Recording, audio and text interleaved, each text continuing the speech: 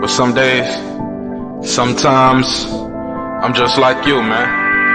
I hate this job. Damn, I hate this job. Damn, I hate this job. Damn, I hate my job. Damn, I hate this job. I'm just like you. Damn, I hate this job. Man, I hate this job.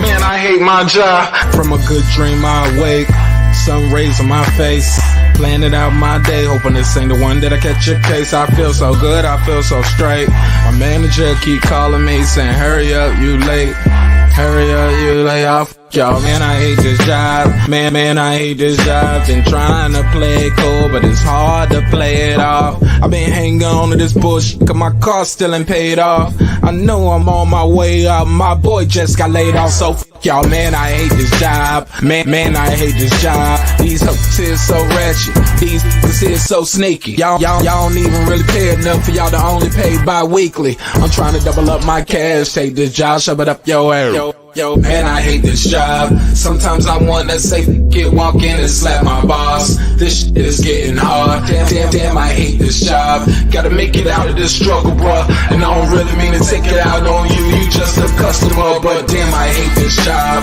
Damn, I hate my job. Damn, I hate this job. Damn, I hate my job. Damn, I hate this job. Damn, I hate this job. Damn, I hate my job. Damn, I hate this job. We're the reason why your stockholders always stay afloat. Yet I'm asking, are they hiring? Like everywhere I go, schedule will say 9, but I think it's fine if I clock in at 9:04. I work 40 hours a week plus overtime just to be bro. So y'all, man, I hate this job. Hate that I applied. So much has transpired since the day that I was high.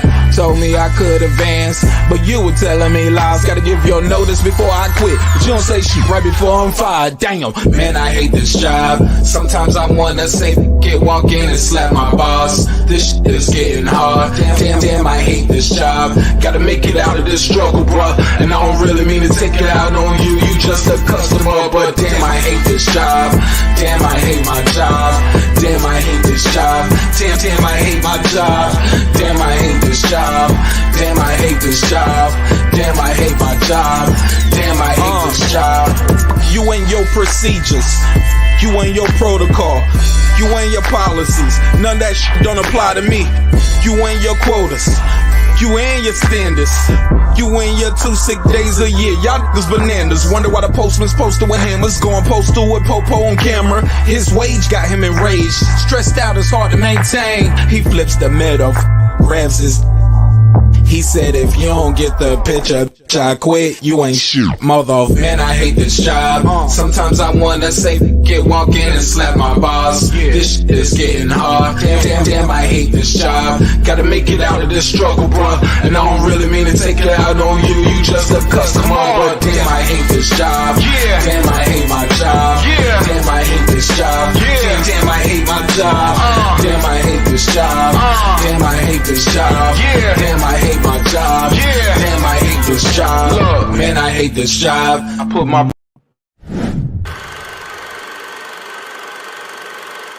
This that squad sound.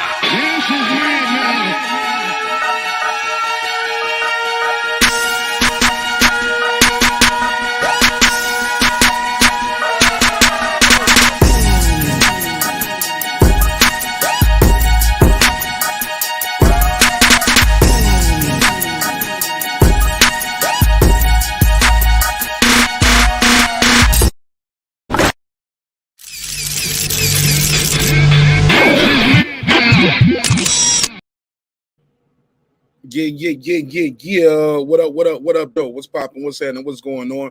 You're back in the lab with your favorite neighbor, your man, Marq Nash. How y'all feel? What's the deal?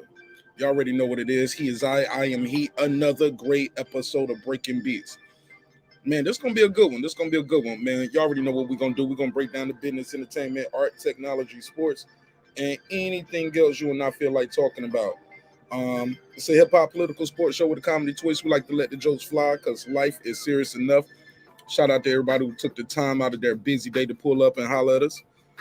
Yeah, this is going to be a good one. Let me get it right into the topics. Let's get right into it. Shout out to my guy, Megazar. Shout out to my guy, that guy Eclipse. Then they're going to pull up for me for a little hip-hop talk. let's jump right into it. Shout out to my sister right here, Latavia. Got one of the best voices in the game, yo. Golly. I need another record, Latavia. I need you to send me another record so we can play that. Let me make sure my email. Matter of fact, my email is in the description block and it's also scrolling at the bottom of this and every video. So definitely make sure I get another record so we can play that on the show. Matter of fact, I think I'm gonna play a couple joints from people today too. So yeah, I think we're gonna play some music today as well. So let's get right into the topics. As you know, as you can see in the banner, I got Mike Tyson, man. Mike Tyson is in trouble. Yep, I don't know if y'all remember a couple days ago, you saw it on the news. Mike Tyson had a little altercation on the JetBlue airline. Young man just kept messing with Mike Tyson. I mean, he was just doing the most. If doing the most was a person, it would be this guy right here. I mean, this kid right here didn't know when to say when until Mike Tyson said when. So we'll talk about it. Matter of fact, let me make sure I got my link shared out. Boom, we live. Pull up. All right, cool. Yeah. So yeah, this kid right here, from what we hearing, is trying to sue Mike Tyson. It's not official yet, but he has acquired an attorney, and I can imagine so. I mean, he definitely got his ass beat and embarrassed. But was he asking for it? Sometimes you get what you ask for, and you get it because you asked for it. Like my mama used to say, sometimes you get what you ask for, and you get it because you asked for it. Now, if you saw this video, this guy was bothering Mike Tyson. So we'll talk about that as well. We got to get into that. Also, GQ magazine has crowned Future the best rapper alive. You heard me, Future. Out of all people, has been crowned the best rapper alive according to GQ magazine. Future being the best rapper alive. Respectfully, Future being the best rapper alive. It never heard of it. Never heard of it. I mean, look at this. I picked the right picture too, because Future looks shocked too. Like, I'm the best rapper alive, me. But yeah, man, we got to talk about it. We'll go into that article. It was written by Elliott Wilson. Elliott Wilson has been, like Coach Malachi would say, he's one of those guys who write those salacious headlines and know how to get you in the room for that. But I think we're being trolled by this. I don't even think Future believes he's the best rapper alive, bro. Shout out to my guy Shelton Moore. What up, though? He said, so Future wants to be the best, be a rap superstar, live large, big house, 5 cars in charge. Hey, look, man. I mean, I'm sure he's probably doing good for himself already, but best rapper alive? I don't know about that, man. I don't know about that, Future being the best rapper alive. I just don't see that. I'm sorry, Future. That's just me, though. That's just me. So y'all already know what we're going to do. We're going to open the phone lines up, open the panels up, let you guys join the panel, call in, and voice your opinion. Because if Future's not the best rapper alive, I'm going to ask you all, who is? If not Future, then who? I mean, I got a couple people, real quick, I could ramble off the top of my head. I mean, let's be clear, Jay-Z and Nas are still alive. I mean, Ice Cube is still alive. J. Cole is here. Kendrick Lamar is here. Drake is here. I don't got Future over none of those guys. That's just me, though. That's just me. Shout out to my guy, Big Blood. Big Blood probably got Future as the best rapper alive on his list, but not me, Marq Nash. Like I said before, Future being the best rapper alive. It never heard of it. Nah, I ain't never heard of that. Never heard of it. I mean, how? How is Future the best rapper alive? I don't get it, homie. I don't get it. I don't understand it. And even the guy who wrote the article is like, he older than me. You know what I'm saying? By almost a decade or so. I think Elliott Wilson got to be like in his 50s. You know what I'm saying? So he's way older than me. So maybe he's just trolling. Maybe he don't know who J. Cole is. Maybe he's never heard of Kendrick Lamar. I know he know who they are. I know he knows, y'all. But we're going to talk about it. Shout out to everybody who pulling up. Smash the like button on the way in the room. Show some love. I appreciate it. Let's get into it, though, man. Let me get into this Mike Tyson topic first. Then we'll put Future on the barbecue, man. We'll talk about it. Shout out to my guy Kid. The Kids is back. The Kid's back. He said Future got dope hooks. Okay, maybe he the best hook. Maybe he the best hook guy. Maybe he the best writer. Oh, nah, I can't even give him that. He ain't even got the best hooks. Oh, he the best hook ever. When it's coming yet? Nah, man. I mean, it's cool. It's a good record. I like it. Y'all know I DJ, so I play a lot of Future records. But it's just a different vibe. I don't think people listen to Future to say, "Oh man, he can rap his ass off." I think people listen to Future just to see what he got. As far as like turn up music and things like that, he gonna get you turned up. As far as the club go, but Future being the best rapper alive, nah, man. I don't see it. But who knows? Maybe somebody's gonna pull up tonight and say, "Man, Marq Nash, you tripping? Future is the best rapper alive." But I could be wrong. This is look. As y'all know, many of y'all know, I'm right here in Atlanta. When this story first broke earlier this week, people were calling into the radio station and telling the radio station here in Atlanta, nah, Future ain't the best rapper alive. Shit, they ain't got him over Andre 3000. When they was doing this here in Atlanta and they called into the radio station, people were saying Andre 3000, Jay-Z, Nas, Kendrick Lamar, J. Cole, Drake. You know what I mean? Shout out to Shelmore. He said, coming up in the world, can't trust nobody. Gotta look over your shoulder constantly. Future ain't shit. Damn. Hold up. Oh shoot. 718. Bear with me. I ain't even got the phone line open yet. 718. What up? Yes, greetings, Pete. Hey, what up, family? All right. So, we still talking about Future? Yeah. Hold up. Hang up and call right. Which number did you call? You called the 470-705?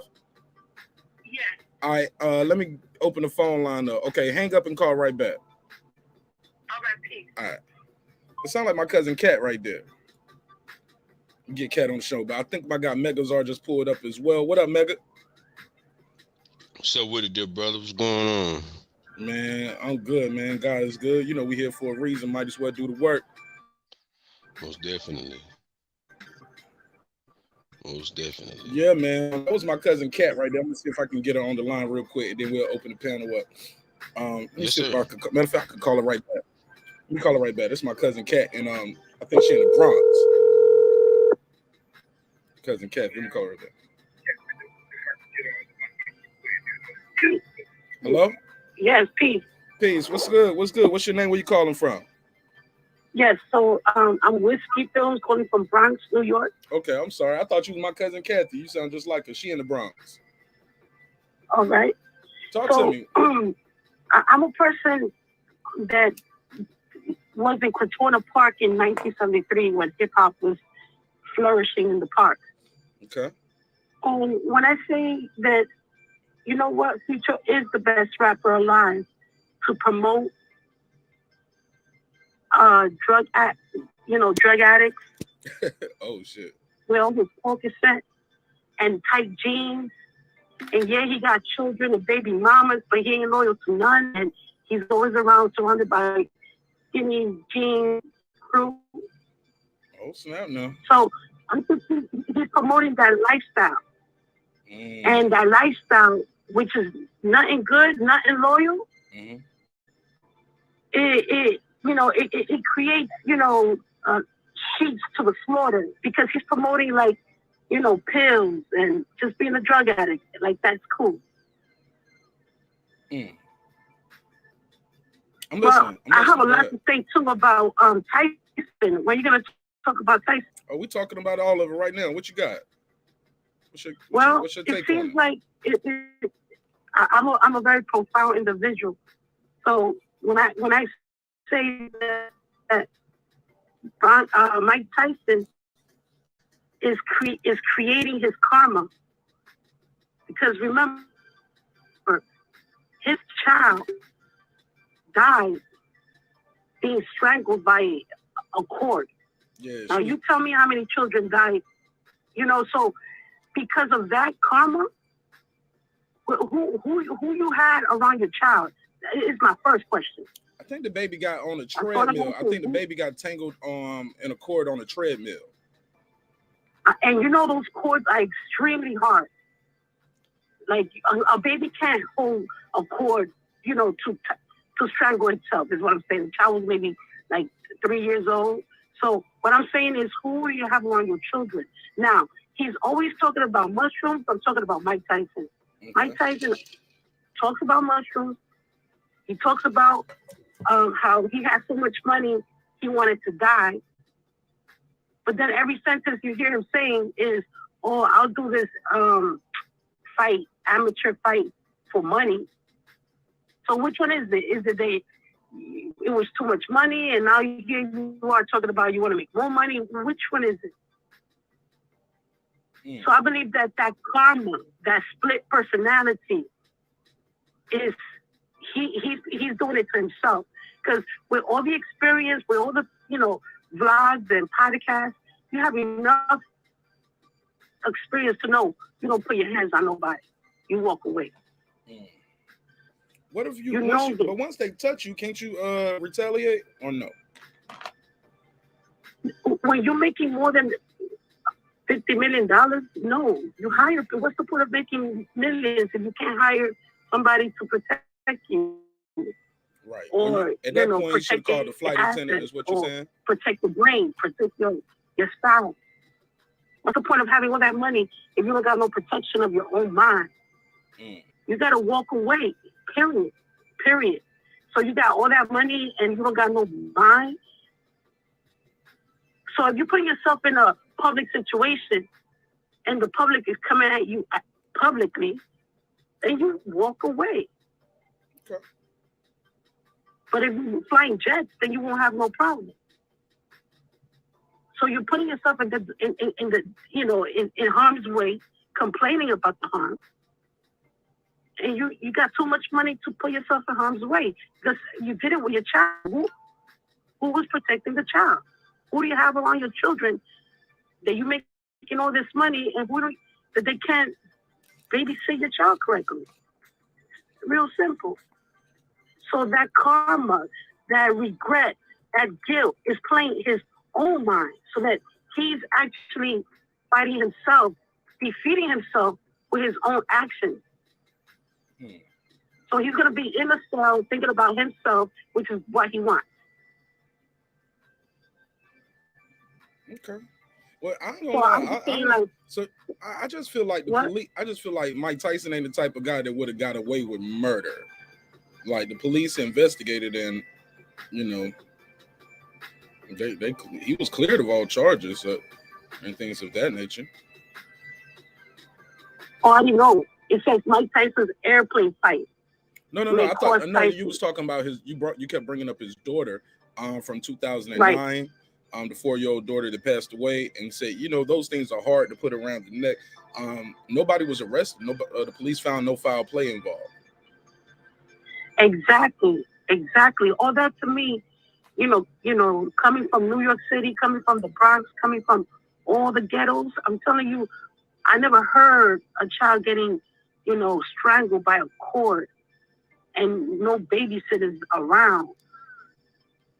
I mean, stranger things have happened. So you think it's something, you think something nefarious happened there? Yeah, it's a secret elite society asking you to give something you love for fame. Yes. Okay. Well, it's not a coincidence that all these celebrities got to lose a family member. And then, then they want to go hard and cry in every interview. Okay. Well, I appreciate your call. You got anything you want to plug and promote before I let you go? All right. Mm-hmm. Oh, no, I'm good. Thank you. Thanks. All right, cool. I appreciate it. Right, good call. I kind of got to disagree with the caller a little bit, though. Good call, though. All in all, though, good call. Got to disagree with her on some of that stuff because here's the deal, man. Where do I start with that? It was so much. Hey, look, we all have had death in our family, and it's always like I had death in my family, and then my show took off. So when people say I sacrificed somebody, you get what I'm saying? Like if something bad happens to one of my family members, um, like I heard somebody say Jennifer Hudson one time had to sacrifice her family, and I'm like, she already had an Oscar. I mean, she was gonna sacrifice it. When she do it, when she was, sleeping, sleeping in the projects or something.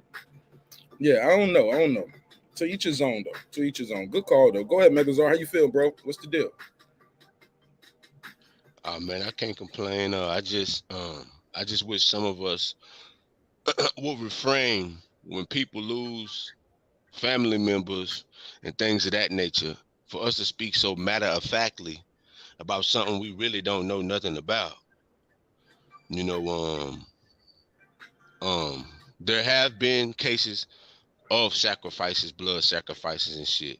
But I'm telling you, from someone who's lost a mother, I don't think profane people sacrifice, not like that. Especially when they already have accolades. Like Tyson was a millionaire before that. Like he didn't like he had millions before that happened. You know what I'm saying? It's just sometimes we be a little far-fetched. Sometimes it's just sometimes it's just like misfortune befalls us all in many different ways.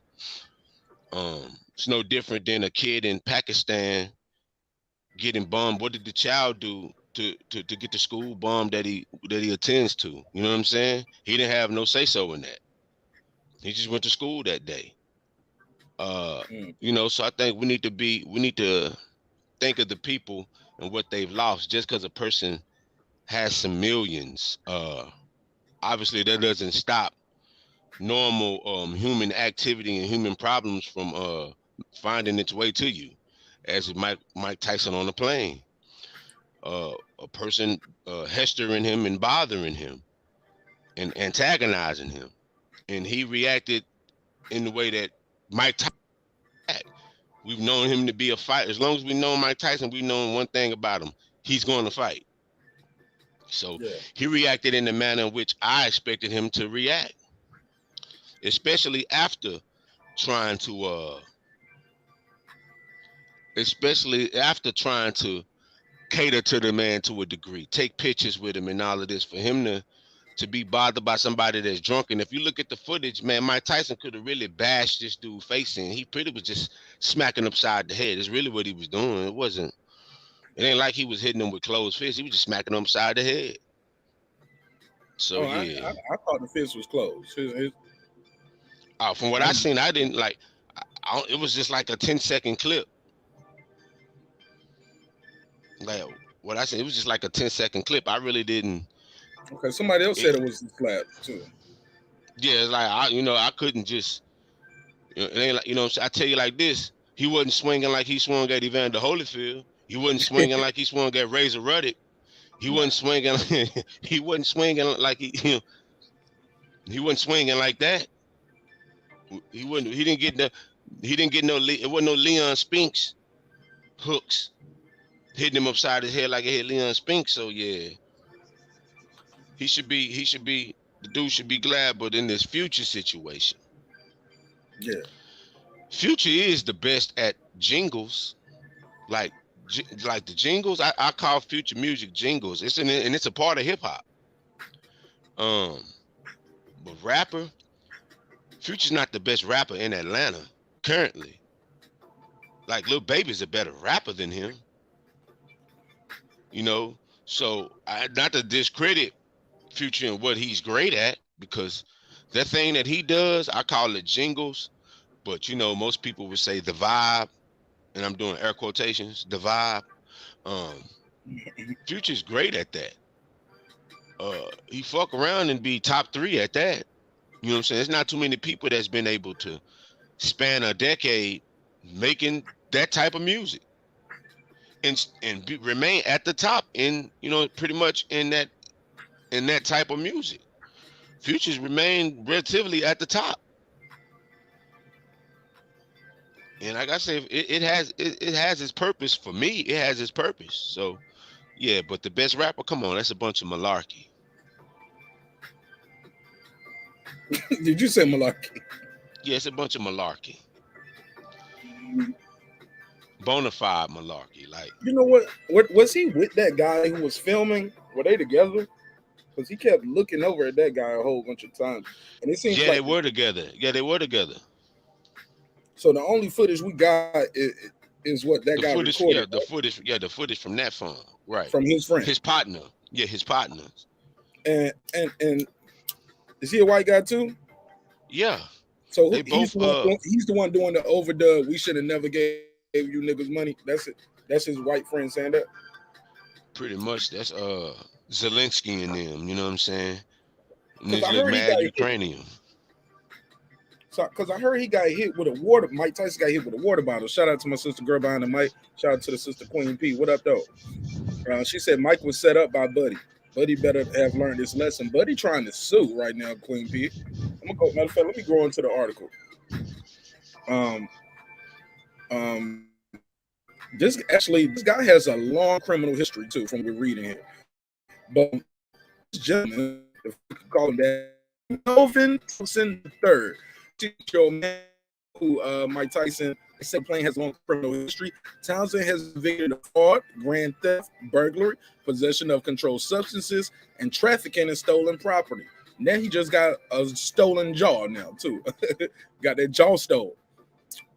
This guy right here, they said Tyson was captured. Okay, actually, and he's had 2 prison stints, one for 20 months and once for 15 months. He a jailbird. Now, this young man right here, 36-year-old, Mike Tyson, 55 years old. He has an attorney. His attorney is a pledge. They said excessive force from Mike Tyson.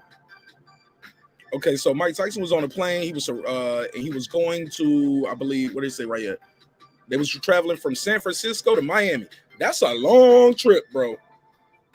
That's a long trip to be getting bothered. They was on a JetBlue flight. Townsend can be heard repeatedly saying Tyson's name and an attempt to get his attention.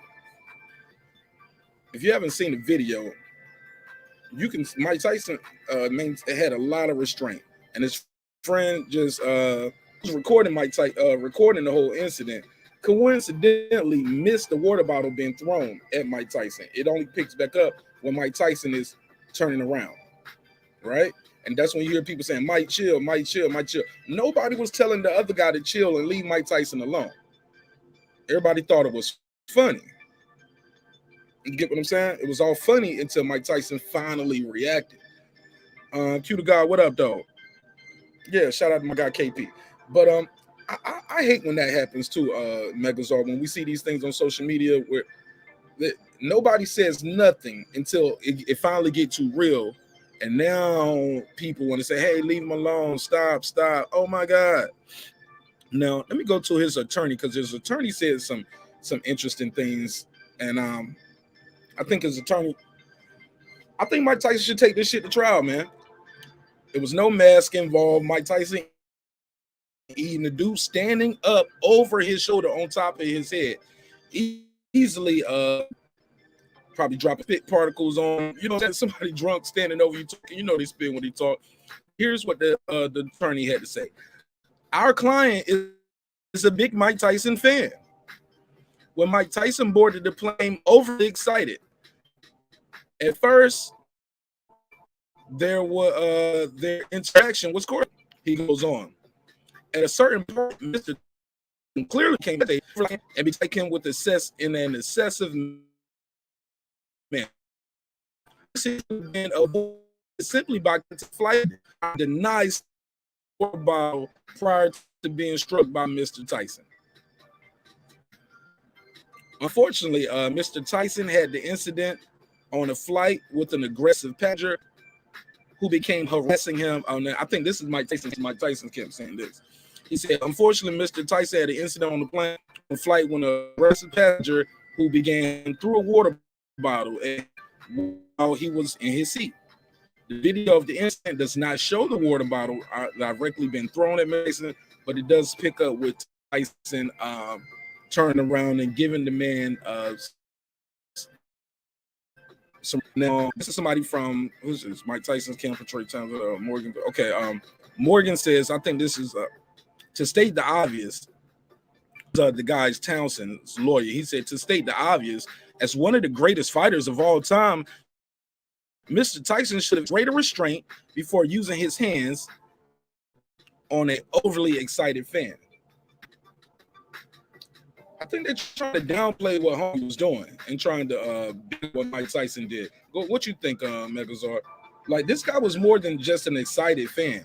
He's like a guy that you see at the zoo, just keep poking the bear. Yeah, that's exactly what I was like. Leave the man alone. If it was cordial, I met you, it's over. You saying Mike Tyson should have contacted the flight attendant. Mike Tyson should sue JetBlue. Like, why y'all ain't protecting me from these type of people, yo? At some point, somebody should have said, "Hey, sir, leave him alone, sir. Let him enjoy his flight. He's sitting there eating. He clearly hears you and sees you. If you follow the news, Mike Tyson just had a guy pull out a gun at a comedy club a few weeks ago. You heard me? Yeah, man. Yeah, I'm like, it's clearly they saw opportunity, man, and they tried to take it, but you know, somebody said I sound choppy. I'm gonna beam my. I don't know if you you got going. It's like you rubbing or scratching something. But they can clear that up. But they said I sound choppy. I'm gonna beam back in. But give me your thoughts. Go ahead. Yeah, obviously, like they try to run some type of game on Mike, man. Especially you keep poking and prodding a bear. When the bear attacks, you know, you can't. Oh no, you gotta wait now, man. I'm a human just like you. Whether I have millions or not. Yeah. Okay. You sound better. You know, whether I got millions or not, I'm human just like you. And it's like once I took your picture and all of that, man, that should have been the end of that. Once we exchanged pleasantries, I took the little selfie, whatnot. It should have been the end of that. You shouldn't have been standing over me, spitting while you're talking and shit. And nah, man, that's a little too much. It's a little too much, and especially where's the consent? Where's the not consent? That wasn't the word I was trying to use. Where's the people with common sense? Or where was his partner to be like, hey man, come on, we got the picture, man. You can leave him alone now. They're throwing a water bottle at him because he's eating and eating. Come on, man, it's just too much. It's too much, man. And let's be fair. And I wouldn't get his bastard nothing. I wouldn't give him shit. Let's be fair. Let's say he didn't even throw the. Let's say he didn't throw a water bottle.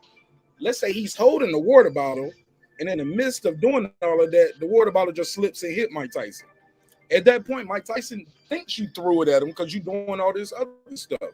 I mean, sometimes, like I said in my opening, you get what you asked for, and you get it because you asked for it. Right. Go ahead. Right, I agree. Like, first and foremost, had I done, just say if we do this to Tom Cruise or somebody, if Tom Cruise would have turned around and spur off on me and you, what people gonna say? They should have left him alone, man. It's a long flight. He boo boo boo. You know what I'm saying? It's like a celebrity, whether they do movies or they box. And you would think that if he actually boxes and he's considered one of the best of all time, you would leave him the fuck alone. Like, just common sense. His hands ain't registered anymore. So if he do go up, and I'm gonna be real with you, what was Mike Tyson pinching him or something? How you get them cuts? Them ain't cuts from somebody still on you. You ain't cut like that. Was Mike Tyson scratching him? Like he, as somebody said in the chat, like he did that shit to himself. And like he did that shit to himself. That was open hand, like making a fingernail. Y'all said it was open hand. It could have been fingernails if it was open hand, right? You could have. Okay. Got my guy Q the God here. What up, Q? What's good with it, Mark? How y'all doing today, man? I'm good, man. Talk to me what you think of this topic, man. The guy who got slapped up by Mike Tyson on JetBlue has hired an attorney, as we all knew he probably was going to do. Man, shit, that was probably some shit he was probably plotting on the first time he seen Mike. Like, oh yeah, I'm about to get punched by him. You know what I mean? Like you saying, the guy career criminal. He probably a fucking con man too. Shit, he probably went in there. Yeah, I'm gonna go in that bitch, antagonize Mike until I get punched. Shit, like come on. Yeah, you know he's stupid. He's stupid for doing that shit, man. I mean, I probably did the same thing Mike would have did. I'm gonna be honest. I ain't gonna go hard in on Mike or nothing like that. Like you literally got somebody antagonizing you to do that. You could sit there and say, "Oh, Mike should have been a bigger man," but man, hey, I guarantee you, what San Francisco to Miami, they said, or San Diego to Miami, man. I know that's over 3 hours. So shit. Dude either gonna get his whooping, gonna get his ass whooped on this plane, or as soon as we step foot off of this motherfucker. So either way it go, bro. You can't be out there disrespecting people like that, man. It really is crazy because it ain't even no respect for somebody like that. You can't be a fan of somebody and disrespect them, blatantly disrespecting them over a guy's shoulder and nagging and yelling in his ear. Like, come on, bro. Yeah, I couldn't agree more. Yeah, but he definitely has some fraud charges. Has a couple times he been in prison, 20 months, one time 15 months, another time. Where was the flight attendants at? Like, what do you think they're gonna do? Don't they have? I'm not sure, but don't they have like little at the front of the plane right here? Don't they have like a little camera right here to pretty much film everything that's happening on the plane nowadays since 9/11? I don't know. Yeah, I mean, where's the air marshal? Shit, shouldn't they be able to see you? Like shit, what they went to the front, they sit right there in front of the plane looking at everybody all crazy and shit. Like shit, I'm pretty sure the flight attendant was probably Go ahead, yeah. Yeah, that's I don't know what's up with that. Like it's like you said, like that they let him antagonize Mike. As soon as he do something, everybody go crazy. Excuse me. You good? You good? Yeah. Man. Oh shit! Yeah, I'm smoking. You was smoking that? Yeah. Good. Yeah, I'm smoking, man. Excuse me about that. Damn. Either that weed really good or it's really trash. Nah, it's really good. Okay. You don't left a half a lump. Keyboard and shit like that. Man. But go ahead. Yeah, I was just gonna say man, it's crazy. You know they let this guy antagonize him. You know his shit. It's quiet. It ain't too loud on the plane, so you gonna hear a motherfucker talking to somebody. Everybody gonna hear that. And then as soon as he stand up and do something, you know what I mean? Y'all want to act like he started the shit. Like, man, come on. It's crazy, bro. It's crazy. Man, they sue Mike, bro. If I'm Mike, I'm a countersue. Shit. Everybody going through litigation. Shit. Cause that's crazy. Go ahead. Somebody said what strain you smoking though too. You said there's what smoking? Somebody said what strain you smoking over there? This some gelato. Okay. This shit was expensive, so shit. I'm all the way in San Antonio, so man. Oh yeah, I got love San Antonio. I used to stay out there when I was in the Army up there at Fort Sam Houston. Oh yeah. Yeah, I got a couple clients that I cut that's out there at that fort. All over the city. Shit, I've been here like 5 years now. Yeah, man, but you're right though, man. They let that shit go on way too long. And they right, Megazar. What you think about what my man Q the God said? He's like, yo, Mike Tyson should countersue JetBlue flight attendants for not providing him a safe environment. I'm putting cases on all you motherfuckers. I'm putting cases on everybody. Yeah. Hey, I'm putting cases on everybody. You know what I'm saying? Disloyal fool. Like, hey, the whole nine, man. Like, at one point, at what point does this nigga? How old is this nigga? 36. This jailbird ass Ukrainian looking ass nigga. Ain't he like 36? They said. Yeah, I put the word back up. I think so, bro. I think so. I closed that link. Let me open it back up. Let me see. Man, grown ass man acting like a Yeah, little ass. he 35, 36 though. He know better, bro. He know who Mike Tyson is and nothing else. Not only does he know better, it's like at what point does disrespect take precedence, man?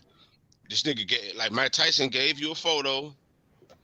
Another grown ass man asking another grown ass man for a picture, like even when I'm around I don't do that, bro. It's enough for me to shake their hand. I'm not trying to impress nobody. You know, you showing me a picture with a nigga, that don't mean shit to me. That means you beg. He didn't ask you for a fucking picture. You asked him for it. You know what I'm saying? Like, I'm standing by Mike Tyson. He asked me for a picture. No, like when niggas showed me, yeah, man, I was fucking with Q. I'm gonna get your mic right. You know what I'm saying? When niggas like, yeah, man, your mic was shot and Q was coughing over.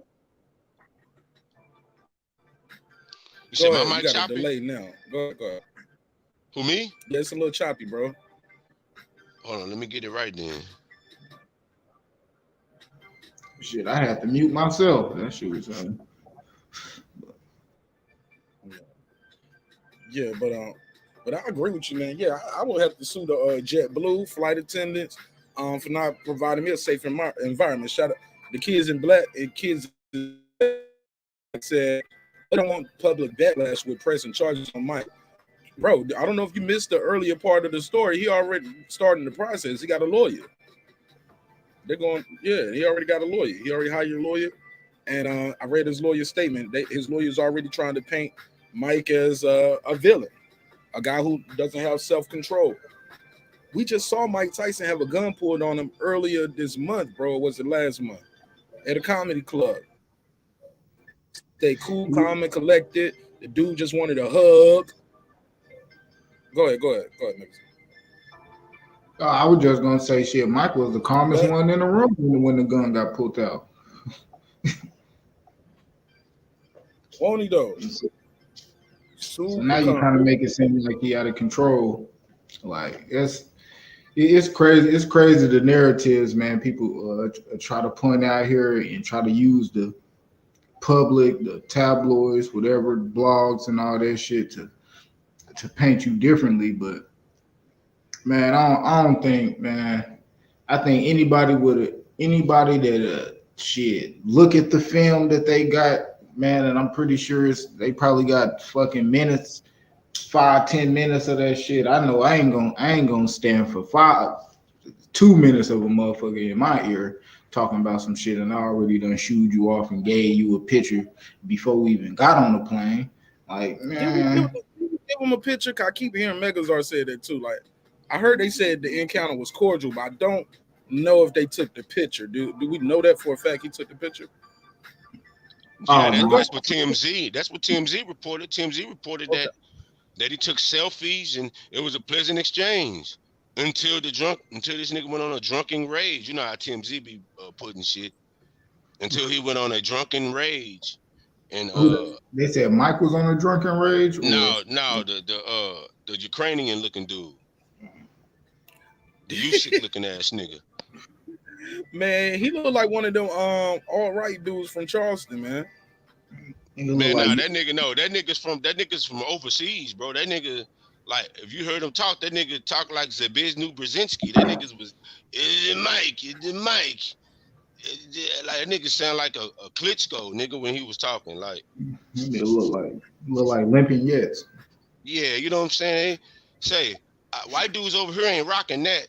Like that hairstyle, he got that joint right there. Like that's neo-Nazi. That's a neo-Nazi cut right there. That's that neo-Nazi fade. You know what I'm saying? Yeah, nah, his homie did that. No, that's just Trailer. Look, listen, man, this was Trailer White Boy too. I'm reading some of his jacket right here. Look, he went to jail one time for breaking into somebody and stealing their property. Man, that's just Super Bowl. That's just Super Bowl white boy, Super Bowl haircut. Mm-hmm. Doing some games. 36 years old. Yeah, man. But Buddy trying to. I think Mike Tyson is proud. What you think? Yeah, your mic, your audio messed up, Mark.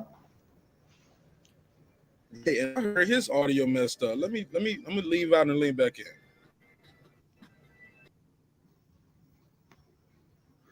Yeah, man, I don't know. That shit kind of crazy, bro. I don't know. I don't really know how to feel about that. It's just crazy that they doing that. It makes me want to not, you know what I'm saying?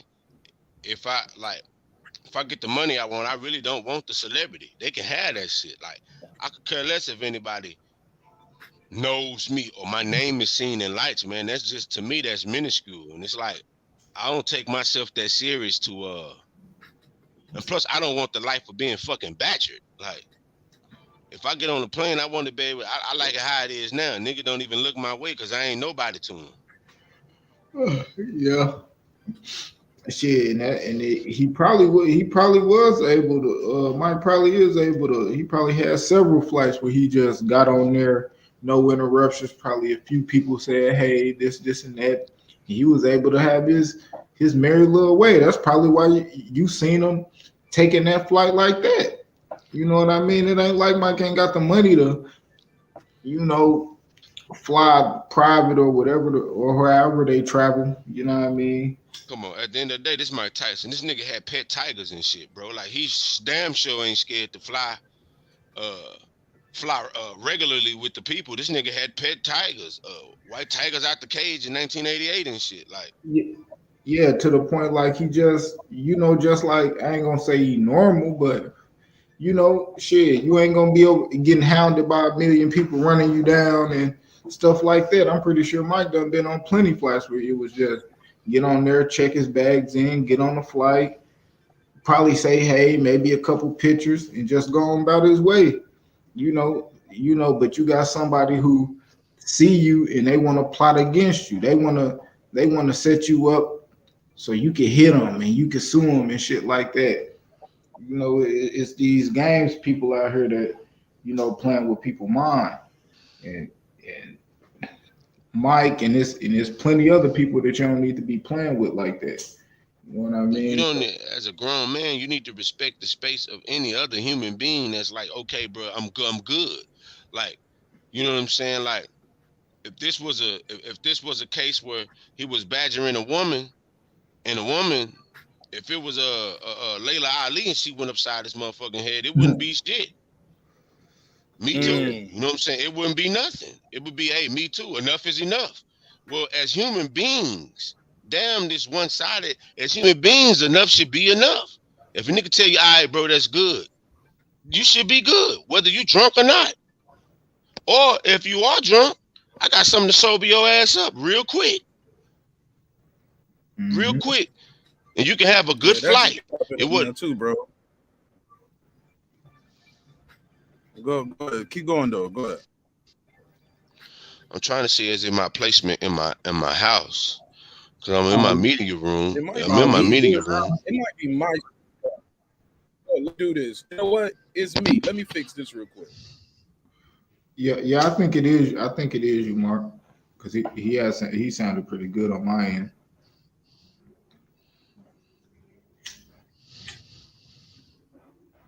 Out on the main computer. The main computer has the router plugged in, so it should get better in a second. But go ahead. So that was my audio. I'm messing up everybody. Okay. Well, yeah, it's just At a certain point as a society, man, niggas just gotta take responsibility, man. Like, what the fuck is this nigga doing drunk on a flight? Like, just period. Like you can get on a flight drunk. Nah, Yes. see, they was they was at a pretty I'm long flight. Hold on, let me answer them, Q. Yes. In fact, you can get comp free drinks depending on who you know at the airport and who you flying with. You'll get a thing, you can get a card and you can get free drinks the whole time. They serve drinks on the plane, they let you drink at the airport. Yeah, some people need those drinks to even fly. So yeah, people drunk on the plane all the time, bro. So niggas got a drink. So niggas is so fucked up. They got a drink to fly. You don't need to fly there, my nigga. You need to drive. No, I mean, well, you can't drive to Jamaica. Sometimes you gotta fly. Hey, well, guess what? If your ass drunk around me, I'm gonna knock your bitch ass out if you start fucking with me. Like, you know what I'm saying? Like they gotta put a clause in there too. Now, if you get disorderly and you bother the wrong person, they can put like they need to put that shit in small print. Yeah, you know what I'm saying? How they all the time, bro. Do y'all know if that was like early in the flight or later in the flight, like toward the end, or as soon as they got on there? Yeah, y'all know like what time this happened? I don't. I saw it yesterday when I went to work. Some flashed on me and say Mike Tyson, blah, blah. I was like, damn, Mike Tyson whooped the dude at the airport. Yeah, I was like, that's random. I mean, I think like if that happened like a little later toward the flight, like toward the end when they're about to land, I probably say, I probably think that is really premeditated. You know, this guy sat there and think about this shit the whole time. Like, yeah, I'm about to go and do this. You know what I mean? Built up that liquid courage just to do it. I got to drink all this shit to take this punch. You already know he a fucking fraud. Shit, you been arrested for this shit before. You know, dude is just dude is a fucking low life. Dude, that's what dude is. He a fucking low life. Really try to bait a dude just so he can sue him. Like, come on, man. I see straight through that bullshit. Dude is an asshole. I mean, he got what he deserved. Once they stole that nigga mug, once I seen his haircut, I knew then, yeah, get this nigga out of here. Like once I seen his mug, I was like, yeah. Mike should have really whooped his ass and not stood over a seat. You know what I'm saying? Mike should have really went in on this dude. Nah, man. He break that boy in half, man. Hey, he's a menace to society. You just read off his rap sheet. Yeah, you're right. You're right about that part. Look here. If this was your average young brother in the street that got shot by the police, they would be justifying. Well, you know, he been arrested, blah blah blah. All Mike Tyson did was slapbox the nigga. You know what I'm saying? He just slapboxed the nigga. So it's like, yeah, you just got through reading his rap sheet. This nigga's a criminal. He's a menace to society. He got a neo-Nazi haircut. And he drunk in the air, on the airplane drunk. You can run down, he's being disorderly. He's bothering people. Hey man, you can run the list of shit he doing. And you got slapboxed by Mike Tyson, because he didn't. If Mike Tyson would have really hit this dude would have been the fuck out. Man, for real. They wouldn't have been like, hey Mike, you wouldn't have been able to say Mike. They'd have been like, it wouldn't have been no hey Mike. It'd have been it would have been all that type of shit. Get the smelling salt. Yeah, it not even that. He ain't waking up. He drunk and he knocked out. Like, so he good. That's the 1-2 nigga knockout punch. He on that good cushion alcohol. Speaking of good cushion alcohol, man, that's a perfect transition, man, to get back to this other topic as well. Damn, an hour gone already. Where did time go, man? Where does the time go? Let me get y'all take on this. Future, according to GQ magazine, is the best rapper alive. Q the guy, what's your take on that? And I'm gonna pull up the article. I guess I want to know where they criteria. I don't know. Man, I guess because he made good songs and shit, good cadence and melody. I don't know. Okay, well, look, let me go to the article. I'll go directly to the article and shout out to my guy Reggie O. What up, Reg? Reggie O, what's popping? All right, so let me say this. So this article, I gotta preface it with this. It's written by Elliot Wilson. Okay, this article. Yeah, right. So here this was written on April the 19th by Elliot Wilson. Here we go. Best rapper alive. It's a lofty goal, a phrase Jay-Z famously uttered in the 2003 song Dirt Off Your Shoulders, that he declared Sean Carter, that's the new Sean Carter standard, be the best rapper alive. Still paying respect to the late greats like Tupac and the late great Christopher Wallace.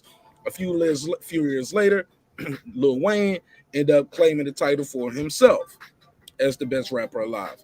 But in 2022, who wears the crown?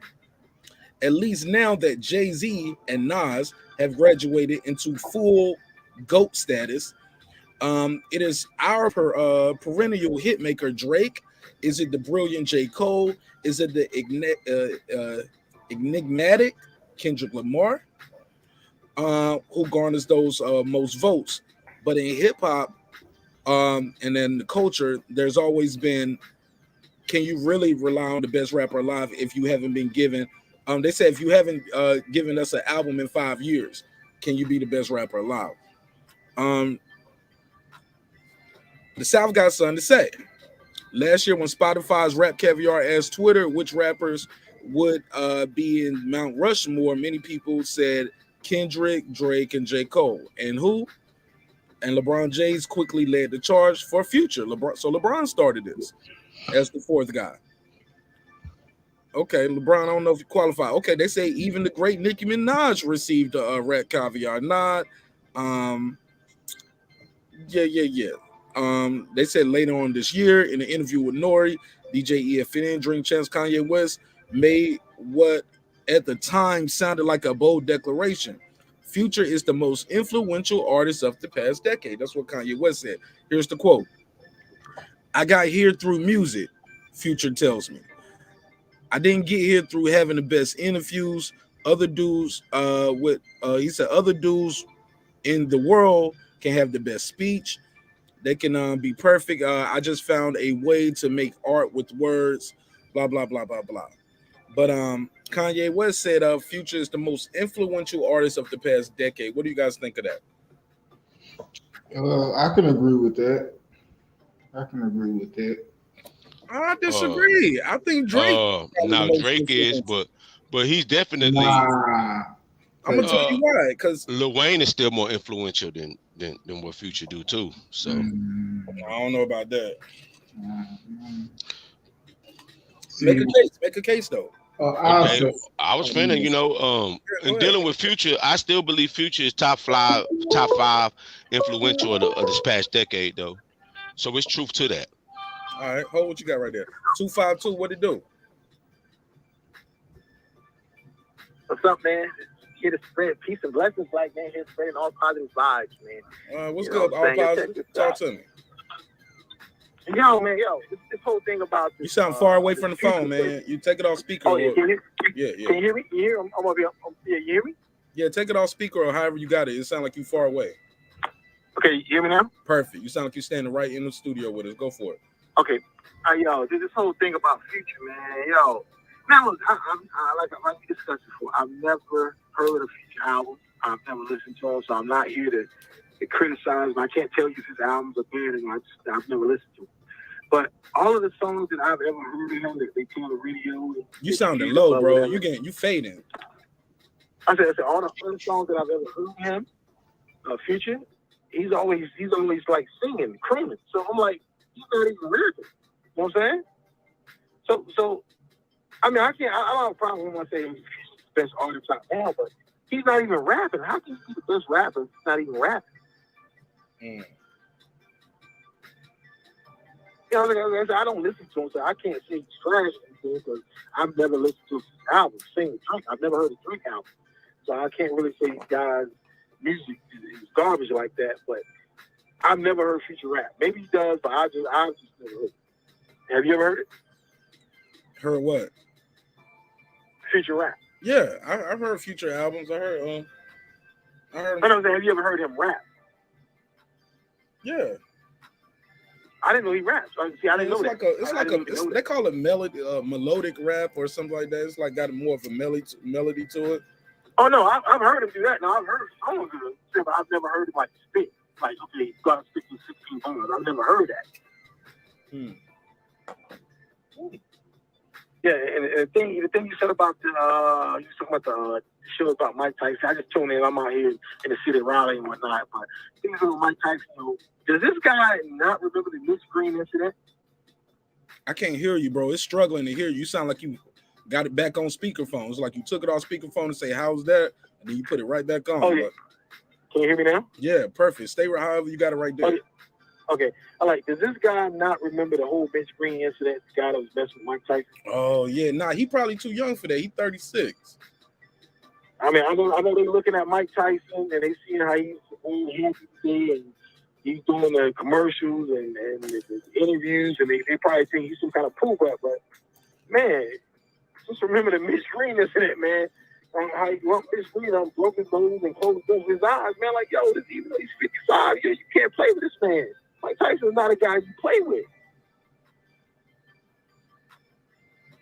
Fair enough. Yeah, well, he's just like Charles Oakley. He's one of them guys, and I read Charles Oakley's book. Your audio again, bro. Your audio fading. Oh yeah, sorry about that. Yeah, I'm out here. I don't know what's going on. Yeah, it's like you're talking, and it's like you having a good conversation, and it's like you moving around or something. It's like, yeah, it's like I'm sitting still, I'm in the car, man. Yeah, but yeah, man, it's like Charles Oakley, one of them guys. You don't play with these guys in the streets, man. These guys don't have to play with. I get it. Charles Oakley is famous for dribbling, though. Mike Tyson is famous for punching. Yeah, you're right. Hey. Yeah, man, I'm listening to your show. I'm out here in Raleigh, man. It's a great show, man. I don't want to take up too much time, man. All right, man. Man, I appreciate you beaming in, and I followed you back on IG too. I got the joint. Oh yeah, I saw that. Proud of you, man. Keep doing your thing, bro. All right, man. Peace. All right, shout out to all positive vibes. Let me do this super chat. Shout out to my guy Tyrese. He said, "What up, Mark from Asheville, North Carolina?" All right, North Carolina in here tonight. Let's go, NC. I'll give you the $2. You give him the $2. All right, pay him the $2. Oh, pay the $2. Yeah, man. Caller made a good point, man. Y'all, old boy must not have known Mike Tyson beat people up in the streets too. Ask Mitch Green. Yeah, beat the shit out of Mitch Green. But you was making a point, Megazar, before the phone rang about Future. Yeah, I was saying, I can't take away nothing from Future because he is really one of the most influential rappers of the last decade. And if someone would say he's number one, I really couldn't argue with them, especially depending on their age bracket. Because today, all these dudes rap with auto-tune. Like everybody. Literally everybody does. And they don't try to make T-Pain-esque music auto-tune. They try to make Future-esque. So that's a good point, but I think Drake is still the most influential. I got Drake up there too. Everybody be doing Drake style, even with how they put the high pass filter over the beat. The low pass filter over the beat. Right. No, is it a high pass filter? Yeah, low pass filter on the beat. The singy style. Even the way they do their punchlines, me being an MC, homie, I peep all of that shit, homie. Right. Speaking of being an MC too, I got some of your music, man. We're gonna play some of your music tonight too. And my homeboy sent me some new beats. We're gonna play them joints. I will say the last decade, I would probably get that influence. A majority of that, I probably would get that to Future. And then the decade before that, I get a Lil Wayne. Because I say Lil Wayne, he influenced Future. It's you really could name one rapper rapping now that don't got one piece of Wayne, whether that's dreadlocks, a face tattoo, skinny jeans, diamond grill, what the fuck? Just name the shit. The auto tune singy shit. Like Wayne was really the first dude that went all the way left with the auto tune. You know, after T-Pain, that was Wayne doing that, and then everybody else came after. So I mean, actually, Andre did it before anybody. But I mean, like on a consistent, like how like people actually bit that shit, like because of Wayne. Like Young Thug is literally doing everything that Wayne did in his own little way, but yeah, but I mean, you right. Yeah, you definitely right. But J. Cole and Kendrick, that's Jay-Z, Nas, and they bigger. They're bigger, and Drake also. See, they're bigger than Future. But see, they're bigger than Future. But they don't got the. They don't got the. Time out. I got to get some clarification. I think you said who's bigger than Drake? Nobody's bigger than Drake. Oh, I thought you said they're bigger than Drake. No, they're bigger than Future. No, I said and Drake, they're bigger than Future. Oh, okay, my bad. I'm sorry. Like they could be said to be better rappers than Future though, but they don't. Of course. But their type of rap is not influenced by Future. Like they really spit like consistently on songs. Like they rap. I was saying to the point where you say Lil Wayne, because they would come up in that era, because you got to understand, Wayne still wasn't the number one guy. Like Jay-Z was still bigger than Wayne. Jay-Z was still selling more than Wayne. Nah, Wayne, like Jay-Z. I'm saying is, I ain't even talking record sales, because Wayne put out a gang of mixtapes, and those don't sell a metric record sales or no shit like that. So when we talking about like Lil Wayne and his influence, name a rapper right now, and I guarantee you I can name one thing that Lil Wayne did that they probably do. Well, I mean, I wouldn't say this because of Lil Wayne. I would say, see, he 50s. I'm talking about new type rappers. Oh, you're talking about I'm talking about a generation to be. Oh, what's that kid? What's that new kid that just came out of Cali right now? That kid rapping his ass off. To my Simba. No. That ain't his name, but Ray Vaughn. I think his name Ray Vaughn. And that's his name. Man, it's a lot of people that ain't like. If you talking about cultural, that ain't Lil Wayne. That was just the look.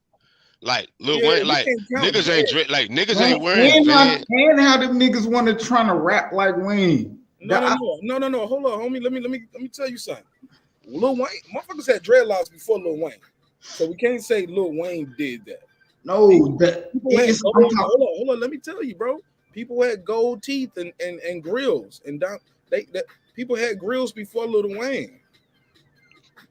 I don't even think he the first one to put the diamonds in his grill. I know that. I'm not saying Wayne. I never said Wayne is the first person to do it. We're talking about influence. So when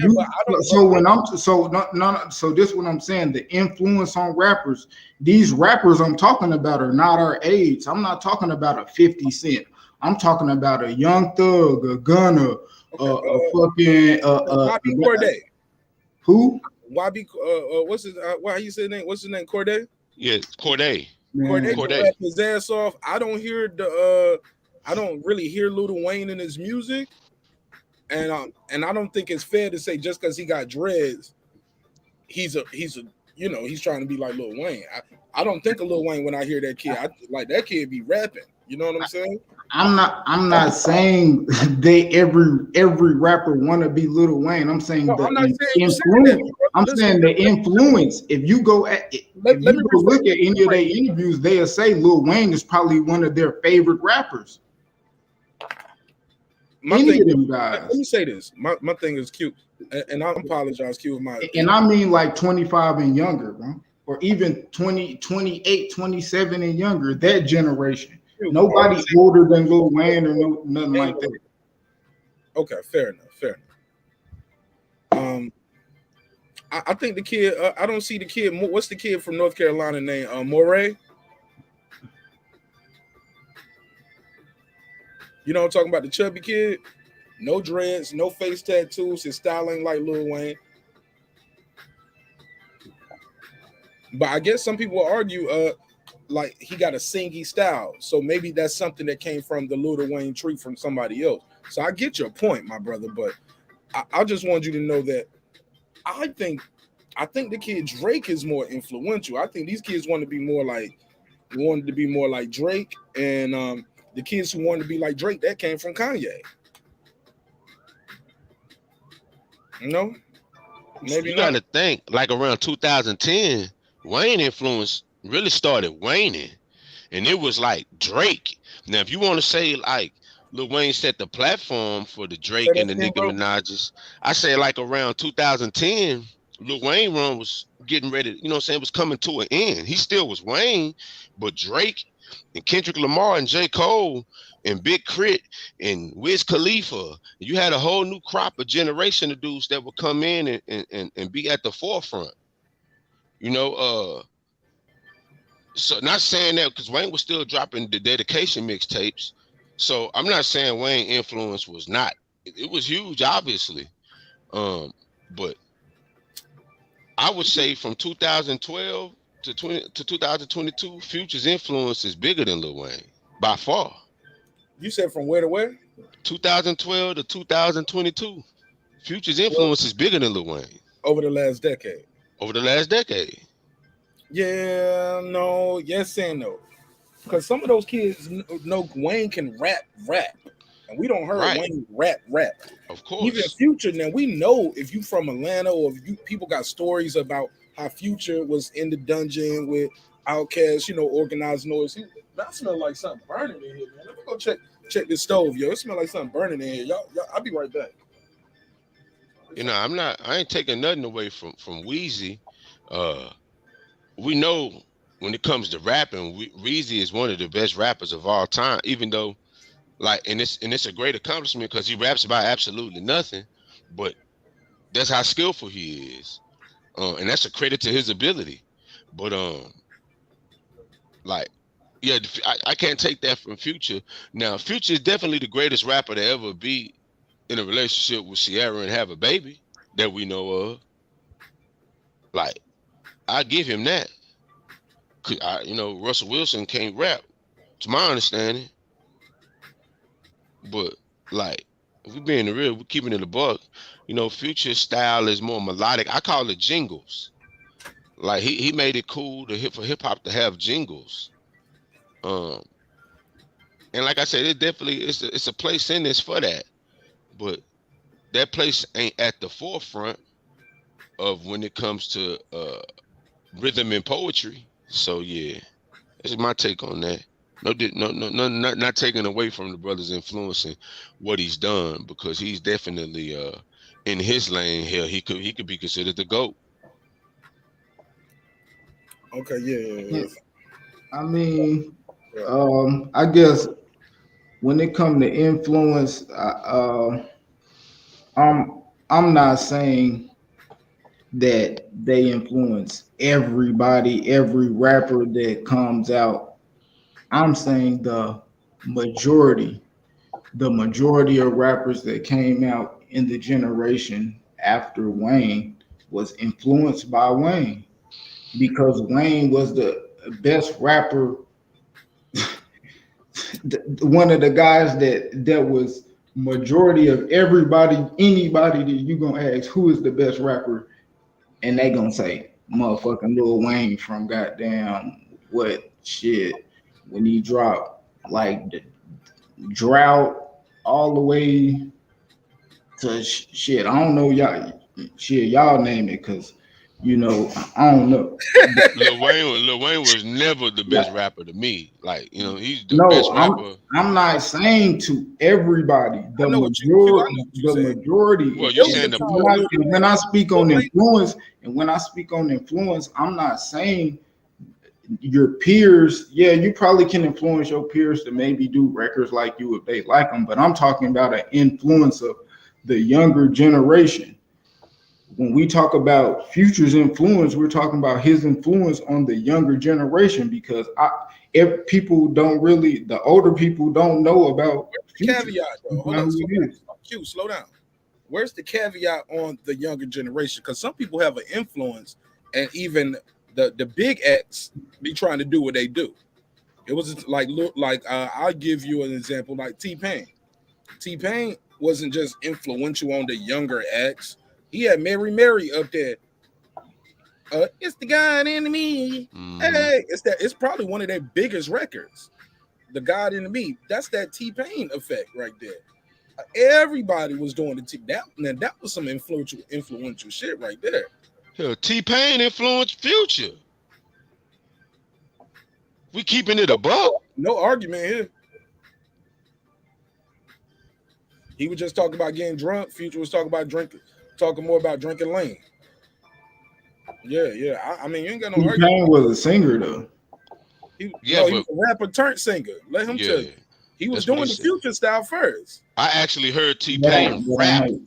I actually heard T-Pain rap. I've never heard Future rap. Bro, on that on T-Pain album, he used to put every song, had one of those shits on every album where, now baby girl, what you gonna do? On you, like it's the now I know that you didn't expect me to go long. Now y'all know what I'm talking about? Yeah, he got a song called Karaoke too. He got a song called Karaoke where he rapping on. That motherfucker T-Pain raw, man. I don't care what nobody says. No, T-Pain great, man. Shit, man. I'm a T-Pain fan. Like motherfucker raw, bro. That was talent. That was songwriting. Right, I started the show with him. And he hey, look, this is my brother I started the show with. You see him in the intro of the show. And he in the first thing he said in the chat, pause. He got a pause moment for already. Toga, click the link, man. Pull up. But go ahead. I'm sorry, I didn't mean to cut you off. I had to pause for the cause. This is my guy right there.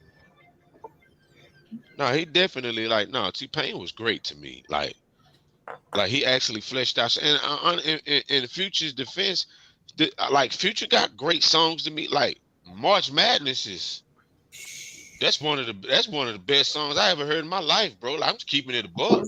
No, it's not. No, it's not. Yes, it is. I need to play you some more of my songs, then, homie. If that's the bar, no, March Madness. No, I'm talking about. First of all, I'm not listening to Future for bars or anything. I'm listening for the air quotations vibe. March Madness is it, man? What? That's one of the best. That's one of the best songs come out in the last decade, bro. Bar none. I go. And dirty side up in my styrofoam, lighter than inside my mind gone. You know what I'm saying? All the cops killing niggas, tragic. When I'm on madness, living like and fuck up some commas. Living lavish, like I played for the Mavericks. I ain't wanting for the bitch, but she made me fuck her even though she average. Lifestyle on drug, my live pack smelling must. Hey, bro, it just got. It's like a bro. Let me tell you why it's great. Let me tell you why it's great. Because it got that same shit that Christmas, that's why I call it jingles. It got that same shit Christmas carols got. But he admitted to that before. He said he takes melodies from like children's songs and like nursery. Yeah. But I'm just saying, like when I don't celebrate Christmas, but I subconsciously I rob by some shit and be like, 'tis the season to me, darling. La la la la. You know, the bullshit, you know. But you know what I'm saying? But Future actually turned that shit in. Fuck up and coming. Yeah. 100,000. That shit is a Christmas carol, bro. It's a Christmas. It's that catchy, bro. What's the Christmas carol that you think you jacked that from? What's that one? That gotta be on my two looking at me.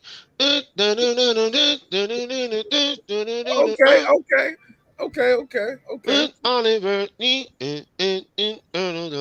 a partridge in a pear tree. My nigga, that might be on point right there. Shout out to everybody who's pulling up. Then after that shit go off, just imagine, dude, fuck up some gummies. Fuck up some commas. Yeah, that shit go right. That shit go right into it, don't it? It go right into it. Yo, why you bullshitting that Nelly joint? That first Nelly joint that got him got Yes. out of here. Yes. I'm going down, baby. Yo, street in the rain. Yes. Sleeper, baby. Yeah. Go shimmy, shimmy. Hey, look, shimmy, shimmy, Cocoa Puff. Yeah. Like, nah, bro, that's real. That shit it spells, bro. That's a spell. Like let's say if you were in Home Depot getting some Christmas lights and they was playing on the 12th day of Christmas, then right after that you heard, fuck up and come. Well, you're gonna continue shopping like it's. I'm like, oh, they jamming in here. You ain't gonna even think twice.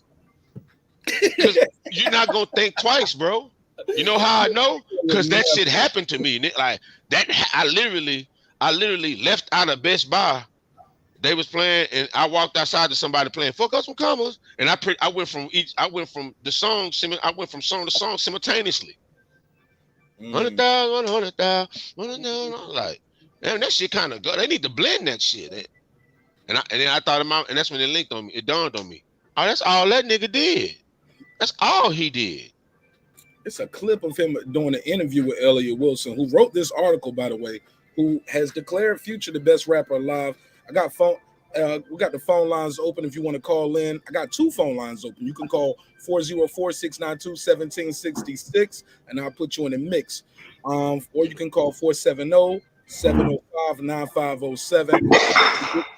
Hey, Q, I'm gonna mute your mic, man, real quick while I do that. Damn, Q don't fail. You ain't dropped the jar with all the dro in it, did you? Right. With all the gelato, did you? That's exactly what I did, but it ain't breaking. Like you dropped the jar with the weed in it. Damn, that's what I did. I know. Damn, man, 2 points for Marcus.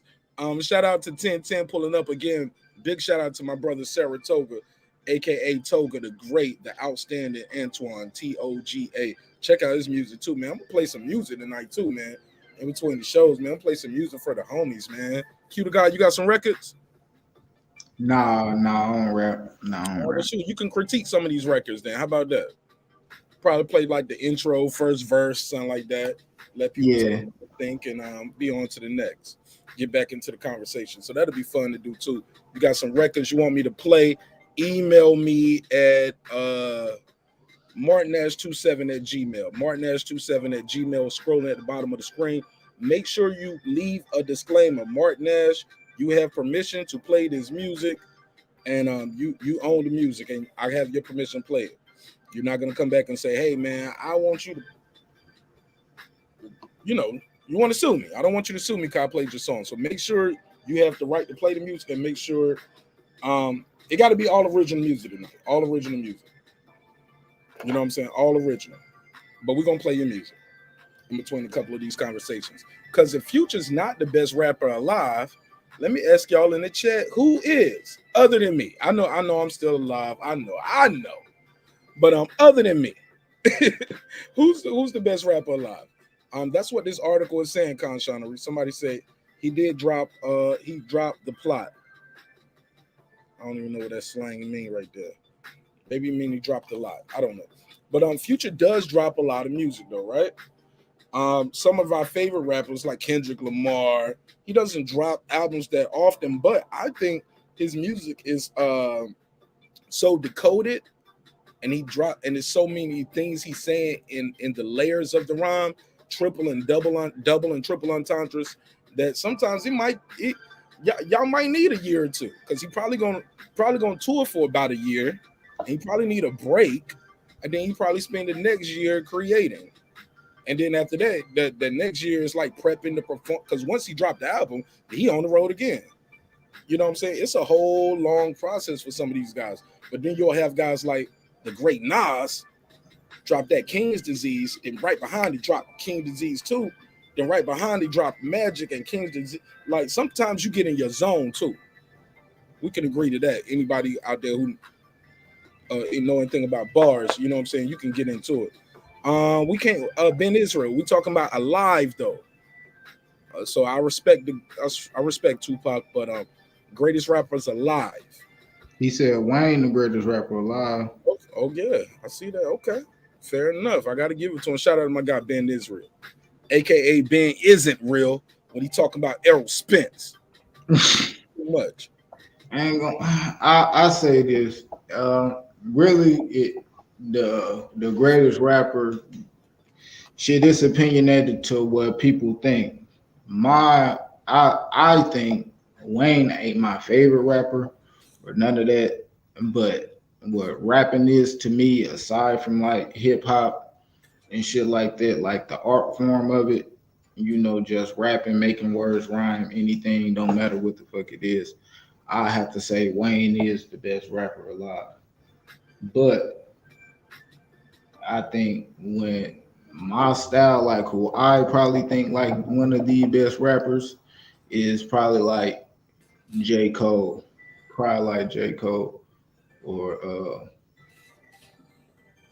J. Cole, Kendrick, maybe Jay. Jay might still have it like that, but the best rapper, it just rapping, I just say Lil Wayne for sure. Man, Wayne don't give me a lot of mid, homie. And as good as Wayne can rap, Wayne's albums are never put together well for me. Wayne's albums always sound like a collection of songs. See, now we talking like that. I wouldn't say Wayne. That we talking about all they albums and shit like that. I'm just talking about rapping. Bars, rap, like line for line, bar for bar. I mean, Royce the 5'9" is still alive, homie. Bar for bar, Crooked I is still alive. Crooked I go in. I mean, bar for bar, line for line, and every verse, he's gonna give you some shit you ain't never heard nobody say in your life. Every verse you're gonna get a never heard of it. Megazord, allow me, please. It never heard of it. Never heard of it. Like now, like I said, for Wayne's ability, for Wayne to not have no content in his music, and for him to still go as hard as he go, that's a testament to his ability. But you gotta have more than just ability. Like you gotta have content. You gotta have a wide array, and you gotta show decades of dominance. Like you just can't dominate one decade, and when we see you look so unbossed up. Niggas forgot that you were over Young Money. Like if you saw Lil Wayne today, you wouldn't believe that he was over Young Money. Like Drake is a better boss than him. Nicki Minaj is a better boss. Gutter is probably a better boss than him. Like when you incorporate everything in the greatest rapper, all that is considered. Because if we just talk about a boss don't mean rap. No. What I'm saying is, but when you factor all that into the greatest, we're not talking about the best ability. We're talking about greatest. When you can like being the greatest player, it incorporates championship rings. It incorporates your influence off the court. It incorporates how you move the culture forward in a positive or a negative way. So Tupac can't be the greatest rapper ever because his Tupac not the greatest rapper ever. But I tell you this, his influence lasted longer than Lil Wayne. His influence lasted longer than Lil Wayne's. No. Yeah, it did. Only time will tell because No, all I'm saying is this. Tupac died in 96. It was niggas in 2006 wearing Machiavelli clothes. Niggas didn't buy truck fit. Didn't nobody buy truck fit.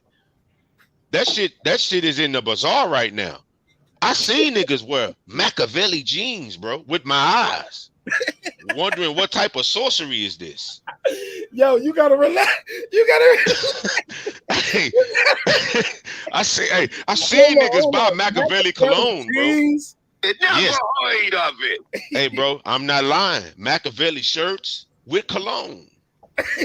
Nigga, Tupac diehard still believe he's alive in Jamaica, bro. Yo, sipping daiquiris and shit. Why you bullshitting? You ain't lying though, bro. You ain't lying. Say you know the next time you in the hood, the nigga on the corner. Hold on, I thought he was in Cuba or something like that. He's in one of them. All I know is this: next time you in the hood, the nigga on the corner with the bird and the swisher, that's 45. Asking about Tupac.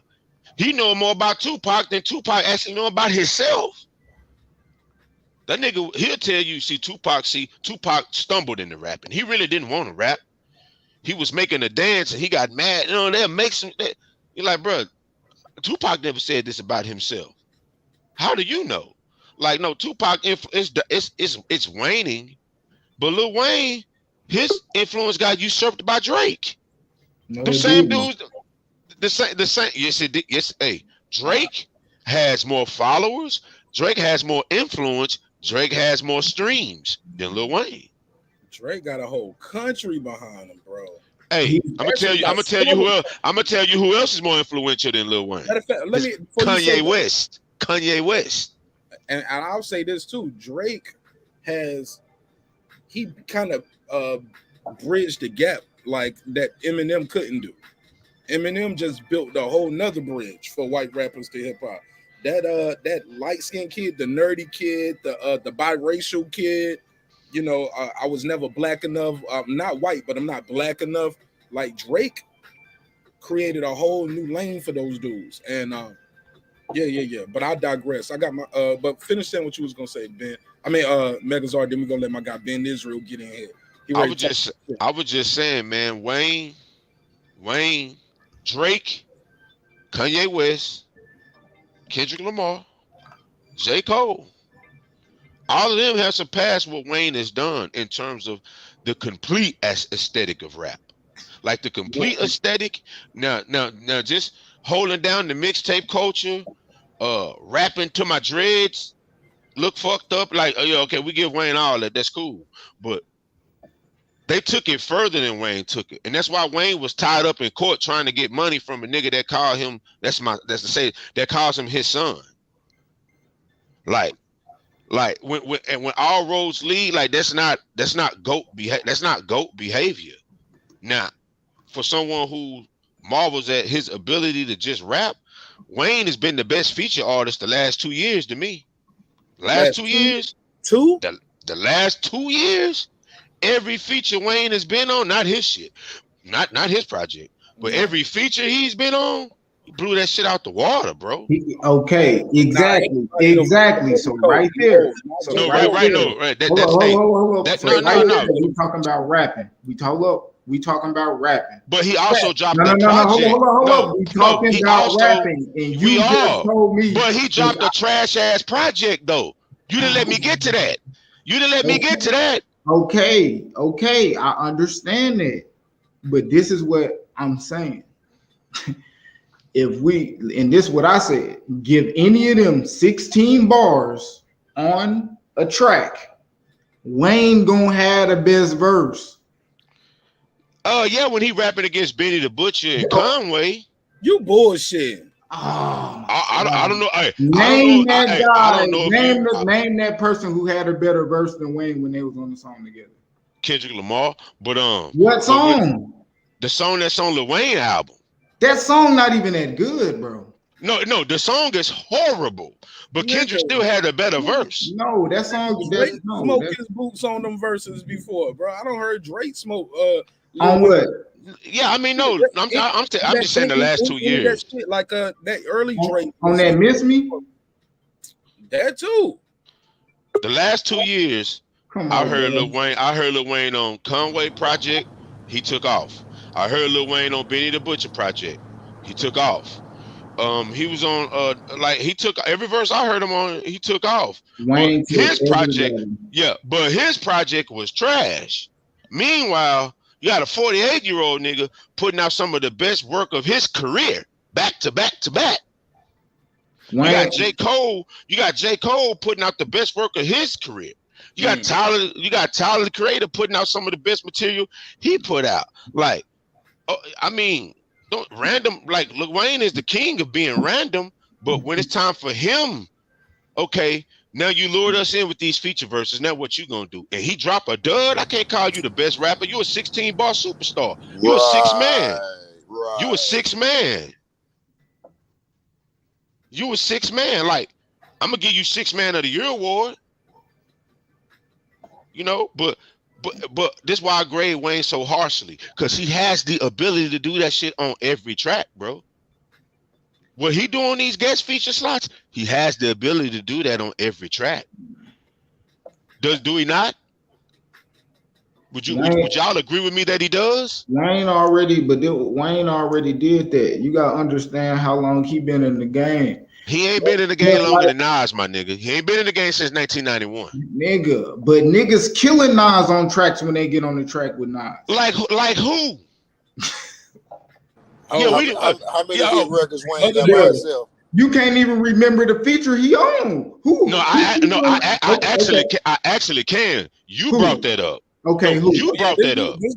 At Q to God, respect my boy right here. He don't do no altering substances, and he can't like he'll do a damn karaoke up here if I let him. Like I be having to tell him, I'm like, damn man, you ain't got to quote every song because we be doing these brackets. This dude, I know more Wayne verses than you, and Wayne ain't my dude. Yeah, bro, I ain't on here trying to argue with how many Wayne verses I want or none of that shit. I'm literally asking. I literally just asked. Q, and that's what if we gonna speak of the greatest rapper of all time, we got to speak of Tupac Shakur. But then if we gonna talk about the greatest rapper alive, I know about music, but he hop skipping and jumping around from influence to the best rapper.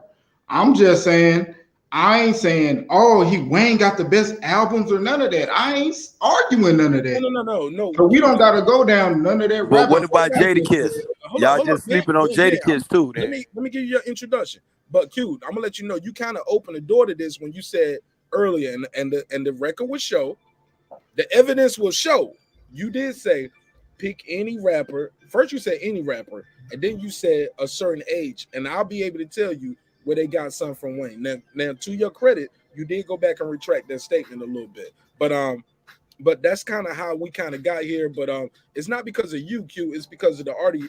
Any age, what? I'm trying to segue. Let me segue because we got a couple other brothers here. I want them to get their bars off too.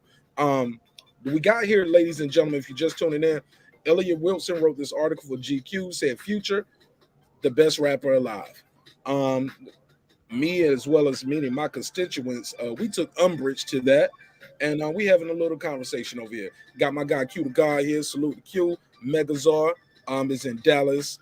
We got Ben Israel in Florida by way of Baltimore. And I see this is my homie Big Man Blow right here.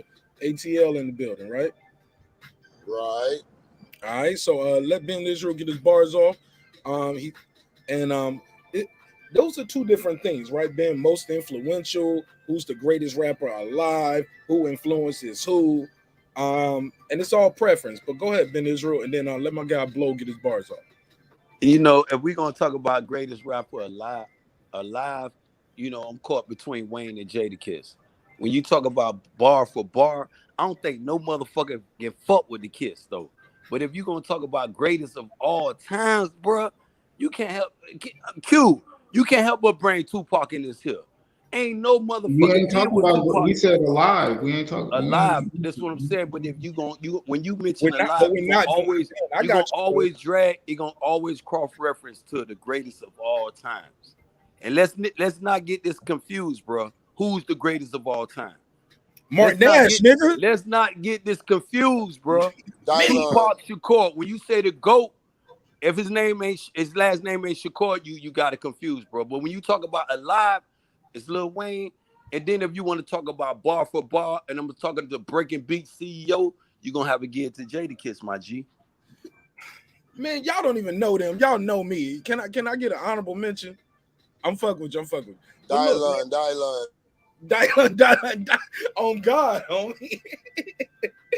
Hell of an opening statement. That's my guy, Ben Israel. And Ben Israel, Ben Israel got a bet over here on the show. And Ben Israel, I hollered at my guy, and my guy told me he gonna get the bread from me. YB, Young Billy. So hey, one thing I'll tell you though. No, but look, I messed up. Hold up, Ben Israel, let me finish. Ben Israel, but I fucked up though. I told him the wrong fight. I told him it was for the Fury White fight tomorrow. So I'm gonna reach back out to YB. Puro know what the bet was because. Like I told you, I made sure I wanted him to tell you what the bet was before he gave you.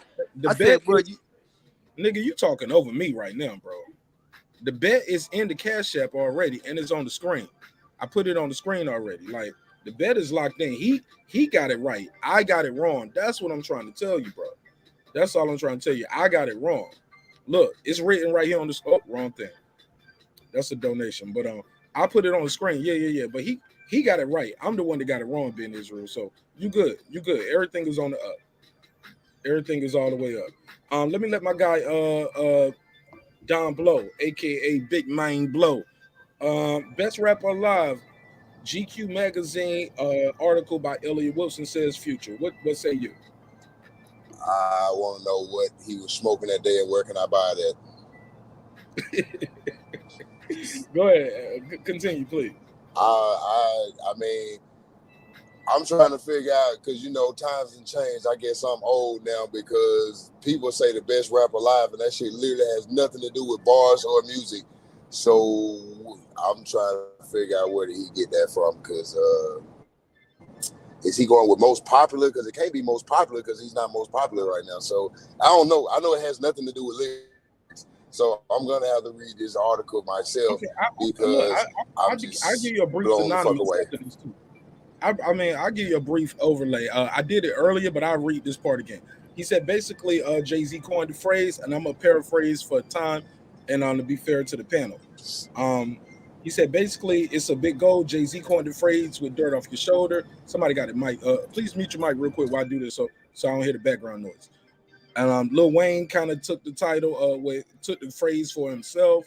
But then they said now people like Jay-Z has graduated to a full-on GOAT status. So is it going to be the hit maker like Jake? Is it the brilliant J. Cole? Is it Kendrick Lamar, who arguably garnered the most votes? But in hip hop's always on culture, where it's always moving forward, can you really be the best rapper alive if you haven't dropped the album in 5 years? Which still don't fit those guys, because those guys all have dropped the album within the last 5 years. But that's how we got here. And then they start going to when they did the Round Rushmore thing, and then LeBron brought Future out there and said, Future need to be the fourth slot. And then Kanye did that Drink Champs interview, and Kanye said Future is arguably the most, I don't even think he said arguably. I just said arguably. He said Future is the most influential artist of the last decade. So that's how we kind of got here, just to give you a quick overlay. Of the last decade? Last 10 years, I mean, he do got some little clones around here, but then they also Lil Wayne and Gucci Mane clones too, so you can't really pinpoint where they got it from, besides Lil Durk. But what you mean besides Lil Durk? What you mean?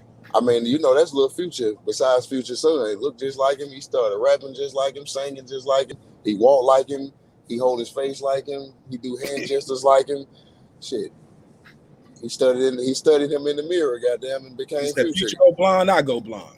Exactly, because he had a little fade at first. but he had dreads before, then he got locked up. And then he came back out, and when he came back out, just his first time ever. Yeah, I'm new to the Dirk shit. This is like the second, third Dirk album I done tried to listen to. I'm probably not gonna listen to it again, but I give him a chance. Damn. So Don Blow came over here on his bullshit. He about to do some roasting a little bit. I feel when people don't go like no. It's you know me. I'm definitely with the shits. Yeah, you're very shitty. You like Megazord. Like that's why I wanted you on this episode tonight, because I already know how you get down. You remind me of Megazord and Clips. I'm trying to get Clips sleep or something though. And back to that Lil Wayne thing, like I feel that too. Like he's got hella fire great verses, but how many really big hit records do Lil Wayne have by himself? Say that again. How many big? What you said? How many big? He got some hella fire verses, but his biggest records, how many do Lil Wayne have by himself? Because most of his big records got somebody on them. Or correct me if I'm wrong. Correct me if I'm wrong. I'm saying that I got one for you though, but you said how many? I don't know how many. Like he got the kid been rapping seems to fit. Like Fireman is a big record. That's just him. Where? Go DJ. Where? Hold on, no, back to Fireman. Where? The Fireman. Where? Who? What you mean? That was Man, Lil Wayne performed that everywhere he go. Man, and he does that. Baby, you just know I'm out here doing what I got. Okay, that's that one. Okay, see, that's what I'm saying. Now, that's why I said correct me if I'm wrong. I'm not gonna agree with you on that Fireman shit. That shit was terrible. It probably didn't age well, but I thought. Nah, that shit aged like gold. Fire for Fireman. They play that shit. And the fire, I'ma put you out. No, bro. Yeah, that shit was horrible then, and it's even more horrible today. Thank you, Go bro. DJ, they play the Go DJ. Bro, that shit sounds like a fire truck. Like that shit sounds like it. That's why it called it, because the beat sounds like a fire truck. These niggas just blew me off. These niggas just blew me off the stage on my own. Bro, do y'all not remember how they hit the panic button and came with the second single immediately? Bro, we weren't here for that shit. Bro, that shit was terrible. Especially because that was the Carter 2. After all that, Go DJ, I'm a motherfucking Cash Money millionaire, Birdman, JR, I miss my dog, and you come back with Fireman. Fireman was on that album. On Carter. Nah, it was on the Carter 2. That was the first thing out of the Carter 2, wasn't it? Nah, that was on Carter 1. Damn, for real? Was that bad? Yeah, that was his. Yeah, he was just getting his bars up, bro. He was just starting. Man, Wayne was the last rapper to sell $1 million. Was the last rapper to sell $1 million in the first week. And so, I mean, no, he definitely pulled it off, but it must didn't sell no more because that hoe was stuck at 1.5 for 3 years. Okay, I got to pull it up. Lil Wayne Fireman is on Carter 2. Yeah, I'm on Carter 2. 2005. There we go. Because Carter 1 and Carter 2 by far is his best projects. Because 500 Degrees is some of the worst shit I ever heard in my life. No, I'm gonna tell you, his best project is that Dedication, man. That whole series right there. Well, I ain't talking about mixtape. Like, of course, his mixtapes. I'm just saying his mixtapes is better than his later work.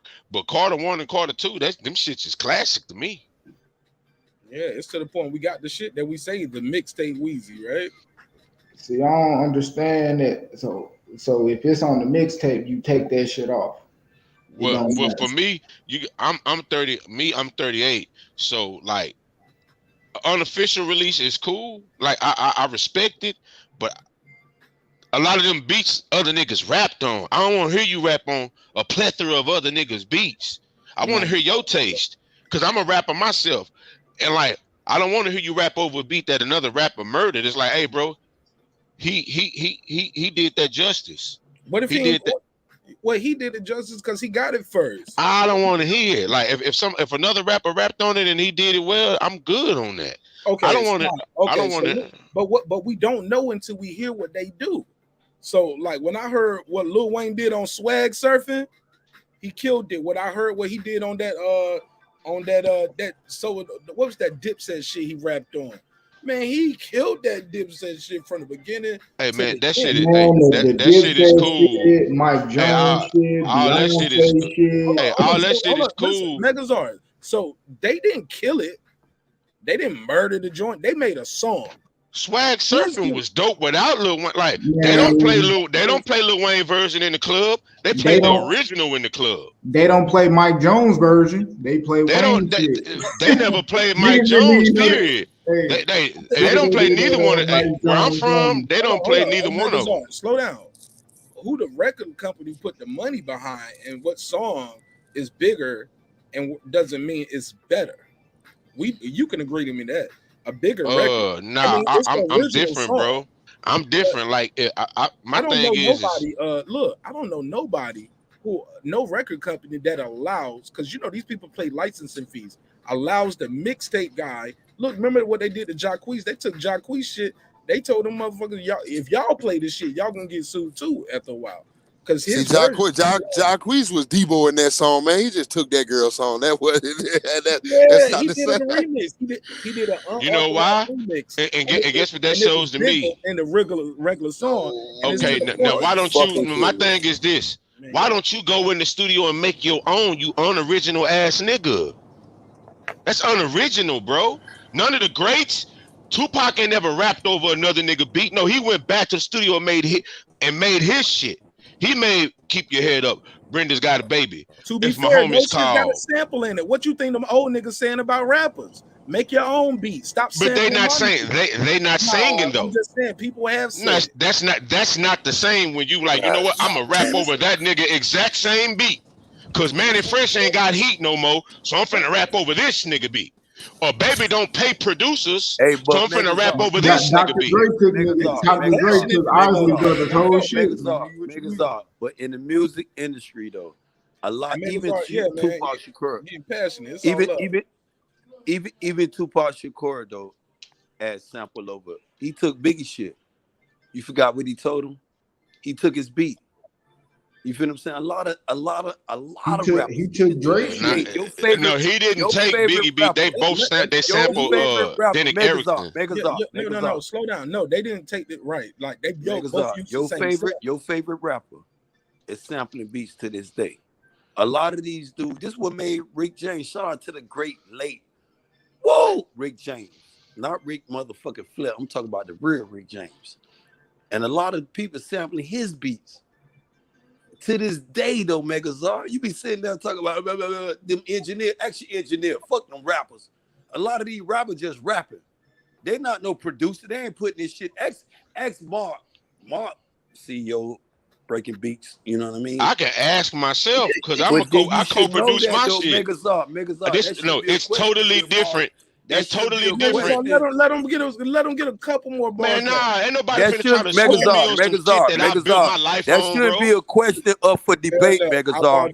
That shouldn't be nothing up for debate, Megazord. If you say you know producing, you should know that. At least you should know that, Megazord. You should know that much. You're preaching to the choir because a sample and rapping over the exact same beat is two different things, bro. Listen, sometimes how about this, Megazord? Motherfuckers rap over beats and lyrics. Motherfuckers will sample lyrics and beats together, bro. What is you talking about, Megazord? Most of the time it happens like that. What are you talking about? Starting with Baby and the rest of them motherfuckers, man. Okay, and you're not proving your point. The point you're proving, you coming up empty. Because what I'm saying is this, bro. I'm gonna leave you alone with your little theory, because your theory. This ain't a theory. Your narrative and your this not a theory. This not a theory. Turning up. Your boxing shit fucked up, and your rap shit fucked up. It's not a theory. Fucked up, Megazord. You need to change your name. You need to change your name from Megazord to Quavazar. Because you question your motherfucker self. Hey, I get it. Hey, I get it, bro. But check the fly shit. Check the fly shit, you dust ass nigga. Y'all gotta relax. Put up how much ever money. Go ahead. What you talking about? You pick whatever nigga. Listen, okay, listen. Because you fucked up on boxing and rap. You fucked up in general, nigga. Fucked up. You What just you fucked talking up in about, general. Quavazar, go dust ahead. ass nigga. Go ahead, Quavazar. Because Being we already real. know you full of dust. Being ain't real. Go ahead. Bro, let him know, Ma. Leave him alone, Check the bro. shit. Let him get off, Ma. Let him get off. We good. No, he Let him get doing off, this Ma. for you. He doing this for me. Go ahead, Quavazar. He doing this for you. Do it for me, Quavazar. Because this is what you can't do. You talk boxing. No, you talk boxing. No, listen. We talking you rap talk right boxing, now. my nigga. I don't know. Listen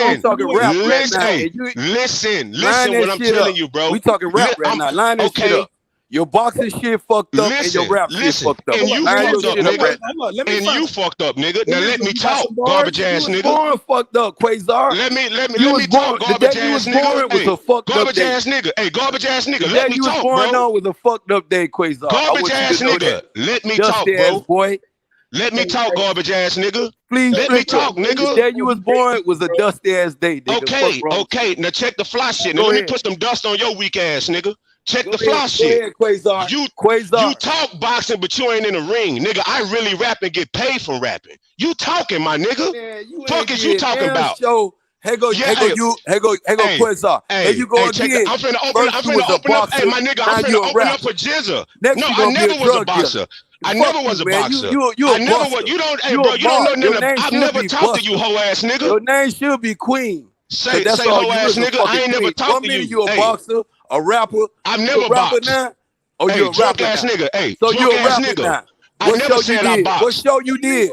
Plenty, nigga. If you shut your bitch ass up, you can hear me talk, nigga.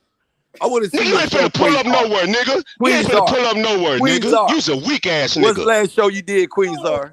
Check the fly shit. Hey, you know what? You can pull me up on YouTube rapping with Scarface. Hey, pull me up on YouTube rapping with Scarface, my nigga. We ain't talking about no gay rappers now. We ain't talking about none of the gay rappers you promote. If you listen, I'm giving you real rap, my nigga, because you talk boxing and I really rap.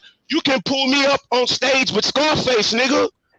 We can't see you take a picture with none of these niggas, dick who you got in your mouth when it come to boxing. I'm on stage with Scarface. He pulled me in the crowd, nigga. Earl Spencer never pulled your dust ass nowhere, nigga. He put his cheerleader out of the crowd, so you a fan of Scarface. Fuck you, man. I've been a fan. I was at the concert. Play that shit with somebody else, cheering Scarface. Nigga. I was at the concert as a fan. Crowd, and you was Scarface. No. He chose me because I'm the nigga in my city. Fuck Quasar. I'm saying Quasar. I'm got nothing. Hey, you can say whatever you say, but Earl Spencer never ride with you, nigga. Earl Spencer never pull you out the crowd to do shit, nigga. You're mad, Quasar. I'm not mad. We just keeping it a bug. We just keeping it a bug. We just keeping it a bug. Say, bro, you can pull me up on YouTube, my nigga. You just I do rap. I do rap. You can pull me up. You can pull me up on YouTube, bro. Okay, well then shut your bitch ass up, nigga. Shut your bitch ass up, nigga. We got footage. We got footage of me doing. We got footage of me doing what I say I do, nigga. I'm looking for your bitch. If you want me to tell you, I ain't looking for you. I'm not. My girl don't date dust ass Hebrews, my nigga. My girl don't date dust ass Hebrews that wear Mortal Kombat outfits, my nigga. Reach for me. You wear Mortal Kombat outfits and yell at niggas, nigga. Get your weak ass on, nigga. Get your weak bitch. I'm finna go back on mute. Long as you don't reach for me. Handle your business, bro. Hey, I never said nothing to your bitch ass, nigga. You's weak. No, I got you, hoe ass nigga. Ask your mama I got footage of me putting in work. Show me yours, nigga. Week last night. Show me, hey, Mark. No. We ain't gonna talk about people mamas. Man, look at this nigga's a bitch. And since we talking, I put this on my mama. If you ever in Dallas, I'm gonna line your bitch ass up, nigga. Yeah, you ain't gonna lie. Okay. I said what I had to say. Stop. When these motherfuckers reach for being Israel, I told you, Ma. If you ever in Dallas, I'm gonna line your bitch ass up. Niggas, stop coming for me, bro. Don't reach for me at no level. Hey, Mark. He a bitch. He a bitch, and I kept respectful to this bitch ass boy. We got an online receipt. We got an online. You don't know me, my nigga. I've never talked. This is my first time talking to you, hoe ass nigga. Fuck you. This is my first time talking to you. But I'ma tell you this. Boat you rode on. I'm gonna tell you this: if you ever in Dallas, I'm gonna line your bitch ass up on my mama, nigga. Since you want to talk on your mammy, I was just in Dallas, bitch. You right? No, you wasn't. Bitch ass boy. No, you wasn't. Walking on your mama. You a lie, nigga. You a lie, nigga. You's a lie, nigga. Somebody else, man. Like I said, don't reach for me, bro. I'm telling you. I'm coming for basketball. I'm coming for basketball. This is an online receipt. Everybody here. And if you reach for me again, we'll talk about the cross-sided mammy. If you ever in Dallas, I'ma line you up. I'ma line you up, nigga. Tell me to leave me alone now. I'ma line you up, nigga. Line it up, fuck boy. This is what I'm trained for. I'm on that shit, fuck ass boy. I'm telling you to leave it alone, bitch boy. Because I'm gonna slap you and your mammy. I'm gonna slap you and your mammy, fuck boy. I'ma line you up, boy. I'm telling you to leave it alone, bitch ass boy. I'ma line you up. This ain't what you want, fuck boy. I'ma line you up. Boy, you better line your mammy up. Line you up. This ain't what you want. Line your mammy up, her retarded ass, fuck boy. You get lined up, my nigga. What's wrong with you? I ain't gotta bring your mama, your wife, your girl. I'ma line you up, nigga. Whatever you do, you ain't making me mad though. I bet I'm on your head. I want you to think these idle words in your head, fuck boy. No, you don't. I don't know you, nigga. I don't know you, but I tell you this: when you come, when business, when Earl Spence fight again in Dallas, please be here. You were just there, fuck boy. You wasn't here. No, you wasn't here. My people was at the fight though. You wasn't here. I was there. My people was at the fight. You wasn't here. My people was there. I tell you this: you just keep your saying. You wasn't there. If you feel all this energy about being Israel, just wasn't there. Keep I don't feel nothing about being Israel. I'm just saying like this. Y'all hit that like button. All my trolls, y'all hit that like button and subscribe to the channel. I don't got time for your weak ass, broke ass. You get lined up. You and your man don't got time for none of you hoes. None of you bitches. I don't got time for you hoes. I'm over here talking boxing, fuck boy. Don't reply. Let me take a little. Let me intervene a little bit. Whew. Let everybody take a quick deep breath. Mute your mic real quick. Everybody mute your mic. Let's bring it back to some hip hop. Shout out to everybody who pulling up. Like somebody said people talk about themselves in third person. Shout out to Taylor Bell. Somebody said round one, Ben Israel, Megazord. Yeah, that was round one. That was round one. Let me that that was 3 minutes or more. So let me jump right in here and let's try to have some decorum. How do we get here, Q to God? Shout out to my guy Q to God. He's still here, right? Man, yeah, I'm still here, man. Salute to y'all. They ain't blow your high, did it? Nah, shit, I'm about to roll up another one. I'm high as hell, but shit, y'all, fuck it. I'm entertained. I'm on this energy drink shit. We up. So hey. Megazord, I know you cool. Ben Israel, you cool. I know you cool. Hey, Megazord, I say keep it hip hop. Can we talk some more hip hop? Yeah, let me talk hip hop to him real quick. That was entertaining while it lasted, you know what I'm saying? But at some point we got to kind of bring it back down, you know what I'm saying? Yeah, cause hey, look, even Jerry Springer break up the fight a little bit and then they go back to swinging. You know what I'm saying? Let's break it up a little bit. Everybody get a swig of water, some Gatorade. My boy Toga said, I'm dying at work. And then you see why the show is growing at a rapid pace. These guys know they hip hop. I got to give it to them. They both seem like they know they hip hop. But and Tupac rapped over somebody else. He rapped. That's what we got here. You know what I mean? I say that. I can say that. Tupac did it too. Tupac rapped over somebody beat.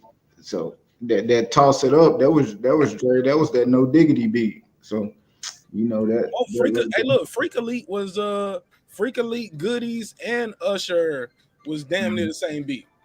Hell, J. Cole rapped over the Art of Storytelling. And put it on the Born Sinner album. And Mark, this is what I was telling you, man. If you're greatest, most all rappers today are sampling people's songs, bro. And this all big Israel was talking about. But hip hop is built off sampling. A lot of people sampling. Some motherfuckers is going far from just not only sampling, Mark. They copying your lyrics, bro. Oh, that's a big fact. Man, come on, man. Watch some of these great rappers, homie. They be bro. stealing the show. They be trying to steal my show too.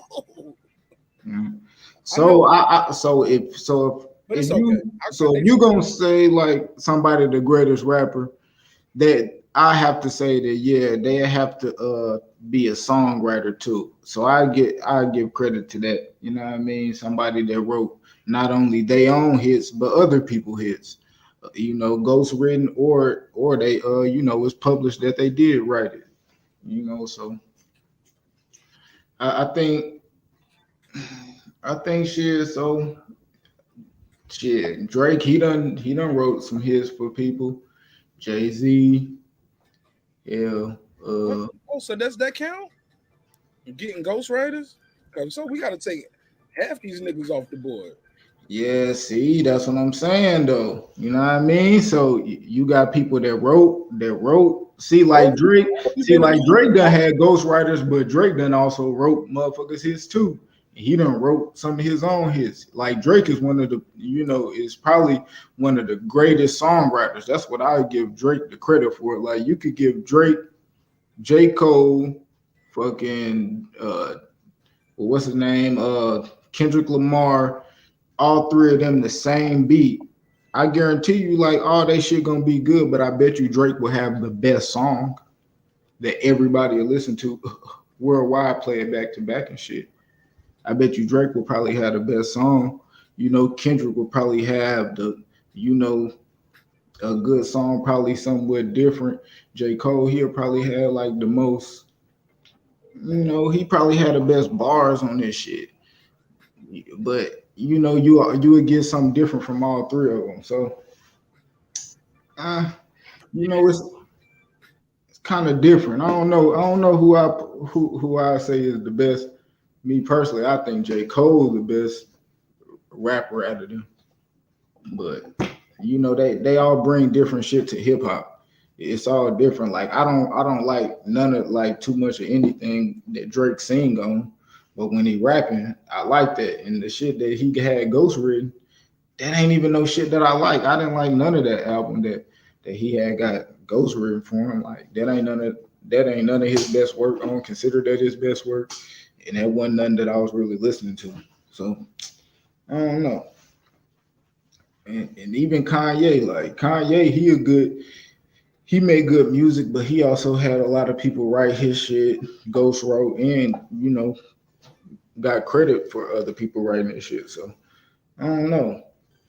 But it is also artists like Jay-Z's and Talib Kweli's and stuff like that. That man, ain't nobody about to write no verse for them. They.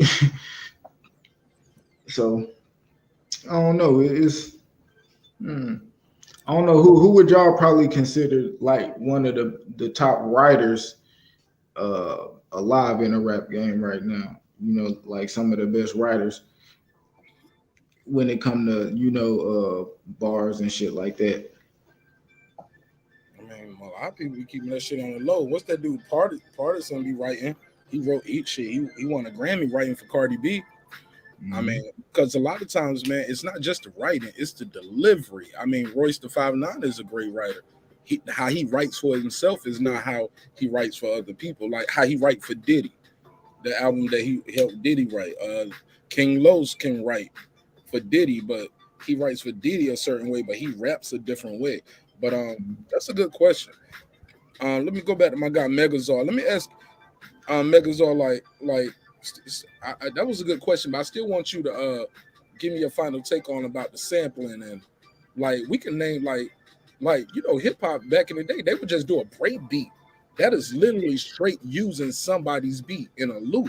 Yeah, rapping off disco songs and shit like that. Straight loops. You know what I'm saying? Like when it comes to the art of sampling and rapping over the same exact beat that's a single that another nigga rapped over. It's not the same. If I sample Midnight Star messaging, you know what I'm saying? Atlantic Star message in the bottle, and I put my spin on the sample and I put it out. No, my brother. No, you didn't add no drums to it. No, I know. No, what I'm saying, I'm not talking about Kool Herc and them. I'm talking about but that's what I'm talking about 19. Yeah, but I'm not talking about they wasn't rapping. They wasn't rapping on that. Like besides hip hop to the that shit count. No, it does. But I'm saying once rap proliferated,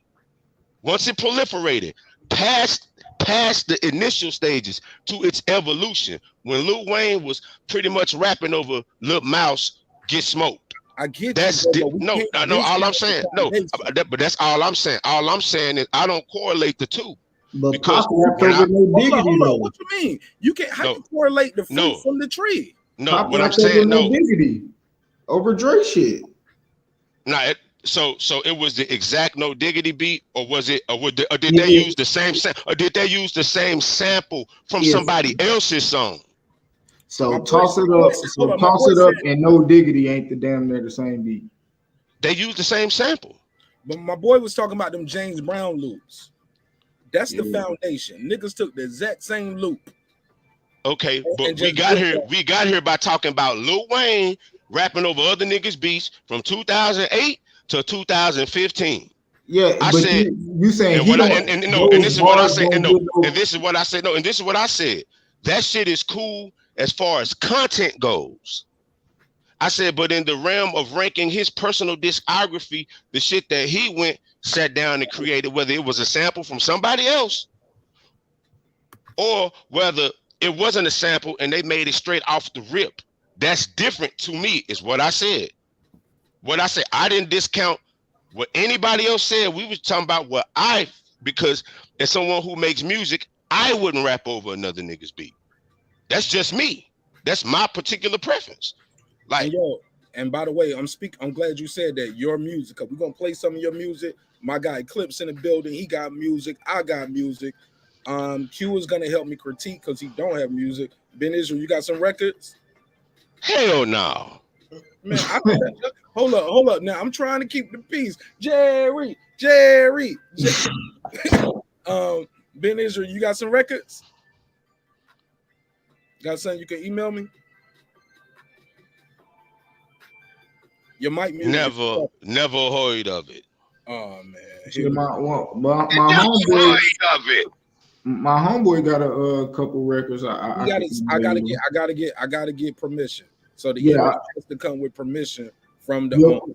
what you need him to what you need him to say on You it? have to email me because because you know I'll get one of those content ID emails from YouTube in the morning, and I'll just reply with the email that you guys send me. So it has to be the person who owns the music, because if not, they'll give me a content ID and say, "Hey, you use somebody else's stuff without their permission," and I need to be able to say I do have permission. So it got to be original music only. Yeah. It's original music. It's original music. I'm texting him. Or unreleased music where it's never been heard before. Where it's like, you get what I'm saying? But you got to own that copyright on it.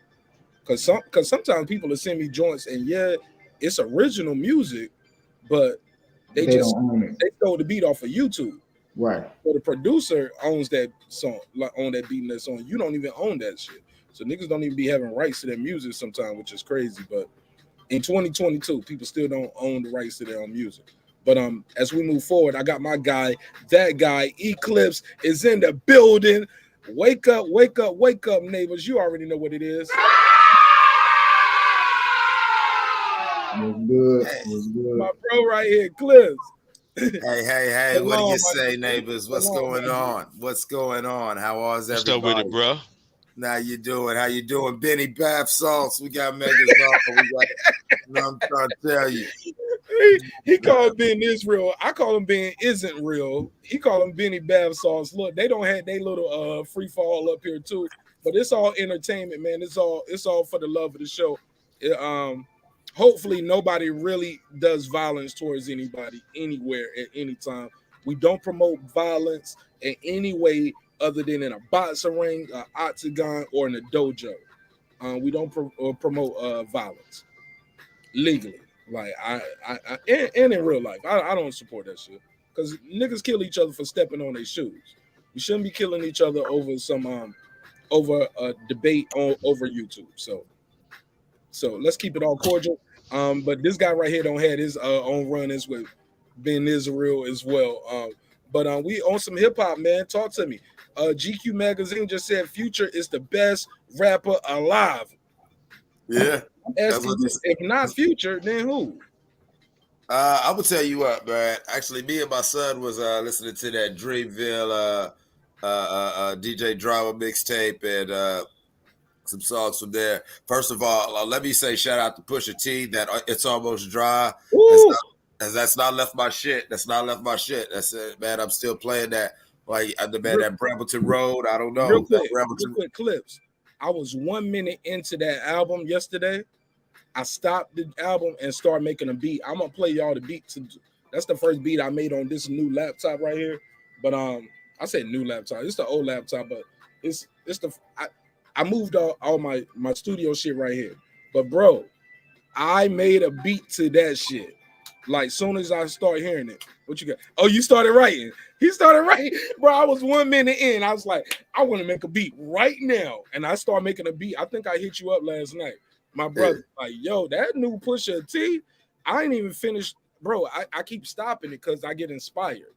Right, man. Not even cocaine talk. I know people like, oh, cocaine, nigga.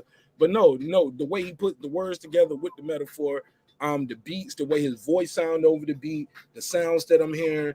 Yeah, bro, we got to do a review on that Pusha T. Let's do an episode on that. I'm here for that because that I got to finish the album. Let's do that next week. All right, yeah. Or this weekend. Okay, either way, I'm here for it. Yeah, we'll do a pre-recorded episode, and then we'll just drop the episode. Right. Go ahead. I'm sorry to cut you off, but yeah, Pusha T is almost dry. That's dangerous right there. He did a thing.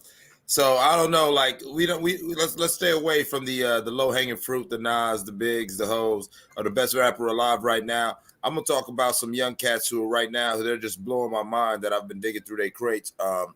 Benny is finding his stride. Benny the Butcher is definitely finding his stride. You know what I'm saying? He's going 40. Huh? He's 40. What you mean, young cat? But they still look at him as a cat. He's out here. So you know what I'm saying? Yeah, he's new to the game. And honestly, I'm gonna give a shout out to Yo City because after several debates, like I was getting ready to say, we was listening to Dreamville mixtape. We was listening to some other shit of his, and me and my son had a nice long conversation. And I don't know why people keep playing with JID, man. J.I. motherfucking D. They need to stop playing with that, man. That little boy need to be in a straight jacket, man. He be having That seizures. nigga hard. Man. That nigga Yeah, hard. I mean, he go in the booth and start foaming at the mouth, man. That boy, he, man. I'm telling you, man. Woo. I don't know what. I don't know if he got all of his shots or nothing, man. But that man, that's a dog right there. Like, you know what I'm saying? Like my playlist just happened to give me like a Dreamville JID song. That I think SoundCloud, whatever, and then an Earth Gang song with him on it, and then it jumped back to another song, one of his older songs from the DiCaprio projects. And we just riding, and me and my son just riding like this. I'm talking about 3 songs in a row. Ain't nobody talking. We just sitting there like I'm barely looking at the road. I'm looking at the damn screen. You know what I'm saying?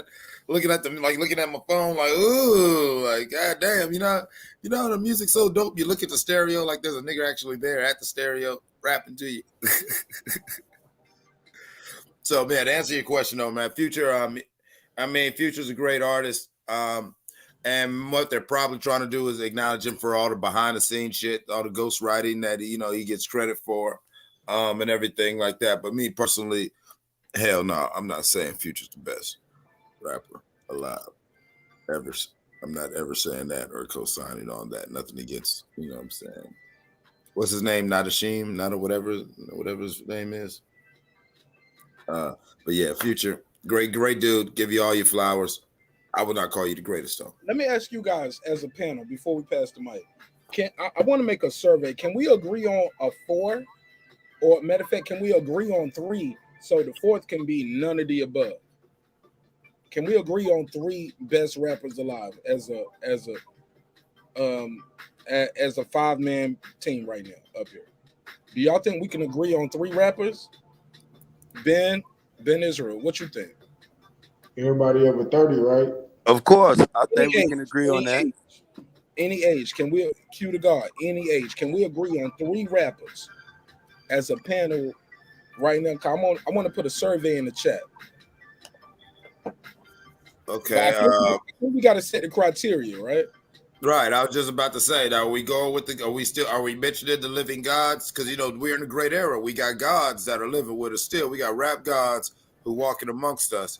And so, like, me personally, like, because I don't agree with Elliot Wilson when he said, like, I know where you're going, Clips. I believe where you're going, but he just instantly took out, like, he was like, those guys have elevated to GOAT status, so they're not even in the conversation, like a Jay-Z or a Nas. I mean, it depends. I just want to be fair to some of these other cats, like Ice Cube, Scarface, right? 3000, right? Because like, I've always viewed. That's why probably I was a woo baby. I always viewed hip hop as like kung fu. You know what I'm saying? There is no true greatest, you know what I'm saying, fighter or greatest style, because it all depends. Like in boxing, style make fights. You could get this guy who, yeah, he's knocking everybody out, but he really doesn't do this one thing, to where when you put him up against an artist who does this one thing, it looks crazy, a la 3 6 Mafia and Bo. As much as everyone loves Bo, it was like, no, when you put them in a versus, some 3 6 Mafia who's constantly in your face and on your neck, you feel what I'm saying? Then, some of them Bone songs, like we said, they hit a little different with the long 30-second harmonizing intros and this, that, whatever, to where by the time you got to the shits, it hit different than 3 6 Mafia. Huh? In a concert setting, in a battle. Exactly. That's what that was. It's not like Bone don't hit in a concert. I'm sure that price went up too, and I'm sure they got some bookings. Oh, yeah, for sure. But in that setting, going back and forth, whereas it's more like this. They moving like this. And then they was like, y'all done? You finished? Hey, hey, hey. And the whole crowd is like, they doing it. And then they bringing out all the feature artists. Yeah, that was. And then it's different when Bone playing that shit, you reliving what you was doing doing the bone. But when that 666 came on, you know I know We almost exactly got what. that Yeah, night. you damn near start fighting again. Yeah, It's a different type of energy, bro. It's literally, it's Hey, like I'm look. rapping the bone shit word How for, about I'm this? word for Megas word. are. Ready for this? Triple Smith's music made Bone want to fight that night. Hey, bro. Hey, They bro. Hey. really got that fight music. Yes. That Hey. motherfucker said, I'm gonna throw the water bottle at this motherfucker. He said, You ugly ass niggas ain't gonna keep on disrespecting. Hilarious. Hilarious. If niggas ain't know 3-6 was gonna kill them that night, man, I don't know what they was thinking, man. I knew 3-6 was gonna smash them, just like I knew the Locks was gonna kill Dipset. Well, I knew the Locks were gonna kill Dip just because they got better. I But knew that shit. You know, we did a live show that night, and we did a prediction like we do for boxing. We did a prediction episode, and then we did an immediate reaction. That was probably like one of my first. That's probably like the first time I did 40,000 or something like that. Yeah, like, crazy show that night. Bro, that phone was ringing off the fucking hook. You talking about that show when Jadakiss went Super Saiyan? Yeah, bro, that was crazy. crazy. And you know I had the screen grabs and everything. I'll be like, yeah. He threw the nigga bandana down and stomped on him. Nigga, man, I'm telling you, Jada went on God mode right there. Like that, that's what I'm saying. That those were one of them moments where like Jada solidified top 5 dead or alive, to where when you start talking about, you know, who's the best, let's get a top 3. Like it's like I don't want to be unfair to the Kendricks, to the Coles, to the JIDs. But respect to what Quasar said. He said that shit don't count because them other people beats. You talking about dedication from Lil Wayne? No, that shit And don't you respond to that, Megazar. Your name is Hey man, look, I'm for the shits for anybody. Hey, I'm for the shits for anybody, I ain't trying to. I wasn't trying to disrespect, bro. Yeah, I saw the shot fired. You saw that though? Hey, niggas gotta understand. Hey, niggas gotta understand with me. I talk how I walk it, my nigga. And whatever I say, I put a digital receipt out there because I mean what I say and I say what I mean. So it's all good with me. I just want niggas to know if I say it, it's gonna happen. And that's on my mama. No. And you will know that my name is the Lord when I lay my vengeance upon thee. And then that ain't for you. That ain't for you, Q to God. But I'm just like I'm with all the jokes, bro. I'm a joking nigga. I'm a joking nigga, bro. Please let that shit go, cause I don't want to get called in the court about none of these episodes. Like, so no digital receipts on this channel, please.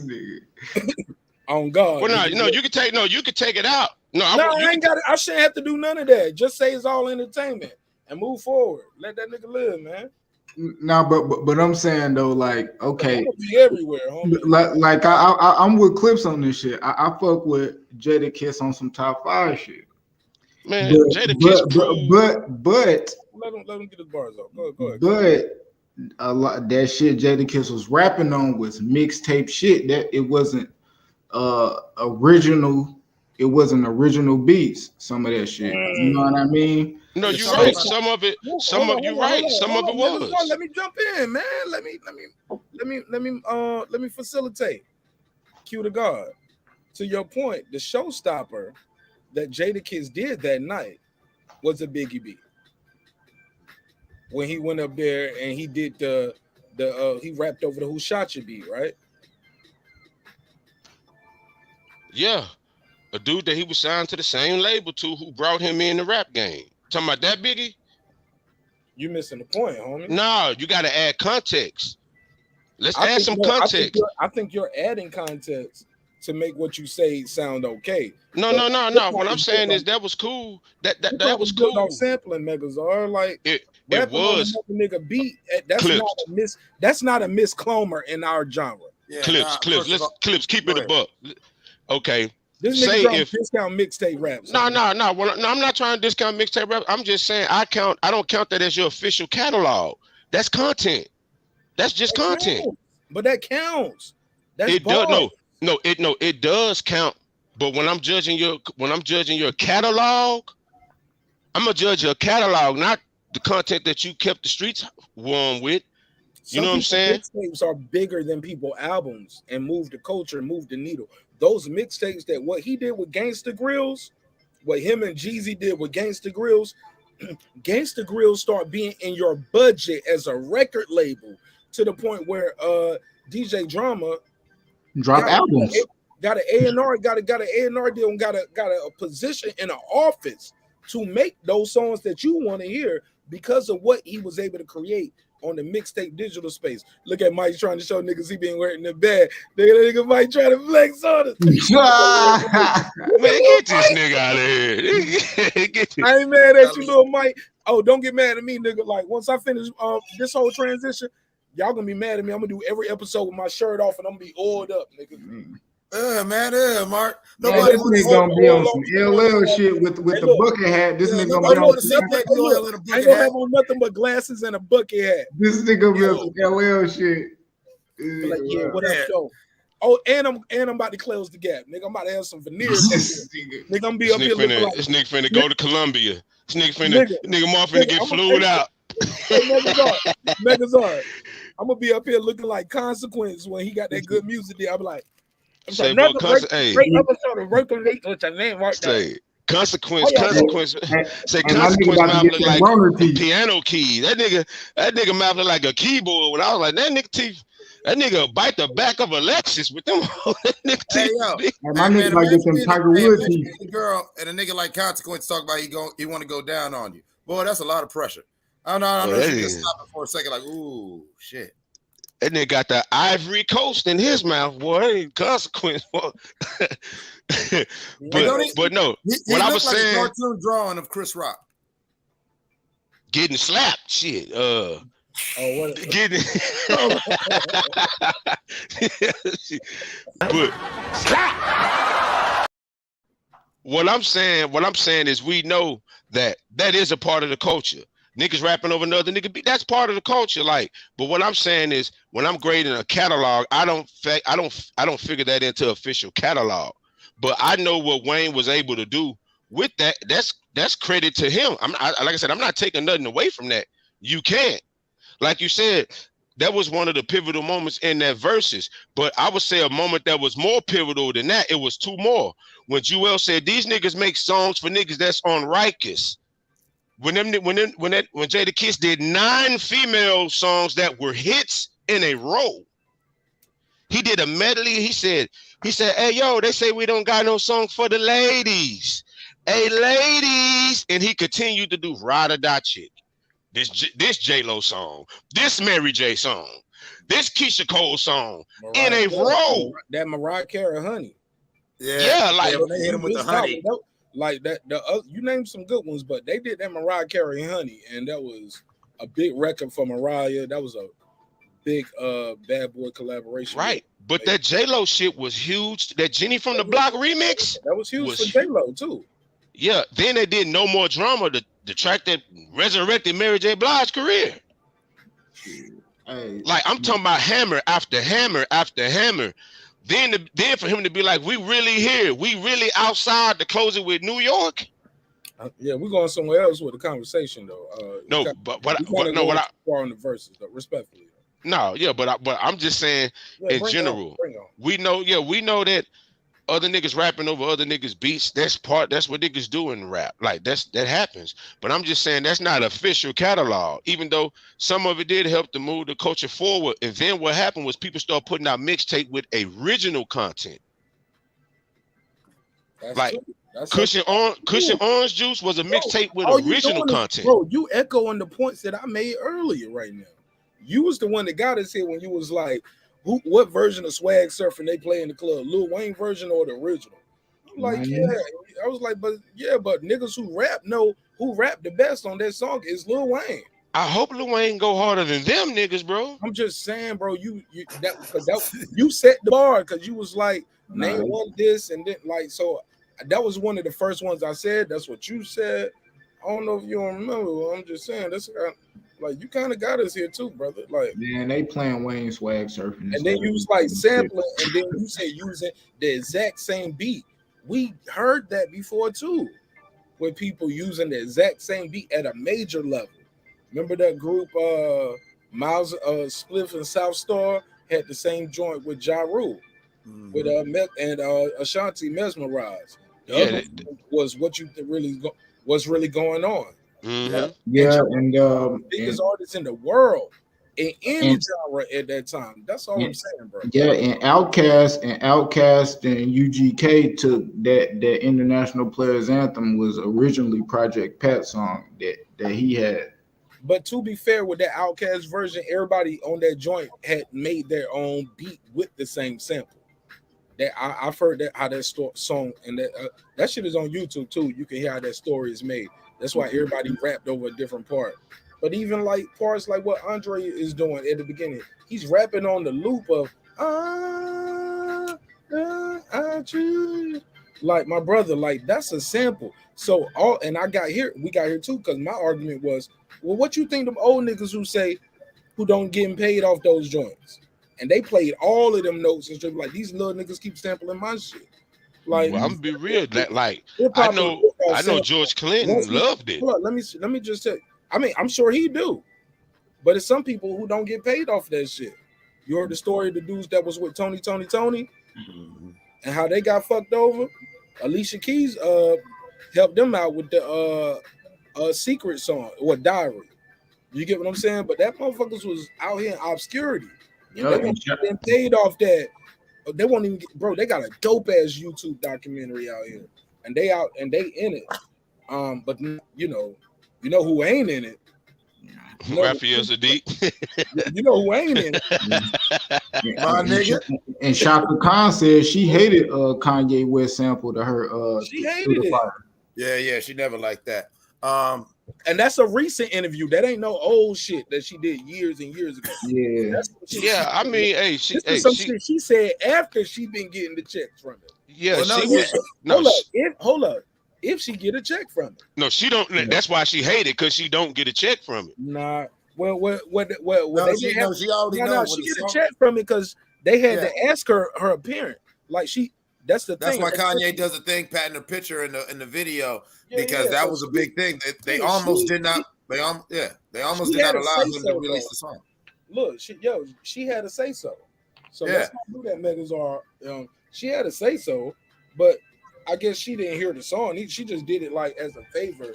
Like the way she tell the story was like a favor to her nephew, because her nephew was running around with Kanye at the time. He's like, yo, he's a good guy, blah, blah, blah. He's working, blah, blah, blah. He want to sample through the wire. Okay. And she just did it. But then when she hear the chickmunk sound and all of that shit, she, you know what I'm saying? But she had to say so, Megazar. Yeah. I do remember that for a fact. Like when the song dropped, I remember, you hearing her grumbling through certain channels, that. Told me LL Cool, Mark. But go ahead. Yeah. She was saying things similar to what Mark was saying, that it was something where, her and her management team just kind of, did a rubber stamp on it. Like, oh, well, because somebody that they knew would just ask, hey, can this up and coming artist sample your shit? But she never really liked the song. When she heard the song, she always had a problem with the song, period. Mm-hmm. But back to your thing about sampling. I mean, think about it from her spot too, Mike. She was like, nigga, this song, is this a parody? Like you did the song with your jaw wire. You sped my voice up to sound like chipmunks. You know what I'm saying? She don't get it.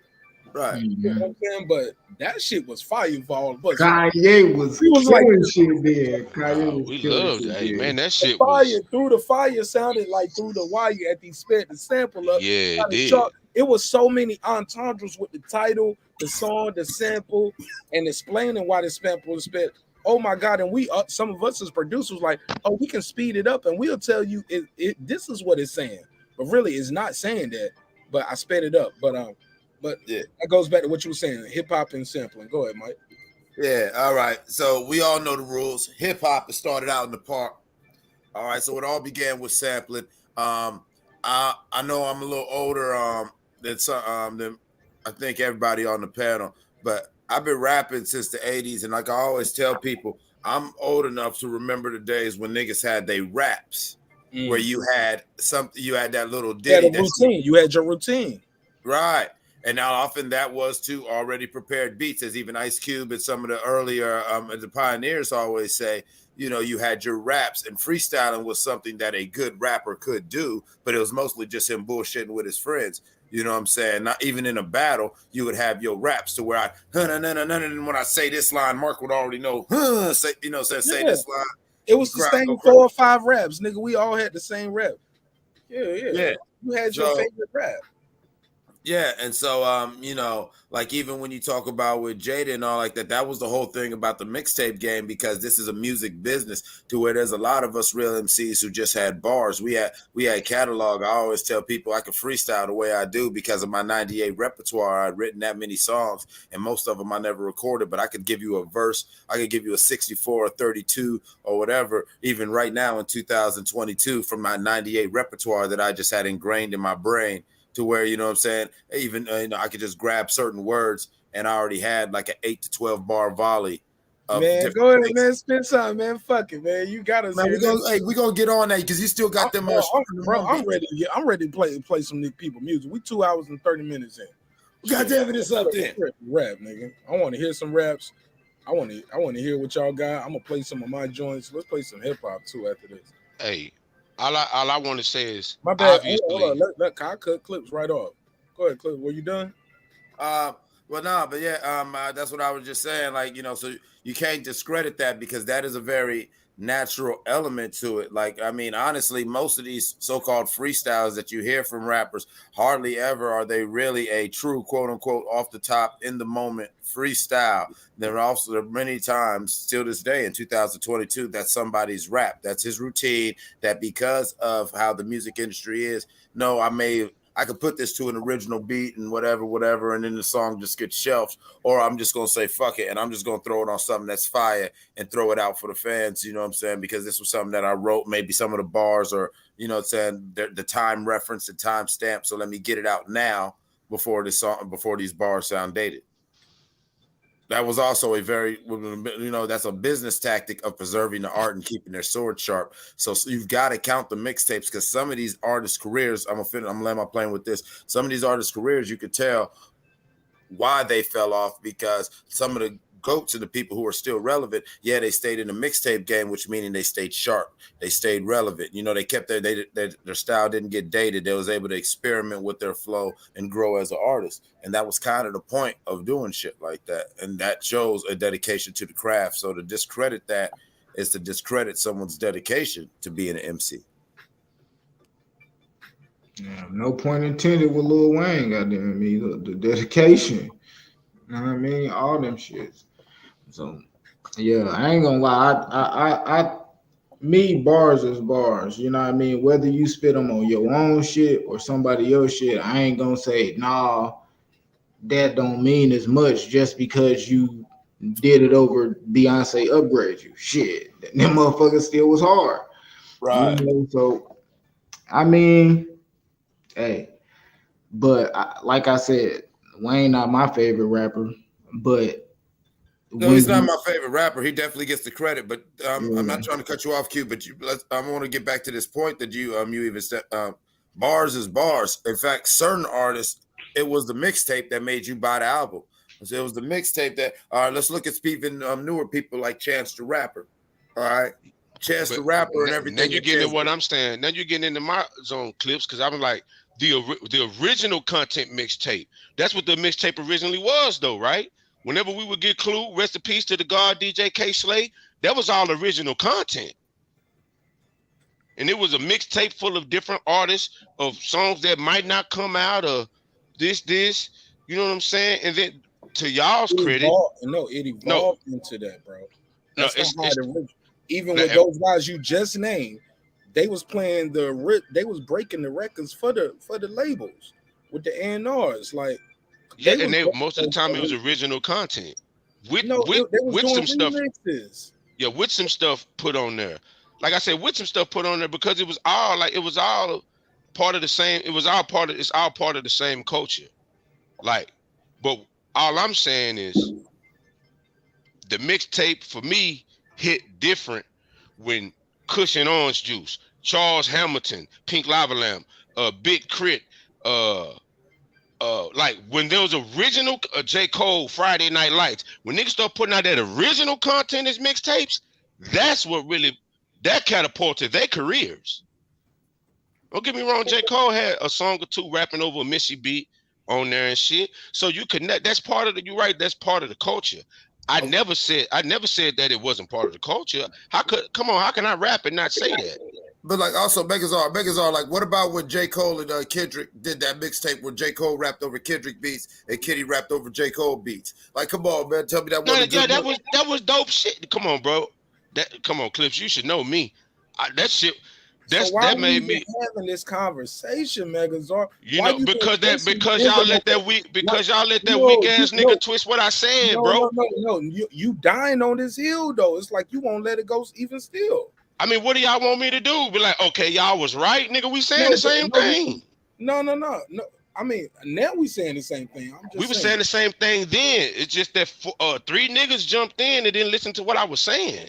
Nah, I was quiet and let y'all. It was just you and that nigga going at it for about 10, 15 minutes. Bro. Hey, in actuality, Megazar is right though. It's y'all won't even talking about hip hop no more. Y'all niggas talking about a meet and greet. What up, bro? Hey, what's up? What's happening, folks? What's going on with y'all? Hey, Megazar right. Hey, Megazar right though. It's a big difference between sampling a record and spitting on a nigga whole track without changing nothing. Not even a hi. It's a big difference, bro. It's a huge difference. Okay, it's a big difference. Hold on, so Megazar, so now you back on your same square then. So you no. You get what I'm saying? I'm saying you got back up now.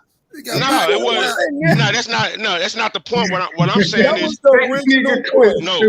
What it was y'all, because y'all like dedication more than Lil Wayne actual projects, and I said I don't count that. I count the niggas regular shit. Hey, Maga, I like Drop 3. No, bro. Yeah, I bet you do. I bet you do. Hip hop, Megazar. Hip hop was built off of nigga because right after that, if you'll check the playback, you was like, I'm talking about a nigga going in the studio with your own beat, blah blah blah blah blah. And I was like, them old school niggas probably say the same thing about the Sugar Hill Gang and James Brown niggas. Like y'all niggas straight rapped over a loop. Y'all just hold up. Y'all niggas got 2 records of our same record. No, you ain't add no drums, no do nothing. You just looped it back over here, looped it back over there. Okay, and then you know what I can say to that? Play those songs. Find those songs that you theoretically talking about. I can play you songs Lil Wayne took this nigga beat. That was a song. Is that a theory or is that really how hip hop was made? Well, no, I'm just saying that particular song. No, that particular songs you talking about. No, that particular song you talking about. I don't know because you just keep saying I can. This James Brown loop. I pull up songs with nothing but a James Brown break beat, homie. Today was and guess what? And guess what? You guys are saying 2 different things. I tell you some more, Megazar. Do you want to know, or you just man? What about Ice Cube? Today was a good day. Before y'all do this, let me just point out. Like some of these niggas are straight rapping over the sample, like that. Like Griselda. Like no drums. Like those Griselda. are the original drums, and if they do add a drum, they overlay the original drum. Megazar. Yeah, Alchemist. Alchemist is a specialist at doing that. No, but it's not the same song though. He's talking about nigga rapping over the same beat. You niggas are saying 2 different things. You talking about sampling. This nigga's talking about the original beat. I'm talking about like the Otis. Otis ain't got no original. Otis is a loop of the song, bro.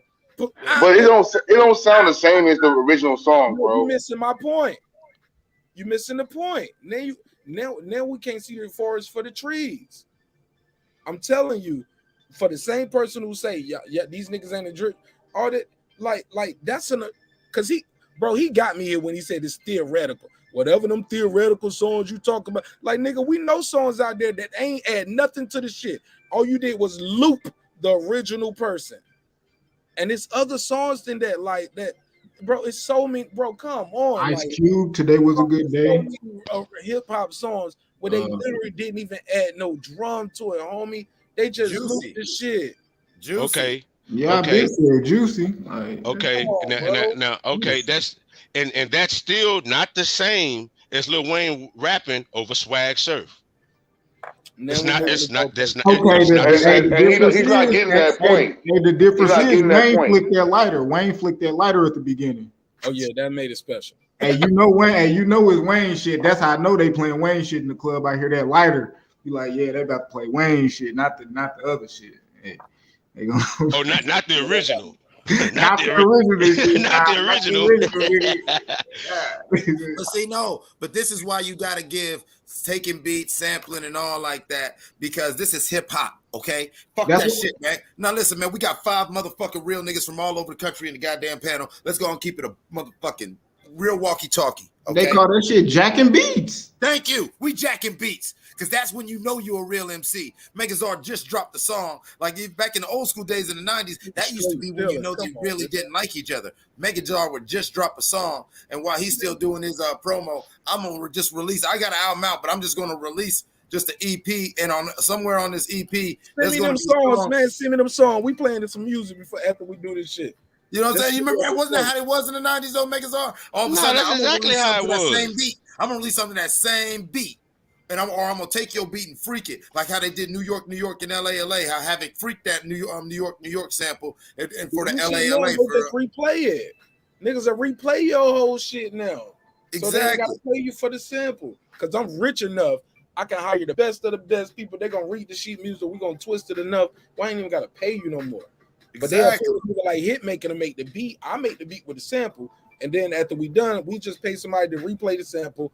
And then, we just swap out my sample for the original shit. And bro, this is a whole hustle, man. But I think we going beyond this pale right now because I kind of want to move forward because Megazord said he agreed with us. Deuce Town came and said Megazord right, and he was like, you know what? All right. I was like, we was disagreeing the whole time, and then we saying the same shit. Deuce come in, and now we back to square one. Hey, Mark, I was just about to say that when before they started getting into it. I gotta let him reply though, Clips too. But finish what you were saying. But it's good, brother. I was laughing my ass off because it was like the shootout started to die down, and then here come Big Blood. He pulls up, he throws Megazord 2 extra clips. He definitely threw me a gas. Hey, bro, when you run out of bullets, and niggas pull up with the clips, exactly. Pun intended, nigga. When niggas pull up with the clips, I gotta let them hoes off. I gotta let them off. Hey, look, then he just got out at the stoplight. Look at him. Yeah. Hey, dude, let me out the car. Hey, dude, let me out the car. You ain't really furious, son. I ain't forcing nobody to stay in the ride. You ain't really furious, son. Get out. Y'all boys didn't catch that. Y'all didn't catch that. I got that. Hey, dude, let me out the car. Hey, yo, Doe. Shout out to Deuce, though. Shout out to Deuce. He said, no, we choose violence. He said, no, keep that up. Ah, shit. Hey, Deuce had to come back with the shit. Deuce had to come back with the slime attire. There you go, slime. Yeah, that's my folks. We always riding together. Keep it real, keep it red. You know what I mean? That's my folks. That's great. And shout out to all my political connects who may disagree with you on either side, man. It's all love over here. You know what I'm saying? We keep it neutral, homie. You know what I'm saying? So I appreciate everybody's time and energy because I know somebody gonna be watching this and like, and you ain't say shit, nigga. You ain't say nothing with that red Nash over there, nigga. We know where you. Word. That's how your show going. That's how your show going. Right? Come on, homie. You know how they gonna do me. You know what I'm saying? Sides, I be like, look, right? I be like, look at Q the God over there in his blue sweater though. Like, no. It's all love. It's all love. Yeah, man. We gotta keep it love. Hey, look, man. Go ahead, Deuce, man. If you ain't the best rapper alive, then who, nigga? That's what Elliot Wilson and GQ magazine saying. They say he the best rapper alive. What kind of rapper? You a present rapper? The fuck what kind of rapper nigga talking about? Well, they said certain rappers like J. Cole, Jay-Z have reached GOAT level. So and Kanye said he's the most influential. Like Future should be on that Mount Rushmore beside Drake, Kendrick, J. Cole, and Future should be right there. Man, that's all that popularized, commercialized shit, man. Niggas ain't listening to that shit on the streets, homie. I don't listen to that shit either. So they can talk about Jay-Z and J. Cole. I ain't never heard nobody bump that shit. You know what I mean? But that's what niggas like. That's what niggas like. That's what niggas like. My favorite rapper is Crazy Bone, and then Tupac. So Future, I never really heard none of his music. If it didn't come on the radio, I never really heard none of his music. So I'm not on that time, homie. Future's So overrated. See, it's not for me to decide. You know what I mean? No. To me, it's only for you to decide because it's your. I don't listen to it though, so I'm not qualified to speak on radio. But I know, like people. I seen people listen to Future though. You know what I mean? You never played a full Future album from beginning to end. Nah, I never heard nothing. Never. That shit don't. Let me give you. That shit don't interest me, man. It never heard of it. But I know people who do like him, but I wouldn't consider him the greatest rapper alive. And got people like Drake and all these other niggas who's way above him. So I don't know. Hell nah. He ain't the best rapper alive. But for me to overrate him and all that, it's not really my genre. I can't tell you what the best flavor of mayonnaise is. You know what I mean? It's not my genre. Good, damn good example right there. Good point.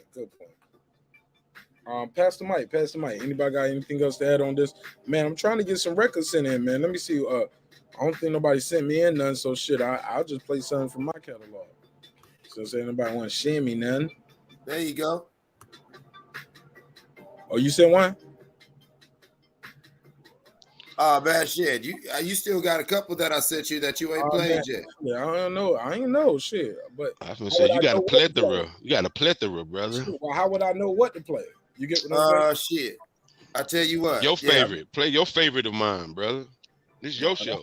Don't put me on the spot like that. Cause shit, I don't know the song like that. I might just know certain lines. I might know the beat when I hear it. But shit, I don't know. But matter of fact, but if I got the green light still, see, y'all ain't seen me that email tell me I still had green light, man. Yeah, I know on the songs. I know the ones I sent you. I had the permission thing, but I'll send you another one if you need it. Yeah, I just because the nigga ain't listening to him. He be in Hollywood with y'all right now. No, I'd rather be threw y'all shit in the spam folder. No, stop it, B. Garbage, nigga. What you on, fam? What? Hold up, dudes. That's your hating ass. So, dudes hate on the rain, and then he hate on the sunshine that come out after the rain. He be like, I mean, you gonna wet everything up. You know what I'm saying? Why dry it up? Like he'll find this nigga hate the Batman movie. He said, I hate the guy. What you tweet? You was like, he's too pale to play Batman. Like, come on, bro.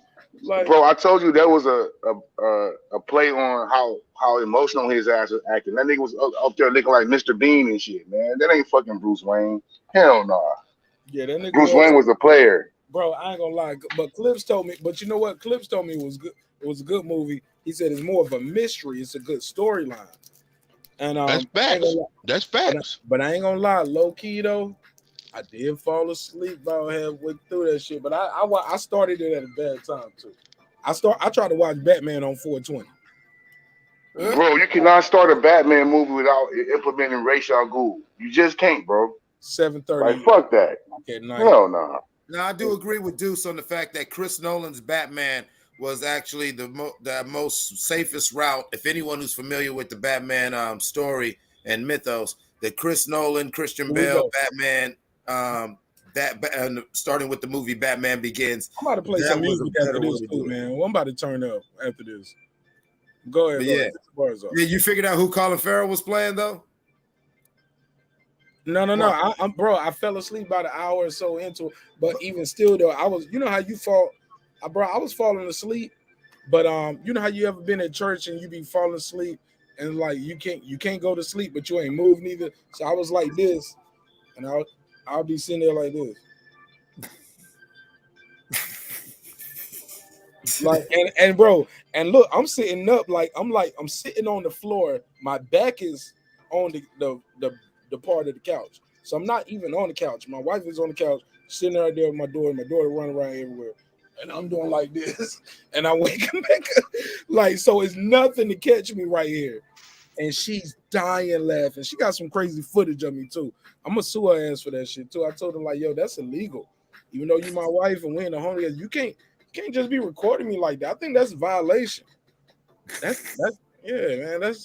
That's abuse too. Like she's blackmailing me with that shit. Like, keep fucking around with me. I'm gonna show people how your ass, yeah, blah blah blah. Like I don't know, that's abuse. Oh man, that's crazy. But yeah, like why she got that in her phone? Delete keep it. your ass in line. Yeah, just to remind me that I fell asleep on a movie. Like leave me alone when I'm asleep. Like they be fucking me on sleep too.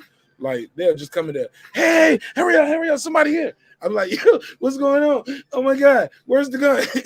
She was like, I'm fucking with you. Man, I'm about to go to the store. I'll be right back. I'm like, hey, why would you do that to me? Yeah, that's bullshit. Like, why would you do that to me? Like, keep playing. I'm fucking around and I'm gonna put her in a movie tie knee or something. But I'm joking, respectfully. I love it. 469, you on the line. What's your name? Where you calling from? Salute. What up? This Brandon from Dallas. Salute to the panel. What up, Megan? What up, everybody on the panel? Yes. What up? Mark, what up? Man, what's good, man? It's another day in the neighborhood. Shit, man, catching y'all late, man, Fridays be tough on me. Man, it's a late night show, man. It's a late night show, man. Yeah, I heard you talking about people taking pictures of you and recording you. I thought that was a whack 100 conversation. I said, man, they talking about whack? Oh man, speak on, bro. Don't get me on homie, bro. Cause I kind of wanted to leave that alone because I didn't want to get that shit no light. You know what I'm saying? Like I don't want to get no numbers talking about that, whether for it or against it. I don't want people to feel like this was a place where they could talk about it if they was for it. You get what I'm saying? And saying, well, yeah, it's Hollywood and it's possible, like blah blah blah. Like he could get sued. You know what I'm saying? Like he gotta, you know what I'm saying? Like I don't even want to, but I get where you're going from, because some people gonna get some numbers off that. And they trying to get some. I ain't got to get the numbers that way. For the people be saying, oh man, you always trying to get numbers and you be cooning. No, homie. No, I never heard nobody say it about you, Mark. I heard your boy say that about me. We'll talk offline. I'll send you the name. I ain't even gonna say his name. Bet. Nah. But that's your boy though. I do know that. Thou shall remain nameless. Yeah, for playing me, y'all shall forever remain nameless on me. Like, if I shoot you, I'm brainless. If you shoot me, you famous. What's the nigga to do? That's how I feel about it, homie. Hey, Mark, I sent you something in a private chat. Yeah, I'm too tall to add small, homie. Right on. Hey, I'm probably finna jump on the panel, man. I just want to show y'all some love, man. Salute. Hey, before I go, hey, can I say this, Mark? Yes, sir, please. And I got a question for you too about hip hop. Man, you gotta rewind this. Your boy Megazord and Ben Israel went in. No, man, they went to war, bro. Ben Israel can't come to Dallas no more, man. It's over. Oh man, yeah, Megazord don't stamp them, homie. He put the bullseye on. He don't put bread on his head, homie. I'm gonna line him up, bro. On everything I love, I'm gonna line that. If he ever here, you know me, I'm gonna line him up. And on everything I love, I told him, like, bro, because Ben Israel made I tried. Look, they was going back and forth, but once he did the mama thing, I jumped in. I was like, yo, let's not talk about nobody's mother, alive or deceased. Like, we gonna be on the scope. And then, but Ben Israel then just proceeded to push that button. They said, "Don't do it, Biddy." Even after I said, "Don't do it, Biddy." He said, "Who?" He said, "I put that on my mama." You know what I'm saying? Like, Ben Israel just kept going too far, yo. He was on his free smoke shit where I be like, yo, for some of y'all be thinking this shit just internet. Some of these people, you can't take that back. You can't take it back. That's not even the kicker. I mean, but you was right to do it. You was right. You was right to do what you did. You was right to do what you did. But it's just for one, he jumped on her. He had something for me in it. Whatever it was he had for me, I'm glad we got it out, because you need to come to Dallas. You love the big fish. Yeah, he ain't the only nigga. He ain't the only nigga in Dallas with hands. See, that's the thing. Man, stop that, man. This internet, man. Stop that. I'll call you later. Meg, I'll call you later. Yeah, call him later, man. Talk him off. Man. All right, I'm and calling look, him and I later. need Ben Israel to know he's safe in Dallas. Because I want to be safe. I never heard of I'm it. dead. No. Look, I'm dead ass. Never heard of it. I want to be safe in Dallas too. Hey, no, you safe in Dallas, Mark. Mark, you safe in Dallas, and I'm gonna be right there, and I'm gonna be with your homie too, because I like you, Brandon. You cool? Niggas are cool. But when y'all gonna have to choose that day, and you got about a split second, because when I see homie, it's on. Man, we got you, man. Don't worry about that. That's because I'm nigga. No. I might be getting lined up like Megazard saying. See what I'm look saying? here. I'm telling you like this. I got no friends in Dallas because Dallas, y'all killed the president, nigga. Nah, the white folks did that. Don't put that. Hey, don't put that on the small town. Don't put that on the small That was town. the president for civil rights that was pushing for civil rights. What you think they gonna do to little Marq Nash on his little YouTube? Hey, I'm be real with you. Nah, hey, I'm be real with you. If them people out for this you, ain't ain't the nothing we struggle can shop, do. nigga. But nah, I'm just saying now. You, I Mark. can't go out like head flaw throwing on me. Mark, you good, Mark. You good, brother. I just don't. That's a discussion for offline. You know what I'm saying? We'll have that discussion offline, but you ain't got to worry about shit, bro. Like, I didn't get a chance to get up with Santos and Kyle and Champion Hart, but they saw how they got a glimpse of how we roll. Nobody gonna do nothing to you here, bro. Oh no, not with us. I'm excited. I got reciprocity. I got reciprocity in Texas. I ain't worried about nothing.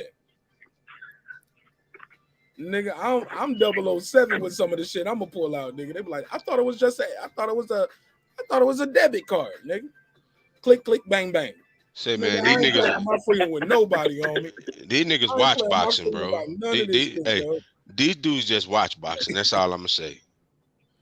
Oh yeah, that's his name. Head Flawthorn. That's his name.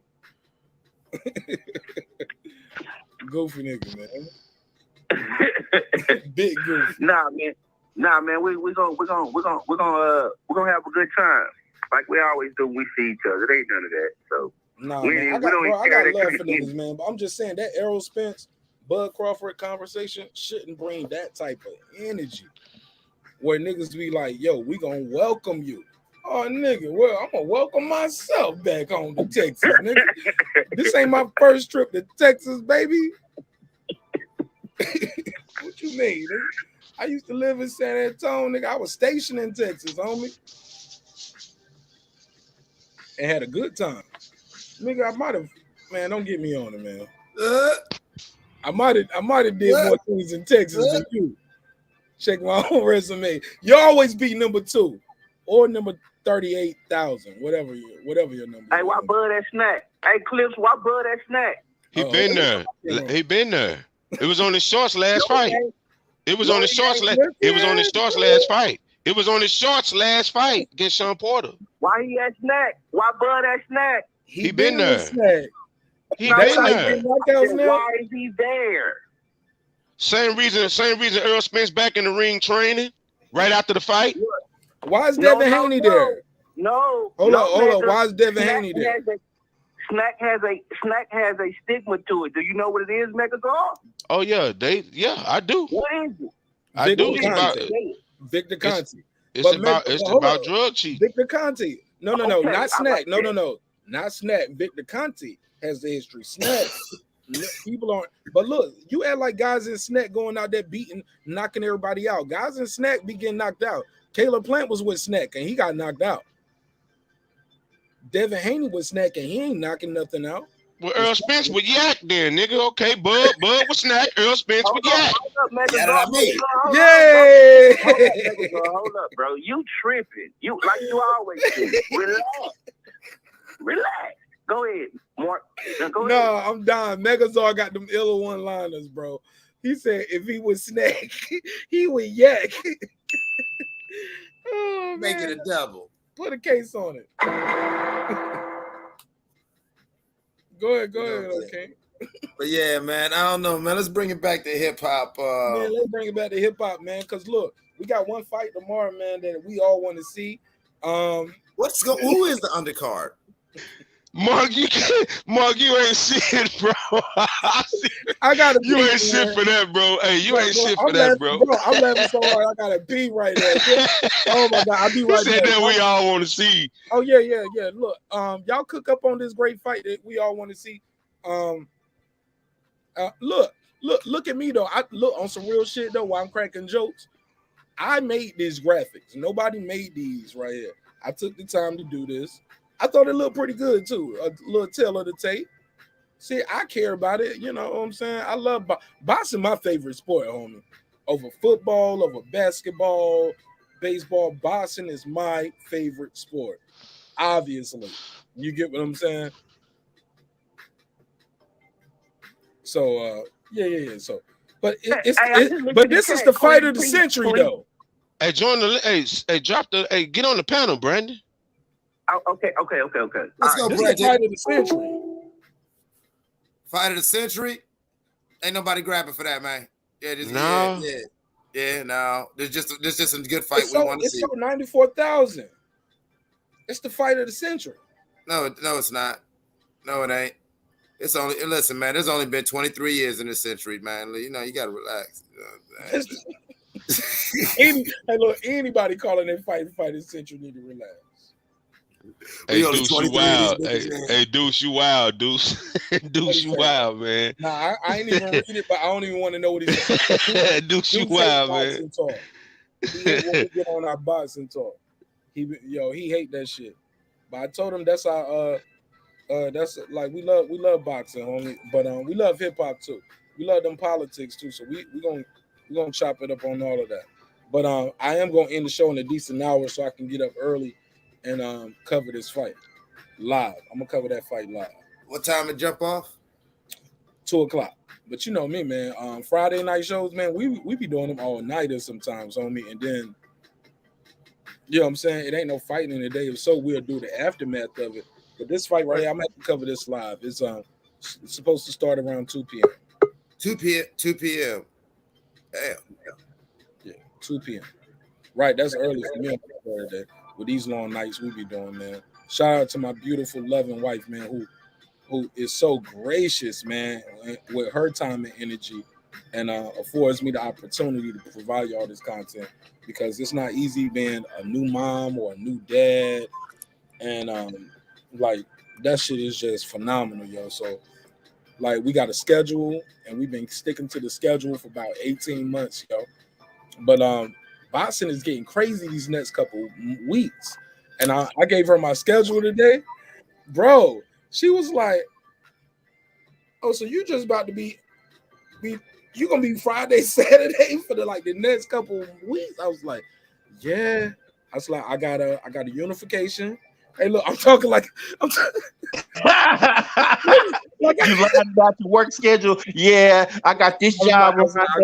So look, I'm going. Look, I swear to God, yo, I can't make this shit up. So I'm sitting going to my wife, and I look at my I was like, yeah, babe, we got a lot going on. I'm gonna need you to hold it down. But after this though, you're gonna have a nice little break. But I like this is we got a season coming out. I was like, yo, I said, I got a UK fight going on tomorrow, so we good tomorrow. I said, but the 30th, we got Shakur Stevenson, Oscar Valdez. That's a unification. 2 undefeated guys. One's a boxer. One's a knockout guy. One went to the Olympics. Got a silver medalist. That's a big one. I said, I got Katie Taylor the same day. I said, I can do the aftermath on that one. I want to see that, but that's an undisputed. That's so sexist. Oh man, yeah. I'm sorry, man. I got to pick and choose my weekends and my time. Like Katie Taylor, that's gonna be an Eddie Hearn weigh-in, right? Look, vice versa. Like you never want to treat your partner, your wife, or your husband, ladies. You never want to treat them like a babysitter. You get what I'm saying? Like never do that. And you got to be fair because my wife got a birthday coming up as well, and Mother's Day is coming up, so we're gonna have a good time. Hey, you might as well get some pre-recordings in that way. You can just go ahead. But look, Pete, what's happening in May? But Pete, what's happening? The 30th, Shakur. The very next week, I got Canelo versus Bivol. 2 undefeateds. That's a big fight. Guy moving up in weight. The very next weekend, I got Charlo. Very next week, I got Charlo Undisputed. That's May the 14th. The week after that, I told her we got a week off. But then I'm right back at it. Shit. We got Javante Davis versus Rolly. Then we got Cambosis the next week versus Haney. Then we got a break again until July. You get what I'm saying? Damn, Mark. And in July we got versus Damn, I didn't even realize that was the boxing schedule. Damn, boxing is gonna be lit. I'm hyped. Boxing is lit, baby. Nigga, what you talking about? That's why y'all better get these hip-hop shows in when we can squeeze them in. Pause. Because these next couple of weeks, Friday's gonna be predictions. Saturdays is gonna be doing weigh-ins and final predictions. Saturday we're gonna be covering the fights.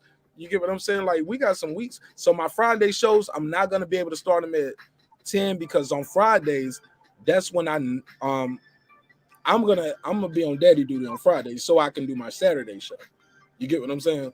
So I'm not. So are we watching Troy Graham favorite fights Saturdays and Fridays?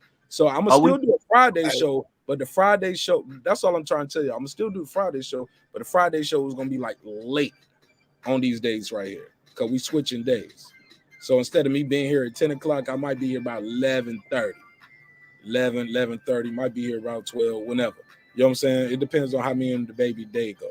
But I'm on daddy duty on those Fridays instead of Saturdays. So I can cover the fight on Saturday. You get what I'm saying? So we switching days. So yeah, man, this shit gonna be dope. Yeah, I'm just letting y'all know. Look for a late show on Friday. But we're gonna be talking about boxing when we get here. And we're gonna give you some real information, unlike your YouTube daddy. Look, we got a dope panel here. I got my brother Brandon Washington, that guy Eclipse, you already know. Q the God, Megazard. Shout out Q the God. You've been rocking with us for a minute. Damn, man, that gelato got that good sativa. Well, it's a good hybrid, like, you know what I'm saying? Because my boy's still with it. He's still alert. He ain't snoring yet, and he's still making good points. But we got my guy, the boxing scholar here. Last time we saw boxing scholar, he went head to head with my guy Troy Graham. Fire show. Man, I felt so bad about that. Low key, I actually called Troy and I asked him, do you want me to take the video down? Keep it a buck with y'all. I said that to him in private, but I said to y'all public because he was like, nah, leave it up. It's your show. I was like, yeah, but I don't want you to think it's painting you in a kind of crazy light. He was like, you can never paint me in a crazy kind of light. You know what I'm saying? I said what I said. I feel how I feel. I was like, shit, it's all love. You know what I'm saying? So salute to Troy, but I thought it kind of ended in a way where it hurt my feelings. You know what I'm saying? Keeping it fun, keeping a buck with y'all. But the nigga said, yo, I made a mistake trying to be your friend. And I was like, damn, man. So I hit him up. He said it's all love, so it's all love. Kids say the darndest things. Hey, man, I just want to say this. And the boxing scholar is a kid. He's 32 years old, talking to a guy who's 51 years old. And I think whippersnapper. Yeah, whippersnapper. Yeah. Oh, yeah, punk. You child. Yeah. No, with all due respect, man. No. Troy ain't here to defend himself, so I want to move forward. But I want to say, the audience, that's the last time they saw the boxing scholar, and to clear the miscommunication of some of the things that what I garnered was miscommunication. And Troy has children, the age of the boxing scholar. So I think, and those kind of things can convolute visions and far as dialect and where we want to move the conversation. Are you qualified to talk to me? Because you get what I'm saying? Like, imagine me trying to have a conversation with another 2-year-old right now. I might feel a kind of way. I don't care how smart that 2-year-old is. Man, you compare me to a 2-year-old. No. I have a 2-year-old. You know what I'm saying? I'm just saying. But damn, man, man, I'm fucked up, man. I'm sorry, man. I fucked up right there. I'm sorry, Mark. I'm sorry. Man, damn, I'm sorry, boxing scholar. Hey, all I'm trying to comedy twist. We got to keep it light, nigga. Yeah, I was going to say on a serious note, man. In the words, because it's right. Now I just did it, right? I'm sorry. About in the immortal words of Reverend Dr. Martin Luther King, fuck this shit, Jesse. Let's go get some hoes. I'm going to say I can't with y'all. Look, I'm about to take a quick bathroom break. Y'all please respect each other I'll be right back, and we're gonna play some music from some of the guys on the panel. We're gonna still pick our winners for Fury and Wilder. We'll have a good time. You're watching Breaking Beats with your man Marq Nash. Man, I hope you're enjoying this show wherever you at on a Friday night. It means a lot to me that you're spending the Friday night with us. Go ahead, guys. I'll be right back. Hey, I was gonna say, it's all love, Troy. You know we got love for you, but you know I got to get my jokes off about that. In the words of the great Busta Rhymes, I know some niggas that'll piss on your car. What he say? What he say he gonna do, Brandon? He say he gonna send somebody. He say he gonna send somebody to piss on my lawn. He say he ain't from the Dallas. A lot of niggas love to wish on a star. Don't give a fuck who you are. I know some niggas that'll piss on your car, your lawn. What did Busta Rhymes say on this song? You know, with that motherfucking mystical shit, nigga, motherfucker piss on your porch and shit in your house. Yeah, I forgot about that. We used to wear that shit out too, boy. Hell yeah, boy. I remember when he first said that line. I forget which album he first said it on. I was like, this boy crazy. You gonna have to think what song was that? Damn, what song was that? It wasn't Man Right Chair. Nah, it wasn't Man Right Chair. It probably was on that Prince of the South shit that he dropped when he was with Boot Camp Clip. His first on your porch. I think it was on your house. And then he said it again on a couple of them, you know what I'm saying, them No Limit Gangbang songs. Yeah. Well, Mystical was crazy as hell, man. You know what I'm saying? He was getting Me Too. He was the original Me Too, boy. They Me Too'd him before the Me Too. That's how wild that boy was. That ain't funny. That ain't funny, but you're right. That ain't funny, but you're right. No, man. But you knew it was gonna be problematic because I say some real provocative shit in my Shake Your Ass songs. But you know, I knew it was gonna be problematic when, you know what I'm saying, he dropped the video. I'm talking about $1 Million video, Neptune's beat and everything. And the first line of the first verse was, I came in with my dick in my hand. I said, well, shit. I don't know how. And radio worked with it because the song was so hot. Yeah. He said, stand up like a pig. Sling the bit. Scotch tape. Yeah, you go ahead, suck the head off this crawfish here.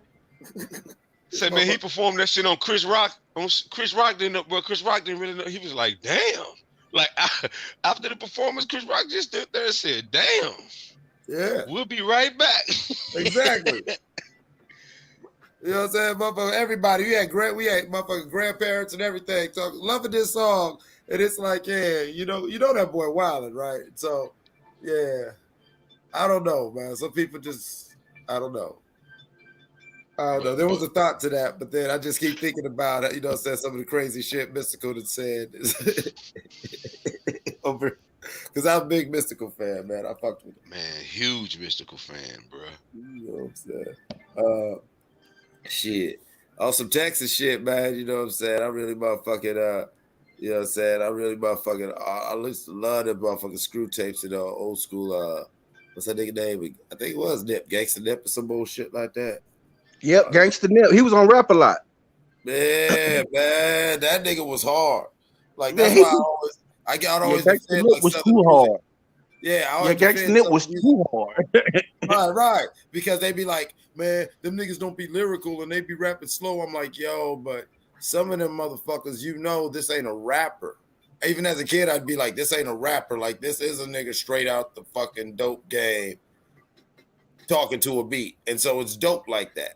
Like, you know, like, damn, it feels good to be a gangster. Still one of the illest songs, some of the illest bars from the illest gangster ever. You know what I'm saying? Well, one of the illest gangsters ever, OG Prince. And people don't, you know, this was one where he didn't just write it. He felt it so much that he just wanted to spit it himself.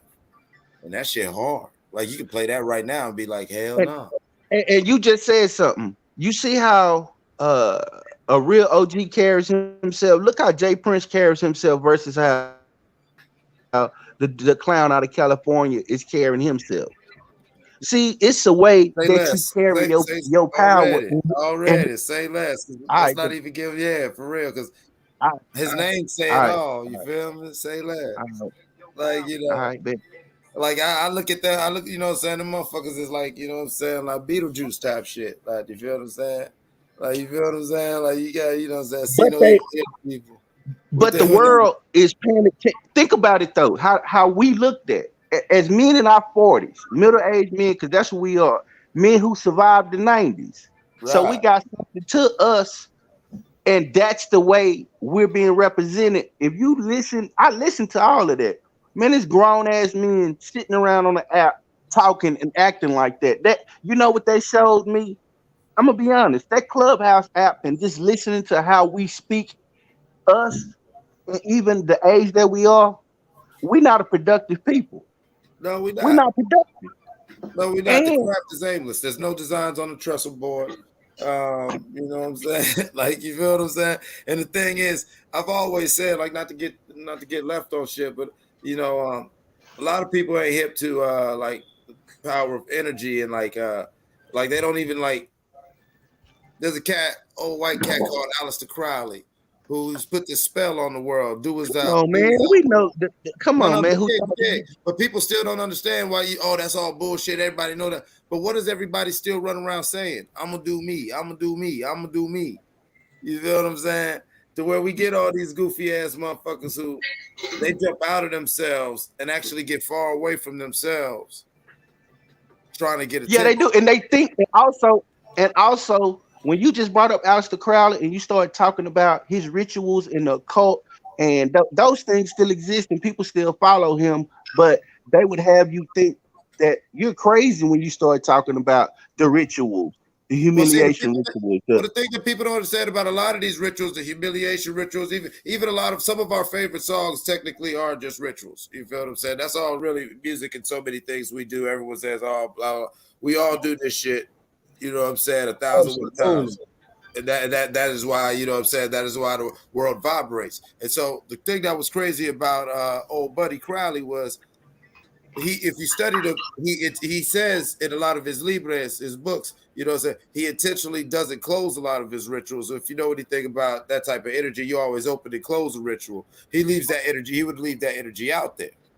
And so we see how cats is moving, where like it's like, yeah, you've got all of us who are not productive because, you know what I'm saying, we're busy bees. We're like that grasshopper in the fable of the grasshopper and the ants. You know, we're bouncing around doing everything while that worker ant's just stacking up for winter. You feel what I'm saying? That grasshopper was just bouncing around because he's so quick. He's eating for now and he's content with that. And then when the winter came, he was fucked up.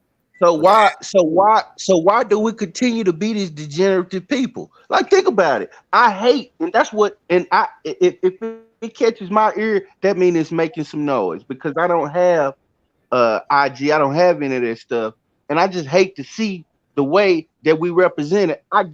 I don't remember when I was coming up, dudes in their 40s handling themselves like this.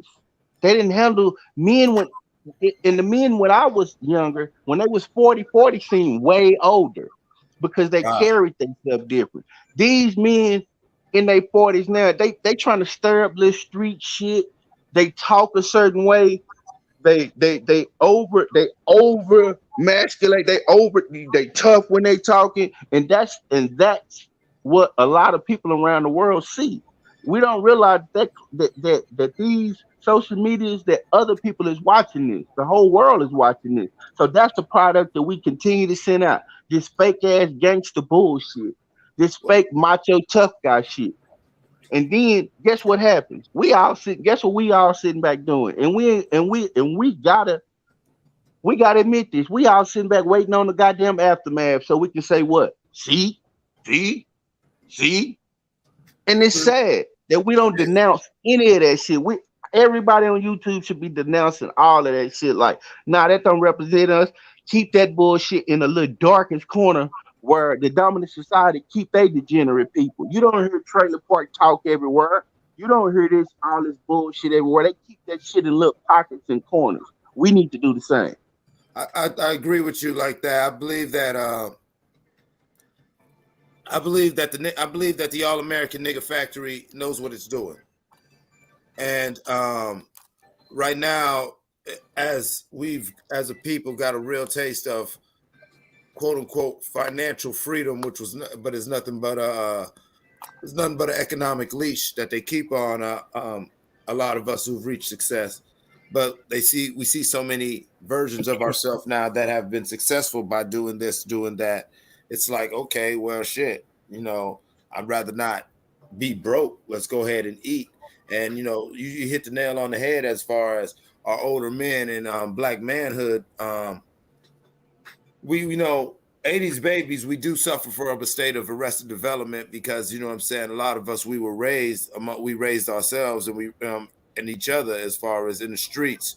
And so many of our street mannerisms and street whatevers, you feel what I'm saying, it would be false to ourselves to ever abandon, to where you could be full, as you 40 years old, you blah blah blah, however old you are, but ain't nobody gonna just talk to you any old kind of way, a booty boo.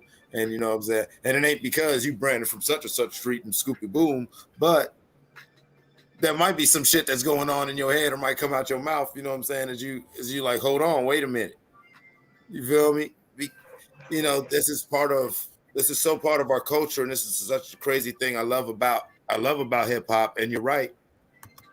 We need to talk about this more, is because our culture really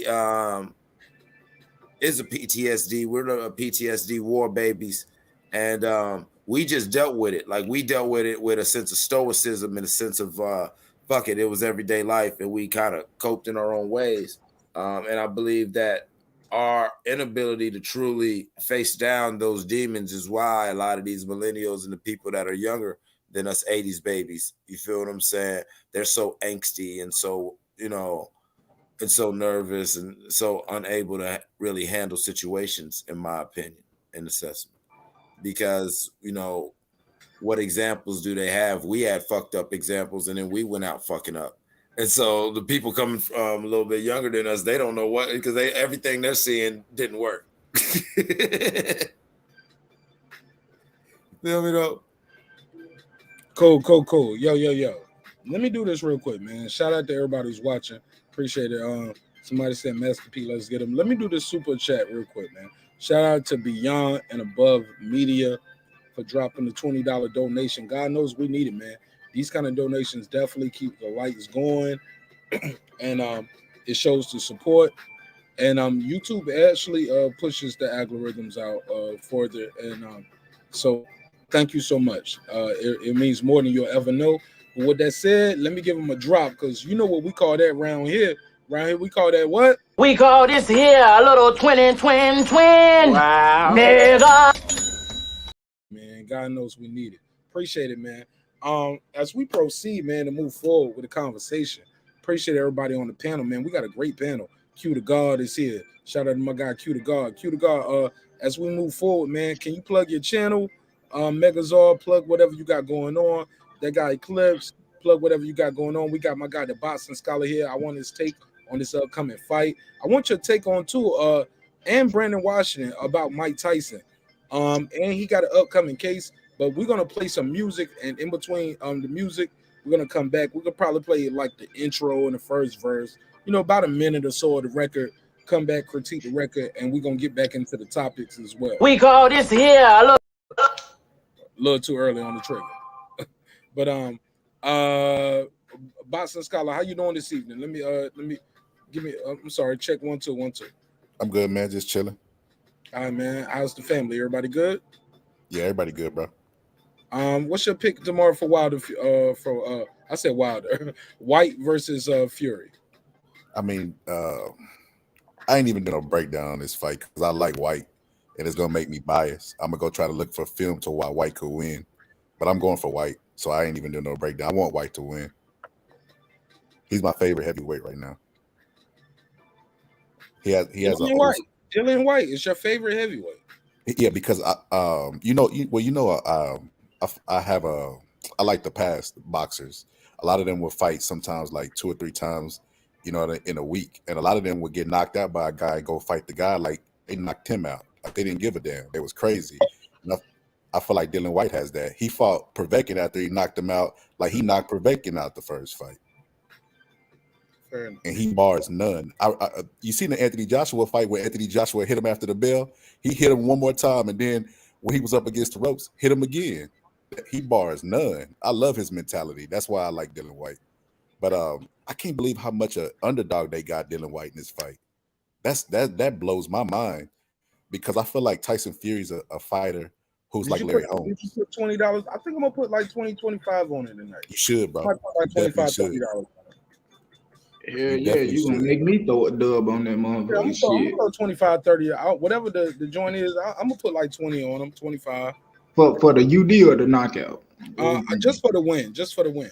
I'm gonna just because I lost money on T.O. versus Loma, betting on T.O. to knock him out in between the 10th and the 12th.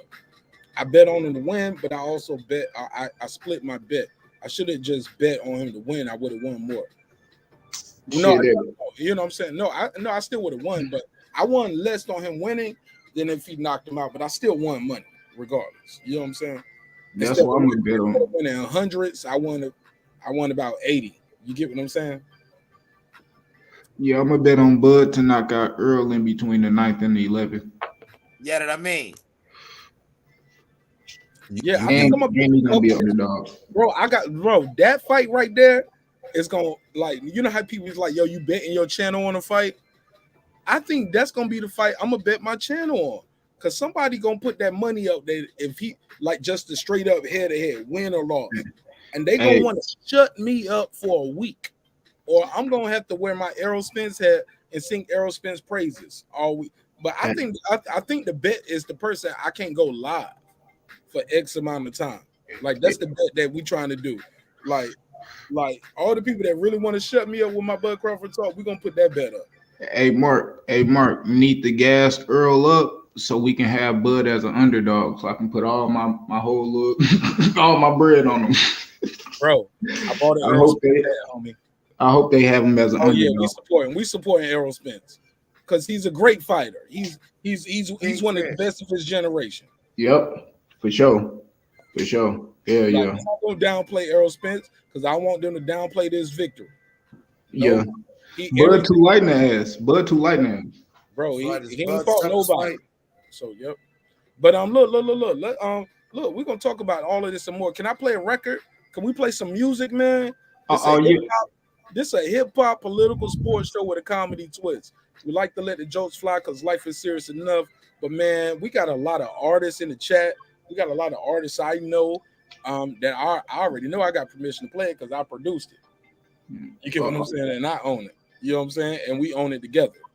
You get what I'm saying? Like, we're a team, we're a unit. But some of these people, my homeboys too, I might have engineered, mixed and mastered it. And you know, they I already know I got how Major Key sent me an email. He said, you can play my stuff on your show in perpetuity. I was like, good word. I like that. I can play it whenever. All right. You ain't gonna never sue me. Cool. I can always play your stuff.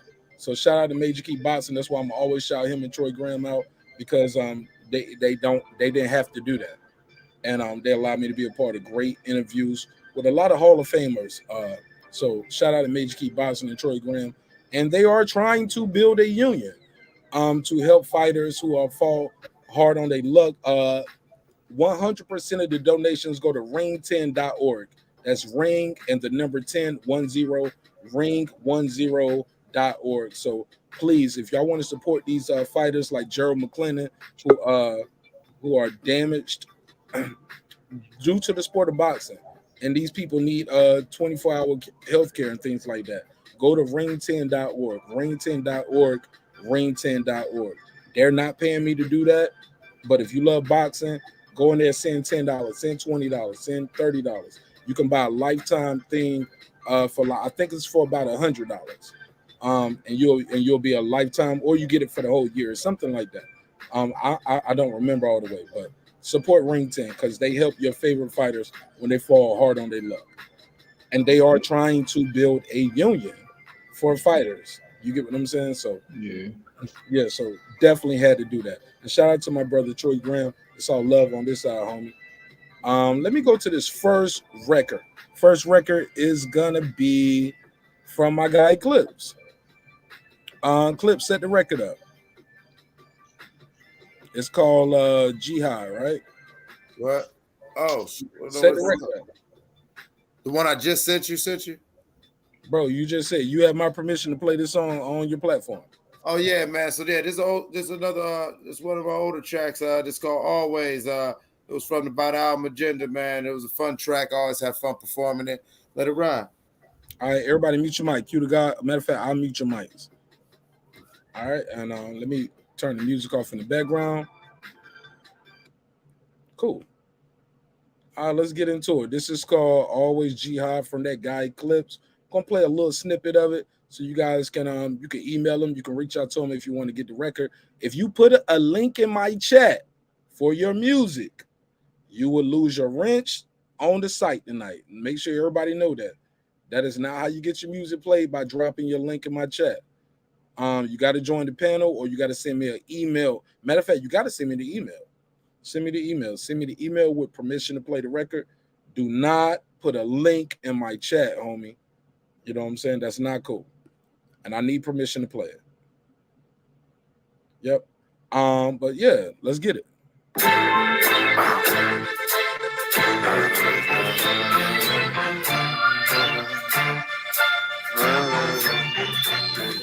I'm always outnumbered, always outgunned, yet I'm always still right here. At the outcome, I'm always watching my surroundings, always what they say, that guy's an outlaw. I'm always outnumbered, always outgunned, yet I'm always still right here. At the outcome, I'm always watching my surroundings, always what they say, that guy's an outlaw. Is that light at the end of the tunnel, a train coming? Has all my wishing and one in the end just been for nothing? Fuck it, I can't turn back if I want it. Another hustle, same struggle, it's all me behind the mini masks that I juggle, stumble behind that guy Eclipse, follow my bloody footprints. I won't cry on your shoulder, but I share my pain if you listen. Who is like God? I work in mysterious ways. If everything's everything, then I'm all in one, the one and all. Mr. Everybody, everybody stand up. Give that guy a hand if you please. Better yet, kick in, make that some grams and some G's. Hems to squeeze. Niggas like me don't have enemies, only targets till I'm gone. I'm the realest that breathes. I've been a real talker, street dreaming fabulously. Get at that long shot from the northeastern O. Call me C-Mo Skrilla, I'm so focused, you know. I'm always outnumbered, always outgunned, yet I'm always still right here at the. All right, that's that guy Clips. What you call the record? Clips. 1, 2. That joint's called Always. That was called Always. What y'all think of the record? Pass it around. And Clips, you got to take the criticism, good or bad. You know what I'm saying? Just like I'm going to take criticism, good or bad, when I play records. So, good or bad. Yep, it is what it is. Anybody want to reply first? Yeah, I think the record was cool. Sounded a little. You said it was old. How old is that record, Clips? What you think? 1942. Probably like niggas. I think like Underground Railroad, homie. I think they had that in the iPod. I think like probably like 2000, like 2014 type shit. The beat, but the beat sounded like a older type beat. You know, probably like an earlier 2000s type beat. Right, exactly. Yeah. I'm fucking with Clips, man. Clips know it's all love. Oh man, I don't dare you, man. Listen, man, I do this. That's why I just said I sent you a couple of oldie but goodies. You know what I'm saying? Like I said in the intro to the song. You know, this was something that I did, you know, man, so long ago. No, Clips, it ain't for you. It ain't for you to talk no more about it. You set the record. Yeah, go ahead, do your thing. Yeah, you gotta let everybody respond to it. Respectfully. Yeah, don't defend it. You know what I'm saying? Just let them react. Oh yeah, it just sounded like an older track, like, you know, like I said, the beat sound like some earlier 2000s stuff. You know, it was cool. It was a cool record because that's what time it kind of took me back to. You know, and Clips, he older than me, so you know that's what it felt like. It was cool. The bars were straight. You know, I can't remember none right now. I kind of wanted to hear the next verse. I ain't even gonna lie, Mark kind of cut it a little short. I wanted to hear the next verse. We got a lot of records to play. In the meantime, in between time, hey, look, while I'm queuing up, go ahead. I was gonna say, man, on a 5-star scale, I get 2.5 stars off of 5 stars. All right, well, girl behind the mic gave it 1,000,000 flames. Flame that bitch up. Flame that bitch up. Flames. You know what I'm saying? So, Hey, look, that's dope. Go ahead. Anybody else want to react to the record, or can I stop? Yeah, that was part of course for Clips. That sounded like around 2000. It was 2005 to 2008. He definitely was in his RZA. He definitely was in his. He definitely was in his RZA bag. Trying to resurrect niggas on it. So I dig. I know exactly where he was going. You heard what he said? Hey, that nigga got them backhand compliments. That's part for the chorus for him. I'm just saying. I'm just saying that. Look at Clips like I'm with you, Megazar. I'm with you. That's not. I don't take that as a backhand compliment. I feel you. That's like, if you've heard any of my music, it's like that's part for the course. He gonna hit you with he give you actual facts and snacks. That's what I like to call that shit. That's part of course. That's part of course for Clips. He gonna, you know what I'm saying? He gonna throw the bohemian lifestyle in there. But the whole time he educate. And that's when I was like, he think he's slick. He on this resurrected shit. Like, I'm a Woo baby too. So I know when I hear Woo. I know when I hear Jizza, or when I hear the Bobby Digger aspect of RZA. Like, I know when I hear it. So he's on this resurrected shit. Real quick. Y'all going to the Wu-Tang Nas concert? Hell yeah, I'm going, bro. You kidding me? I'm going to that shit, homie. I think I'm gonna go to it twice, cause they got they got a couple dates near me. They got one in Atlanta, they got one in Charlotte, and they got one in Virginia. But I got people all over those spots. You know what I'm saying? I'm here in Atlanta, but we're going to a couple spots in Virginia. And me and some of the homies from the Army, we was like, yo, we should link up.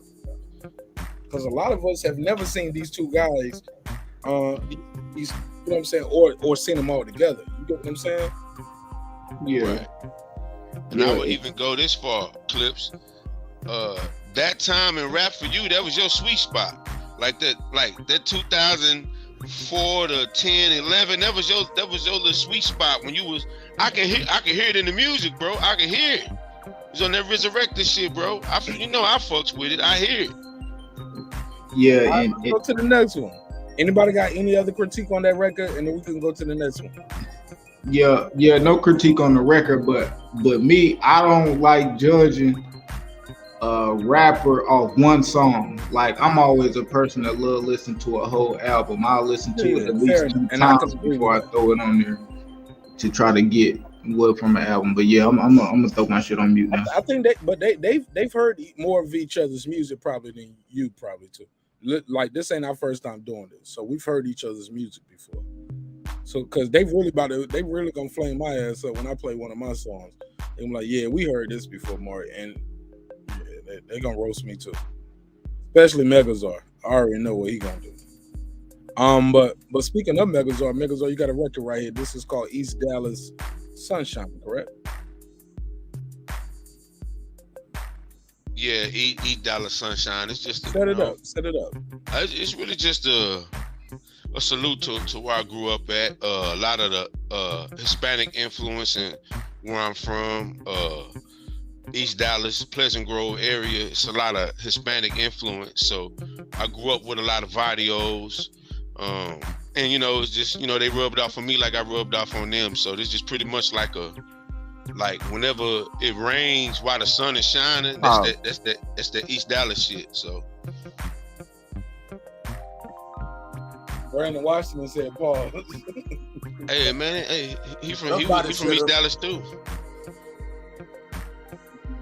If I ask my say, man, don't start that, man. No, I'm not. Say, man, don't start that, bro. If I ask my auntie, hey, did your mama and my mama not grow up together?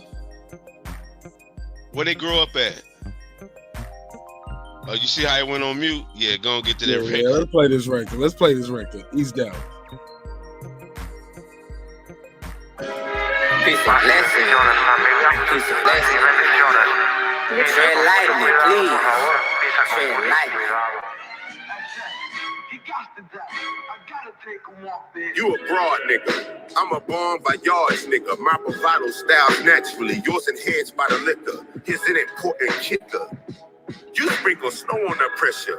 For you roll it up in the swisher. No mi familia, no kinfolk, no primo. Pour that vet and hell, quit smoking other niggas pre-rolls. Dismissing solo. But my la raza down the ride. They got with the shits anywhere, anytime. A la Porta Johns. Metabolist. Extramural menaces. Feces under the feet, disgusting. Minus the sticks. Messy like Lionel.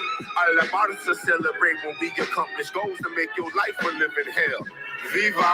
East Dallas, Tejas, see me on the dice, nigga. At the spot, we only shooting G's up. There's with no stunting niggas there. Gambling, they re-up. I'm guzzling limonadas, niggas sipping la moritas, chichichia. I mean, like, niggas all badass, bro. I seen one time he said like a prayer up in the wind. Like 50, I seen a prayer with my own eyes, fucker. Leave and travel to the clouds, park the clouds, and start raining. Yeah, about to start raining. All hail the Lord. Thunder. I was the hardest in the street, my nigga. I was far from it. But drama in the streets, I was never far from it. Matter of fact, I forefronted. Foremost with the shits about mine. Dependable, doing go time. All right, man. Ooh, East Dallas Sunshine. Talk to us, man. What y'all think of the record? Boom, boom, Man, boom, yeah. boom, boom. Yeah, that was a cool record, man. I fuck with that record. That shit was kind of poetic. I like that Jay-Z "Can I Live," flip at the end of the first verse. I fuck with that. Gambling they re-up. We gonna sipping margaritas. I like what you do right there, because sometimes people will go there with you and then they'll say something else because I gotta say something else but like, no, give us what we waiting for, because we thinking you about to say it. Please say it. Gambling they real, cha-cha-cha. Like, yes, nigga. Like, we waiting for that. But yeah, I loved it. Yeah, I fucking loved it, nigga. That shit got me my zone, nigga. Oh, it's on now. Hey, just to correct Taylor Bell, I said Varios. Like, that's a gang. That's a gang in East Dallas. It's Vario. What he say? I didn't even know what he said. Like, he said like Vatos. Vatos and not knowing what he's saying in the chat. People on Facebook don't see the chat. Well, yeah, he was saying Vato is Holmes, but Vario, Vario, that's a gang. Varios, that's a gang. You know what I'm saying? So yeah, when I say Vario, I'm talking about Vario, not Rio, no Vario. Texas shit. Well, I think Taylor Bell in Texas too. He's San Antonio, man. Come on, man. Texas is its own country. Yeah, Texas is its own country with its own states. Yeah, I think they just had a miscommunication. But yeah, just miscommunication. I was just cause. Yeah, and shout out to Taylor Bell. That's my guy, man. That's my guy. It's all love. Go ahead. Boston Scholar, you there? You right there in Texas. Q to God, where you at in the country? San Antonio. Okay, so damn. This is Texas takeover in this bitch tonight, yo. Yeah, damn. Where you from? This is the Midwest takeover. San Antonio, Texas. Ain't this about San Antonio, Dallas, Ohio. The hell we got going on? Yeah, man. Is Brooklyn in the house? Man, yeah, Brooklyn got to be somewhere. Brooklyn everywhere. We got no New York niggas in the chat. We got no New York in the chat.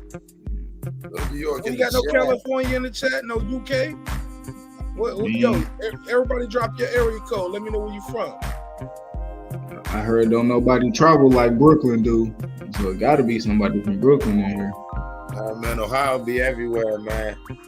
We just be front. I don't know if y'all was watching on Twitter, but I'm about to end the Twitter live. You watching on Twitter, gotta pull up on YouTube and watch it.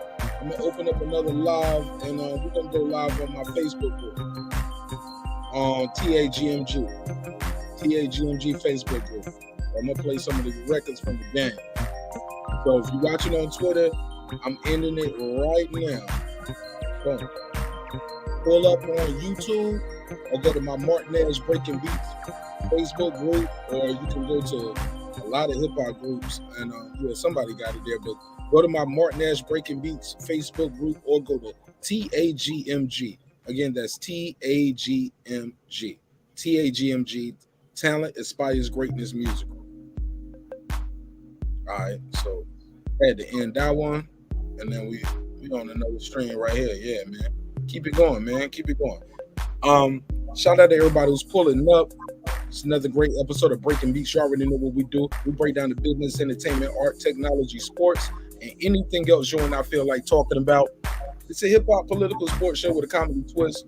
We're talking about Mike Tyson getting sued as well tonight, guys. One of the topics, that music is too loud for me, Yo, that music is too loud. Sorry. Spit some. He said, spit son. Oh, man, don't get me going, man. You know how I do. Spit that shit. Real quick, though. You must be ready. You got some bars queued up. I got you. We can do that. You already know how we do. I think you was on the live that night. You and I, we was freestyling over the StreamYard beats. Because it was even for everybody. Everybody get the same beat. And everybody hearing it at the same level. But GQ Magazine got Future as the best rapper alive. Mike Tyson is getting sued. Allegedly, maybe possibly. But this guy has acquired legal representation because him and Mike Tyson had a little altercation on the plane. He was clearly bothering Mike Tyson, and Mike Tyson had to show him his name, everything he said he was. But we're hearing that that guy, homeboy, was recording, and they don't record Mike Tyson reacting to whatever. They just show Mike Tyson. I mean, they actually only show Mike Tyson reacting. They don't show what made him react. We had a female caller earlier who was, she took the conversation well. She was like, and salute to the sister, because she was the only lady to call tonight. But but she was like, yo, Future got a lot of baby mamas. And he lead the kids astray with the drug abuse. And she was like, Mike Tyson did some Illuminati shit. Respect. And she brought up his daughter dying in 2009. So yeah, the caller has been all over the place tonight.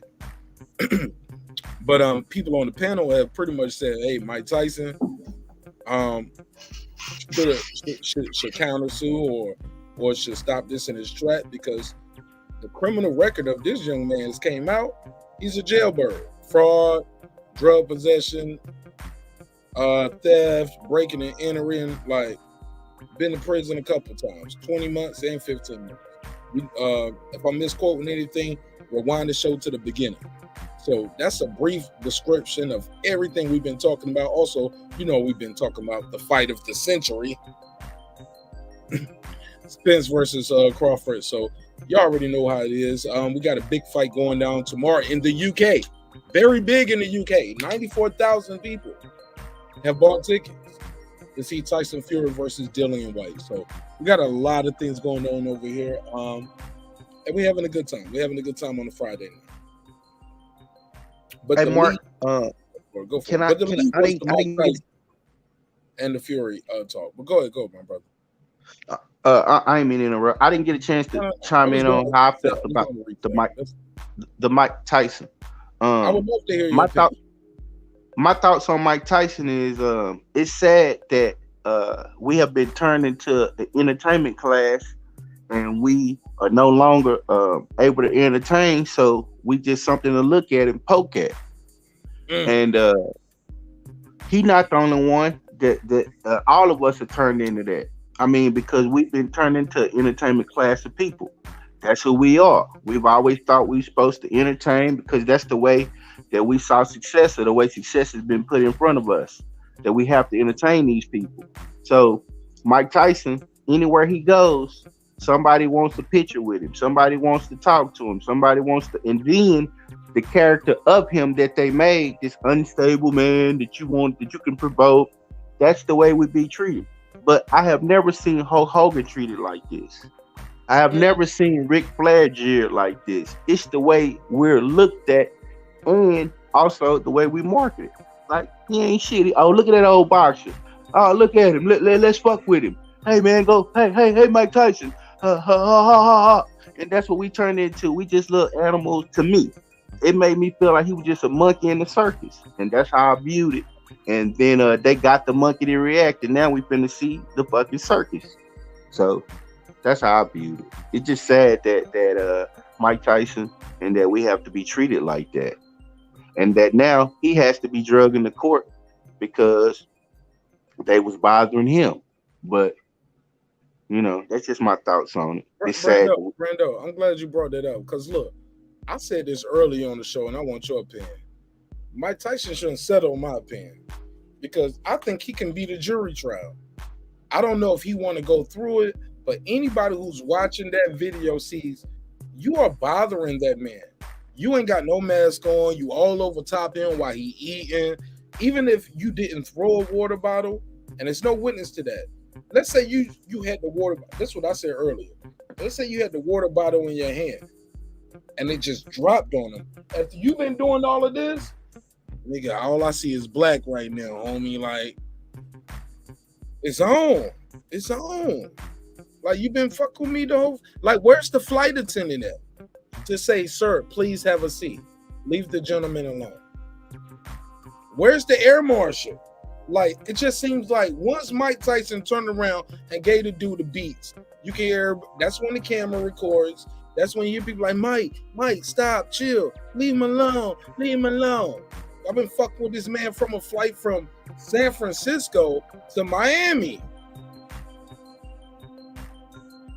That's a So long flight. This ain't just no overly excited fan no more. You're violating my personal space. Everybody knows this is Mike Tyson. Everybody's excited to see him around him. But come on, bro. You violating, bro. You're doing too much. And if what I'm hearing is true, Brando, and that guy who's recording is his friend, listen to what he's saying. We shouldn't have never gave you niggas money.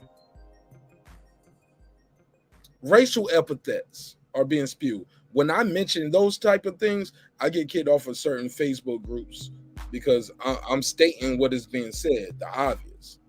But now I'm race baiting. No, this is what they saying in that recording. Now, I thought this was just somebody randomly recording or this was a voiceover. I didn't know this was the real recording voice, and these guys know each other. And if that's not true, I apologize. From what I heard, that is true on this live tonight. So that's what y'all was discussing earlier. Yeah. That was part of the show. But yeah, so we're gonna do that. We're gonna talk about that in between playing music too. But did Boxing Scholar, what's your take on that Mike Tyson talk? Bro, it's a prime example of what's going on with younger people. They don't understand that it's consequences for your trolling, man. You can't pull up to Mike Tyson. They should have never gave you. Have y'all read his book? Have y'all been paying attention the last 30 years? He literally used to. I'm surprised it lasted that long, bro. Mike Tyson have whooped people ass for saying less. Like attack cameraman. It was a cameraman trying to get an extra picture with Mike, and Mike jumped on him because he told him to back up after one. So I'm shocked it even went that far. But when I first seen that video, I knew that dude was either he was slow or he was on something or a combination of both. Even after he got his ass whooped, he started pouting. Like, it was just weird, man. And you know what's the most crazy part about it? Let me put his picture up. Bro, the most crazy part about That's it what is you get, motherfucker. My head, nigga haircut, bro. Hold on, homie. He ain't pouting. He's showing his injuries for the camera. He got what he came for. And now he's trying to get a lawsuit. Fuck that. That's a WS haircut too. That's a WS haircut. So he look like Elon Musk or like he look like the No, he look like one of them alt-right motherfuckers. Yeah, that's what Mark. You got me, Mark.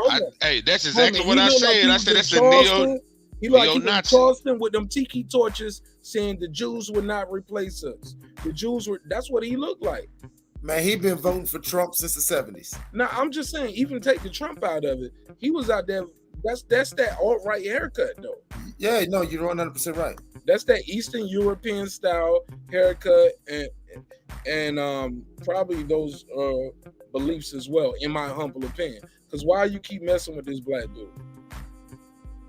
All the people on the okay, like you're not acting like a fan no more. You're bothering him, man. You're a human being. This dude been to prison.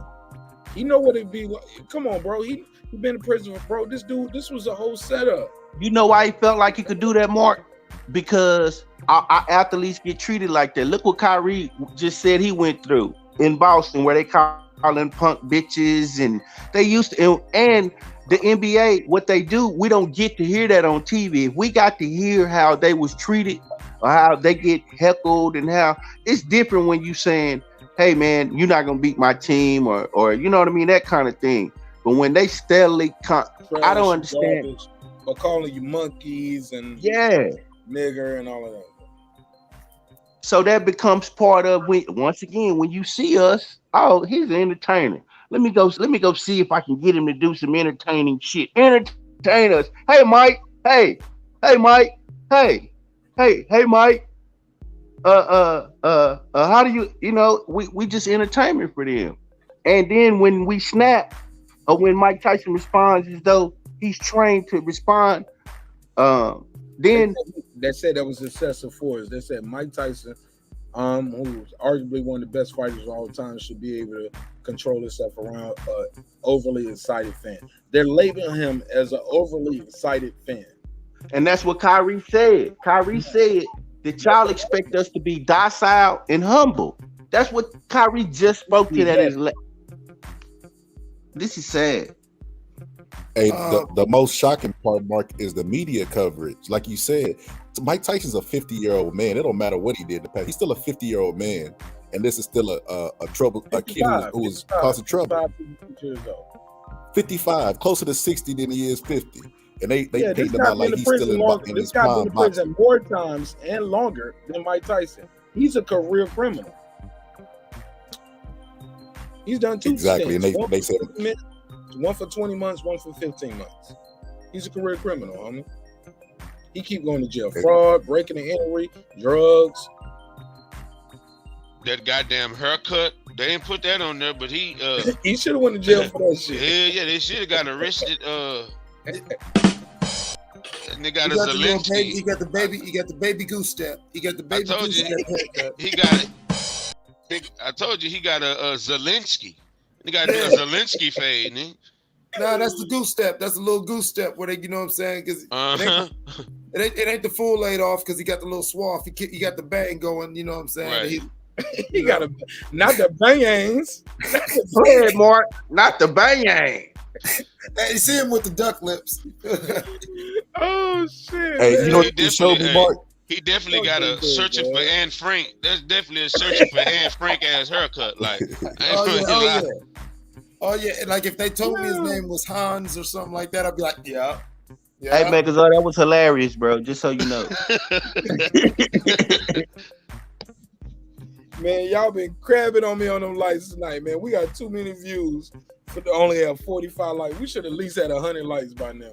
Y'all killing me, man. Hey, Mark, you know what this showed me? But that's crazy. Y'all ain't special like. That's why I like to have them surveys in there. Hey, look, I asked y'all, can we agree on 3 of the best rappers alive? I'm gonna play a record and we'll come back. And I want y'all to tell me in the chat. Best, because I want to put a survey in the chat. I love them surveys. But also give me a gauge of who's really watching. How many people did we really have watching? Because sometimes, like the chat, we might have I see the views, I see the likes, but sometimes that survey, you realize how many people really like those surveys. They're like, man, I ain't smashing no like button. Fuck that. But I play the survey game though. So let's play the survey game. Can we agree on 3 favorite rappers? And the only reason I said 3 because the 4th can be none of the above. So let's agree, or if we can agree on 4, that's cool. Is Future in the top 4? Top no. 3? Okay. Yeah, we'll talk about it. This next record right here is from my guy. I'm gonna play a record from my guy Jace Kevion. Jace Kevion is my TAGMG brother, and he's man, I love Jace, man. I've been watching Jace development as an artist for. I mean, I just remember he used to just hang out and kick with us at the studio. He probably hate when I tell these stories, but yo, Jace, Yo, let me do this. Let me say this real quick, and now I'm gonna play his record. Jace Kevion is my guy, Street Scott, aka Street Heat, aka TAGMG General. You know what I'm saying?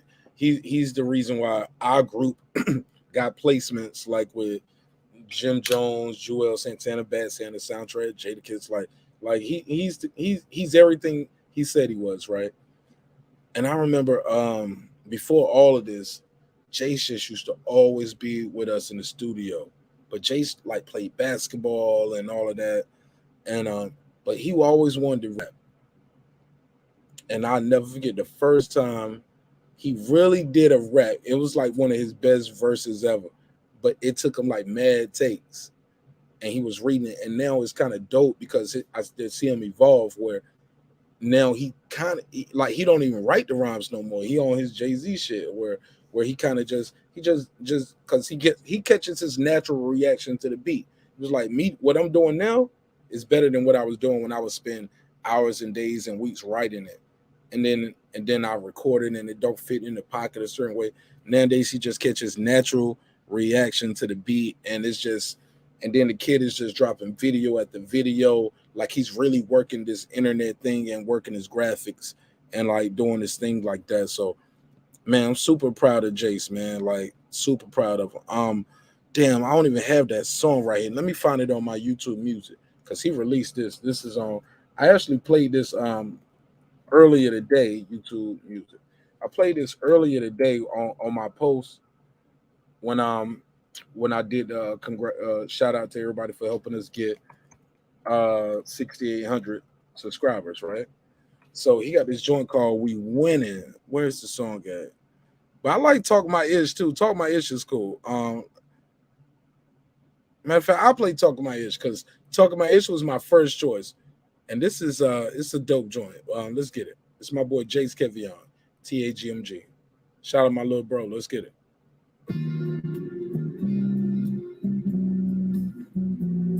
I just came here to talk my shit, you know. I mean, I came here to talk my ish, you know. I mean, I feel like rapping again. Bag in my bag. I mean, why not? Look, criminal smooth, you play, I'm so cool. Gucci Mane, so icy, froze shoes, so witty with the flow that say I'm cool. Monster Frankenstein, man, I got some school. However you want it, fatality, nigga, you choose. Old school, new school, MJ, get those moves. Screaming who's bad, I had to show you, cause I'm a killer, and he's nice to thriller. And you sure they always say I've been that nigga. The way y'all beat these MCs like MPs, but I don't produce. I'm a god, I'm a Zeus, point guard, I can shoot. Talk my ish. No Ben Simmons, but we been stealing. The heartbreak kids is stingy with your women.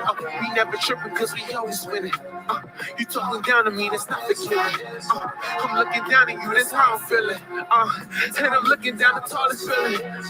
Swear to God, man, I'm worth a drilling. To get rid of me, gon' have to kill me. Never met a world peace, no art test. Competition so low, lean on them like the armrest. They killer, I plead no contest. I watch the bodies fall like it's August. That's the concept. Cross me, I'm dead to you, and that's a promise. Already headed, you secure the nonsense. Screw you to a certain degree with no college. That's why you sure they on me. Giving knowledge, you can have that ran through bitch back. We don't do hot mileage. I know I'm so childish, fly with no pilot, dressed $1,000. You can tell Nick that I'm out forever wild. And the track master don't need no sleep scouting. The lead see me balling and they scouting. The same one on my nuts, the same one that's doubting. I forever be on top of street, kill the fire.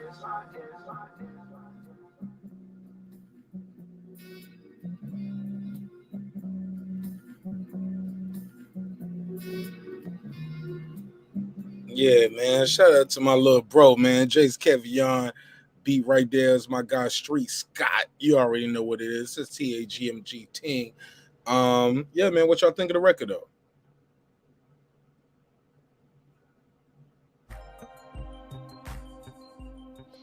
We back. I like the yeah. Go ahead, Clips. My bad. No, go ahead, Zah. It's definitely smooth. It's definitely a smooth record. Definitely the correct palette to get his point across to talking shit, pun intended. Yeah, I just graded for, some smooth to hold people over. Let niggas know let niggas know he's still out here, willing and ready. That's what it sounded like to me. Okay. Anybody else want to reply to that? I thought it was dope. You know what I'm saying? Young Bull, go ahead, you know what I'm saying? Out there making his noise, talking his shit, just like the song was called, and I love his bars. I love the gave me a Camp Lowish feel. You feel what I'm saying? And I always thought that was a good vibe. You know what I'm saying? I don't even know how those shit sound coming through the phone like that. How did it sound coming through the audio? It sounded clear. It wasn't the best, but I could tell that sound palette was very rich, and like Clips hit it right on the money. It was some Camp Low type shit. Like it was well executed, well around. Like I know you playing them on the phone, so it's not gonna come through as clear as that we would like. But the shit was definitely right. Like if I could hear them shits in the head, I could hear it like when the track started off. I was like, oh yeah, this was mixed good. And that was through the phone. So all right, cool. Well look, we still talking about the Mike Tyson case. Did anybody else want to add to that? Or yeah, I didn't give my take on that. Another record queued up too. I'll be real quick on that. The most important trick that the All-American Nigga Factory does is it makes the black man into this anomalous creature unto itself, you know what I'm saying, the nigga, that, even the black woman separate from, to where we're this monster that people can project and whatever too. And, like Kyrie is saying, as Brandon Washington alluded to, we're supposed to be docile. We're supposed to always assume the high road, because the only time that you can see the humanity in us is when we are sitting here like some Gandhi-like figure.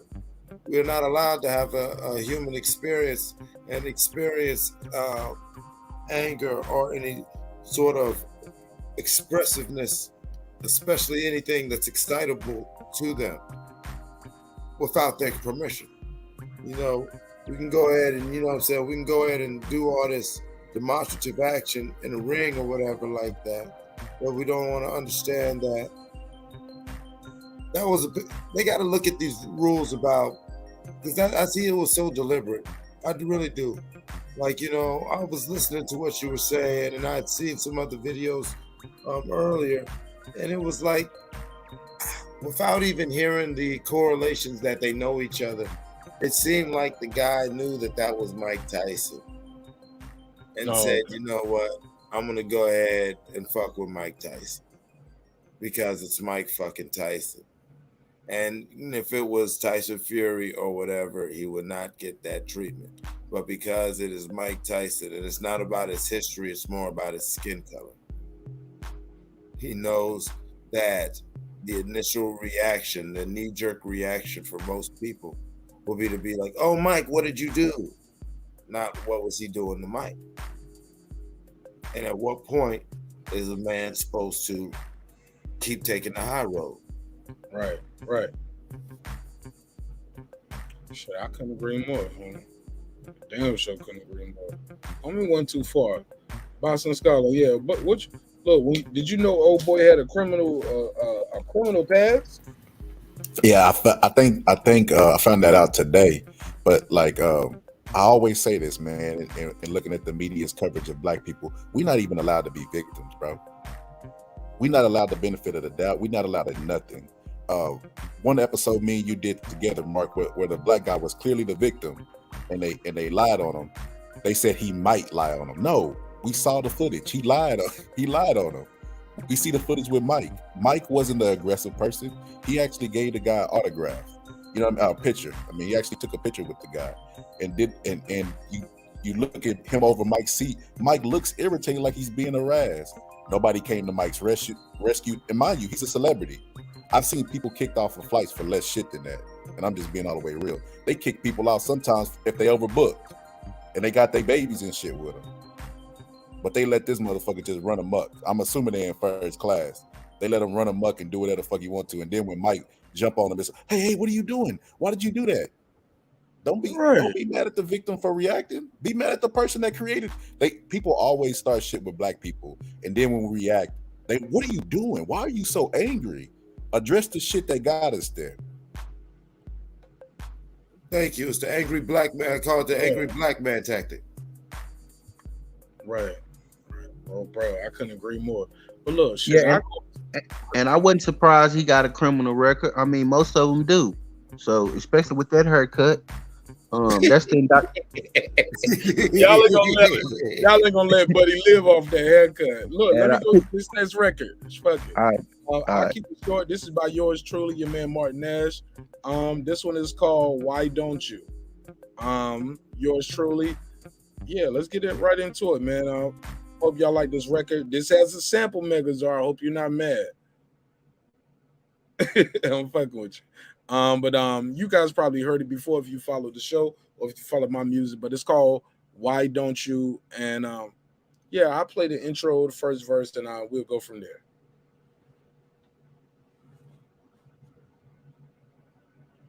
Oh, lost it. There we go. Do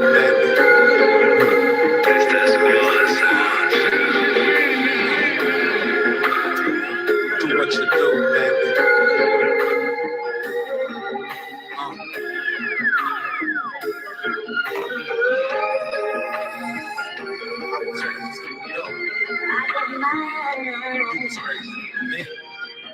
Back then, so rare.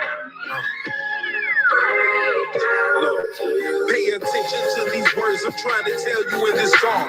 Never meant to break your heart, never meant to do you wrong. Told you lies, made you cry about at least 1,000 times. Somehow you always seem to take me back. When the pain subsides, you forgive me and tell me that you over my sins. And what I do, turn around and do it over again. I'm so ashamed. Every day I still carry the blame. I'm just saying, baby. Just leave me, baby. I'm no good for you, to work for you. Find you a better guy to do all the things that I wouldn't do. House with a picket fence, ring to show all your friends. Dinner with your parents, it's apparent I moved on.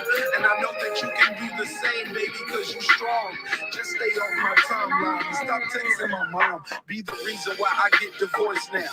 If my wife walks around and hear you on the voicemail, why you telling me to do what you do when you get what you do? Do what you do, baby. That was a good thing that on my knee.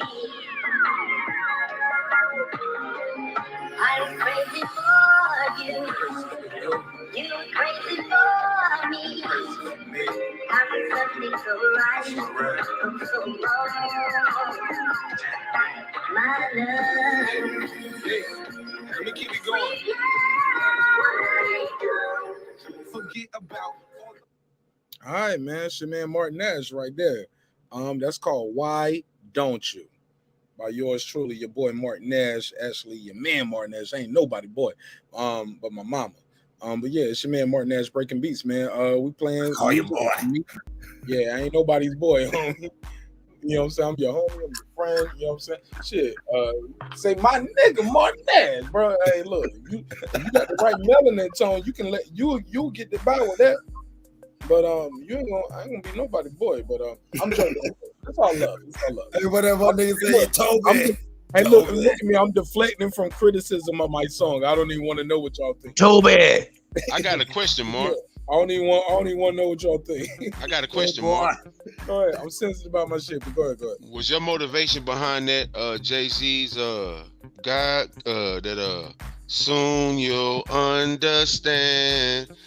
Was your motivation in that? But you're my best friend's sister, grown woman, and all. But was that your inspiration? That you said it right now. I promise I did.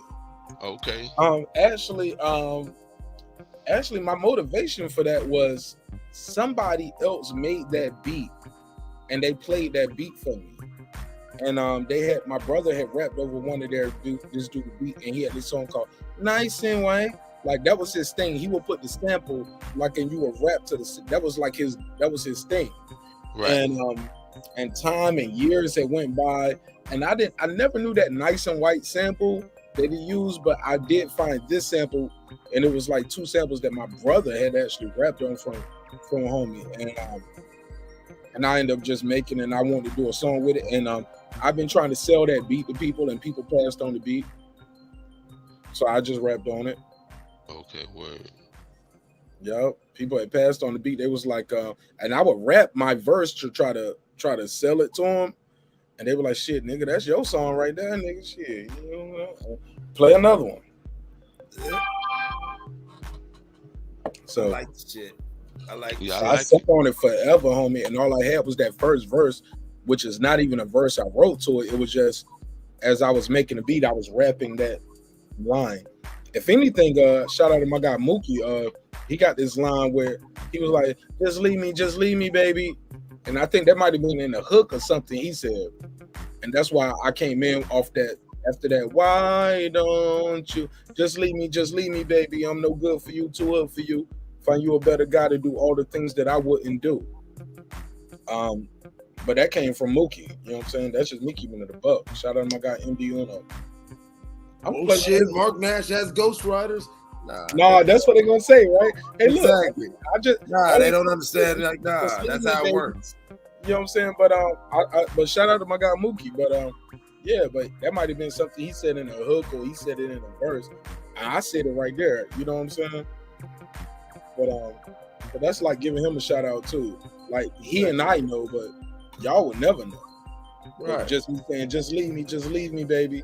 Mark, you wouldn't let Clips set his song up like this, and you told Clips. Man, I'm trying to let it go. And look at you. I see what you doing. I peeped the play.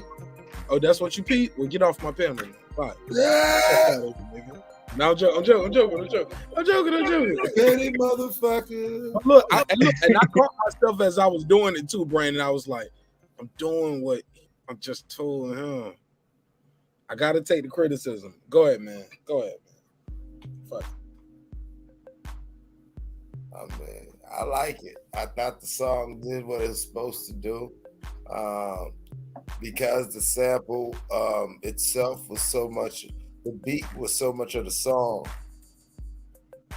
You know, you did the smart thing and you didn't let the lyrics overshine it too much and just let it stay right in the pocket. And it was right for the vibe. So, you know what I'm saying? It was good work. You checked all your boxes. You know what I'm saying?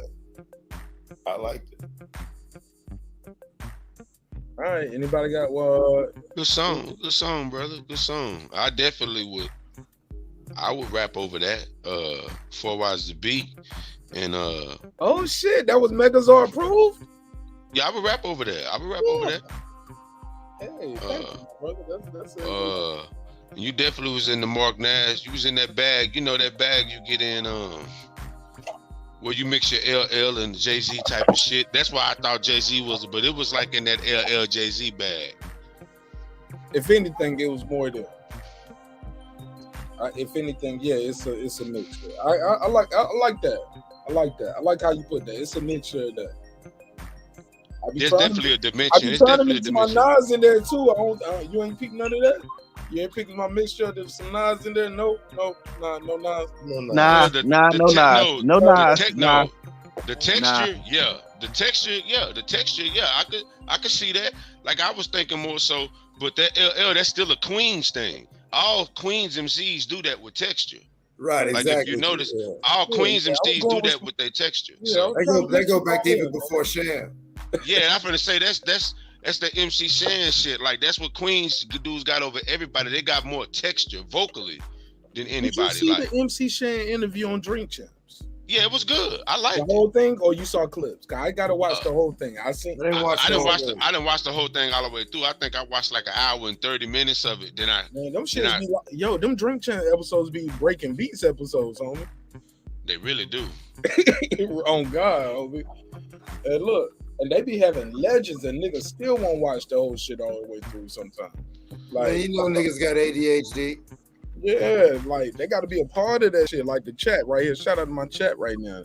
Shout out to my brother Philip H, the all-time great. Philip H. Oh man, yo, you missed it, man. Philip H and Lance Mars are having an ill battle. It's my brother too. Yo, Lance they body gotta- homie that night, homie. They gotta Oh come boy in the was calling chat. They Lance gotta all come in kind the of chat. Klansmen. No, And the then Lance bring his beautiful little black daughter on, sit on his lap. Man. Oh my God. I need to chop that into a clip, but sometimes I just let the shit die in the live. I don't even be trying to you know what I'm saying? Some shit happen where I don't even want to do that to people, but sometimes people gotta get exposed, man. Especially when you can chop and edit the joints. I'd be like, yo, you just said this is not disrespect, but you say this, and you said, okay. Yeah, man. But that's a whole nother conversation. Let's get back into some hip hop and boxing. Did we get everybody's first pick? Let me get a pick. I don't want everybody's pick. I want somebody's pick, and we're gonna play another verse, a song, and we're gonna get somebody else's pick. We're gonna critique the records. You know what I'm saying? We're gonna have a good time with this shit. Well, Mark, I'm gonna send you a mastered version of one of my songs, and I want everybody's harsh critique. I'm gonna have to send it through Dropbox though. I'm gonna have to send it through a Dropbox because you know those files be big as shit. I can't Go to send it WeTransfer. Put it in WeTransfer. Okay, I send it to WeTransfer is WeTransfer. online, and it don't take none of your Dropbox space, and it'll automatically delete after a while. After Yeah, like I know. 7 days. Yeah, that's how I got.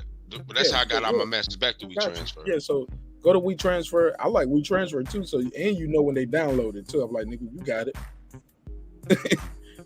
WeTransfer sent me a receipt. You got that shit. I sent it to you. All right, well, yeah, I'm finna do that. I'm finna exit out. I'm gonna join the panel back again. So you see how he switched his words up? See, they got to keep people on their toes over here. My boy said he was like, I'm gonna come back. I'm gonna join back on. Exactly. Respect. Yeah, you got to think about what you say, and you can't just come out your face. That's what the pause game is all about. This is all about just watching your words, homie. Don't slip up in that interrogation room. Because all you're supposed to say is lawyer. One word, lawyer. You want lawyer. And real talk, that's what I teach my son. My son 12, and he knows that when he come in contact with law enforcement, that no matter what happens, that he tell me, officer, I would love to talk to you when my parents are around. Other than that, I cannot talk to you. Right, because as a child, as a child, and no matter what they say, if they say where your parents can't blah blah blah, because blah blah blah. Well, if I can't talk to my parents, I want to talk to a lawyer. That's the next step.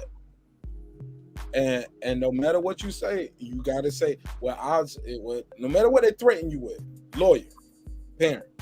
If you're a child, lawyer. Yeah, end the conversation, man. You ain't about to talk your way out of it. Today ain't your day. You ain't about to talk your way out of it, homie. People always think they're gonna talk their way out of it. But Not you can even always tell them to suck me low. So what? What you say?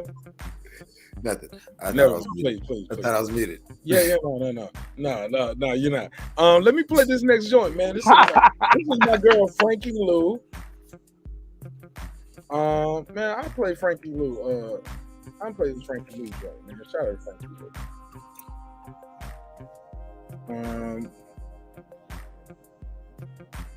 Is it up here? Is this song up here? Be About Dollars up here? I want to play Be About Dollars. Oh, she took it down? Or is it No, I ain't gonna play these. Cause these are like definitely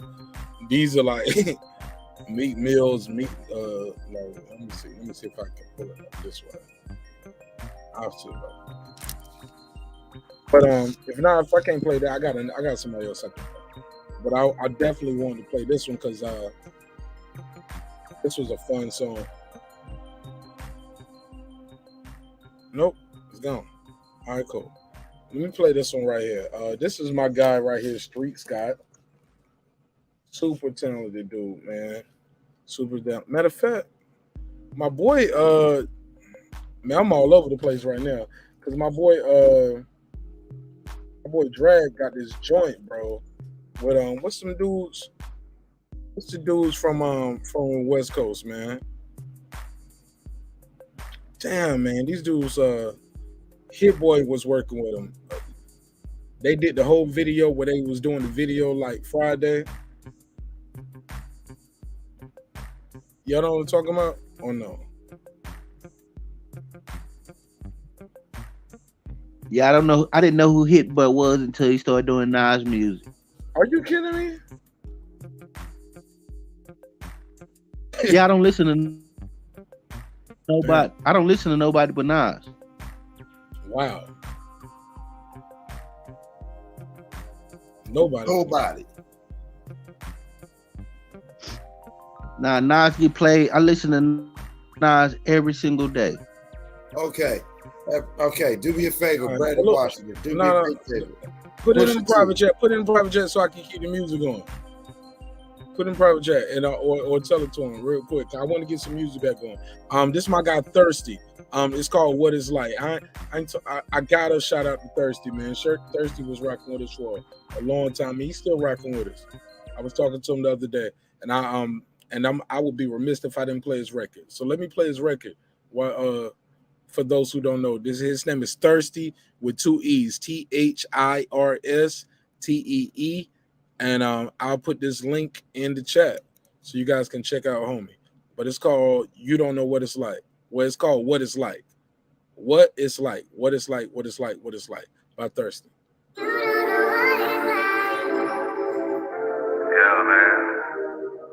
Thirsty, man. 2 E's, I love this shit right here, bro. Swear you don't know what it's like, man. It's my shit, yo. Give me my I'm trying to explain zone. it to you, man. I still play this song, Thirsty. I still play this song. Salute you, bro. Black sheep of the family. Grew up right on side me, my siblings don't understand me. Music get pursued with a passion, never need plan B. They still think Hawaii the paradise cause it's sandy. I know better. I let them think what they want to. Never need permission, I always did what I want to. Self-reliant and self-confident, but never self-constructed. Graceland in my hometown, they call me Elvis, but I ain't dancing. And you know I ain't got no stanky leg. I'm getting text alerts about deposits from the bank instead. No guns down the road, locks and socks in the shank instead. Holla whoop, you better know your shit or you get pumpkin head. Praying for parole with no address to go home to. Big homies coach me up, asking questions, what you gon' do? Like if you fail to plan, then you know you plan to fail. Get strength from the Heavenly Father and then I give him hell. Look, and I swear you don't know what it's like. Slept on a cot at the airport like I had missed my flight. Look, and some khakis and some chinos. All I could afford was Mountain Dew and Doritos. But my bounce back official. Play till I hear the whistle. Eat that chicken to the gristle. Can't afford to waste a dime, don't waste the time, can't get it back. Lost a lot of friends, went legit, and then I chose to rap. Path to success with blind faith, I don't need a map. Make a bond to make another bond, I make some sense of that. Only time I stress off in that jail when I ain't sentenced yet. Pay that consultation, man. Shout out to that STEMI check, keep grinding what they tell me. They don't know that I could never stop. 21 Grammy shit, I'm trying to get what Kanye got, so fuck some views. Fuck a chain, fuck a wristwatch, I'm trying to inspire, man. These niggas break for TikTok, but I ain't go to. All right, man. Shout out to my guy Thirsty. What it's like. What it's like. What it's like. Shout out to my guy Thirsty. 2 E's, bitch. Like he would say. He from the West Coast? He right here in Georgia, man. He right here in Georgia. He in Athens, Georgia. Oh yeah, that was. I ain't comment on music. I like that. Yeah, man, bro. I like it, man. He got a lot of songs like that where it's like he got some strip club songs too, because he gonna be in that club taking his shirt off. You know what I'm saying? You know what I'm saying? Shout out to Thirsty, man. He was like, man, I ain't got these abs I don't do push-ups and work on these abs for nothing, bro. He be on his Tupac shit. You know what I'm saying? He taking his shirt off and giving them girls what they want to see when he do his live shows. He's like, them bitches topless. I'm going topless too, nigga. I'm like, yo, Thirsty going crazy in the club. You're like, yo, you know it's me performing when I got my shirt off on me. He be on this Ja Rule shit. You know what I'm saying? Like, he go out there and give him a show. And he be out there performing, bro. Jumping around. He be on the couches, security. He be standing on the speakers. You know what I'm saying? Because he got those kind of songs too. But these songs right here are the ones that make me say, man, you got something special, bro. Because he can get in that pocket, but still do that turn up type shit too. You know what I'm saying? But these are the type songs I like the most. You know what I'm saying? But them other songs is why he can go out there and push them joints. You know what I'm saying? Because that song ain't nothing you perform at the club. But that kid is special, man. Shout out to my guy Thirsty, man. 2 E's, nigga. But yeah, let's pass it around. Anybody got anything else they want to add while I cue up the next record? Shout out to Big Thirsty, man. That was a solid track. I agree with you. It's great to show that sort of range and to be able to be comfortable within that space. You know, it's one thing to show the courageousness to go into that space, but also to be able to navigate it comfortably like he did. That showed a lot. And yeah, man, solid track. Hey, you put up that Future graphic. What makes him the best rapper alive? Like, who said that? That's a GQ article, and that was part of the topic earlier today. GQ Future's on the cover of GQ magazine, and the cover says Future, the best rapper alive.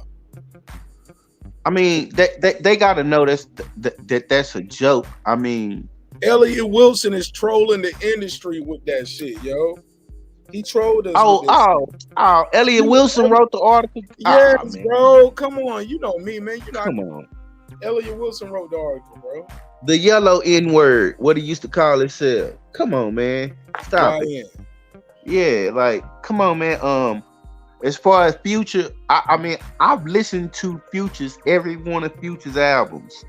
I don't listen to Future's music. I listen. Here's the thing. I thought you just said you don't listen to these niggas, babe. You I listen don't. to the Future album? But I have to. Here's the thing. It's a difference between like playing their music repeatedly or listening. I have to listen to everything. You know what I mean? Because I like music.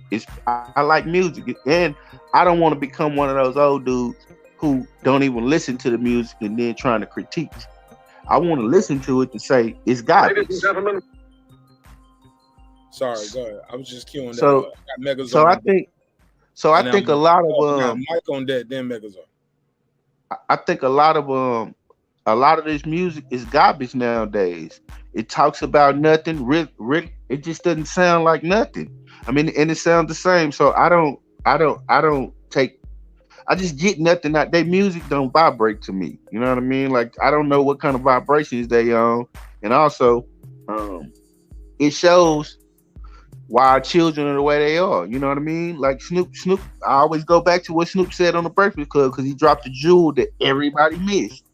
He said that the music does take away from us as the people. So, I mean, but best rapper alive, nah, man. Future content ain't good enough for him to ever be the best. He's not even the best rapper in Atlanta. I don't even think whatever zone he from, ain't he from Zone 6? He's not even the best rapper out of Zone 6 head. But outside of that, I move on. All right, look, let me go to this joint right here. I got this beat right here. This is a producer. This is my guy Don Blow. I'm gonna play a little bit of this. Intended for me to rap on actually, but this is my guy Don Blow. Let's get it. No title on the beat.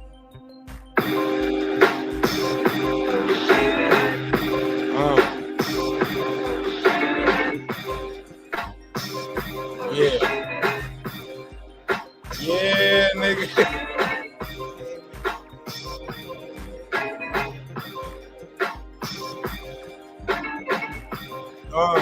I like this shit already.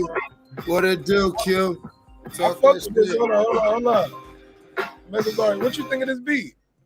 This nigga said a beat in. He said he want to hear what the pedal thing. Yo, how the beat sound? Can y'all hear it? Yeah, I love it. Oh, I got that other beat playing in the background. Let me stop the StreamYard beat. Cause the StreamYard beat, I hear that clap right there. So let me turn it down. Oh man, shout out to my guy Don Blow for joining the panel and participating in the open mic, yo, sending in some beats, yo. That's dope. That's dope as fuck. That beat crazy. What you think? Real quick. What y'all think of the beat? Real quick. Let's let it rock. Let's see what he got. But that shit had me ready to rap already. I like the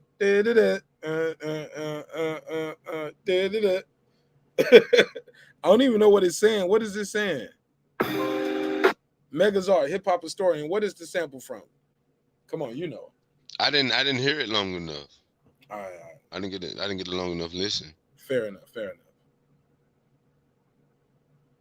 Yeah, we kind of went. I kind of just got excited right there, like a little kid. Like, I'm just happy to hear a beat.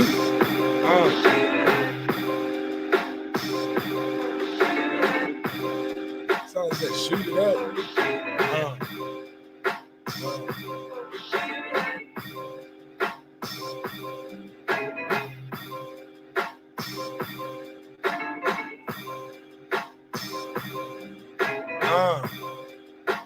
Yeah, shit.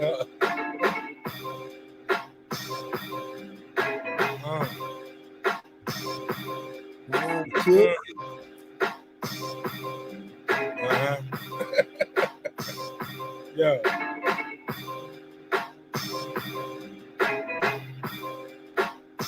Go ahead, Megazord freestyle. What you got? What you got? What you got, Clips? You ready?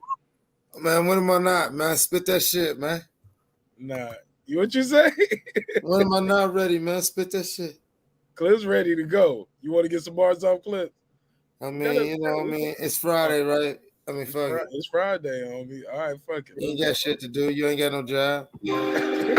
Yeah.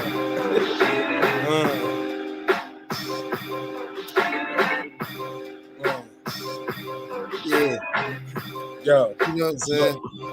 I came up on YouTube, 500 strong. You know that I'm strong enough. Marq Nash, I'm smoking that good. The lungs are strong as fuck. Yeah, I came up with, good as fuck. Broke as fuck. My mama said, boy, be you good enough? But yeah, I'm on my grind again.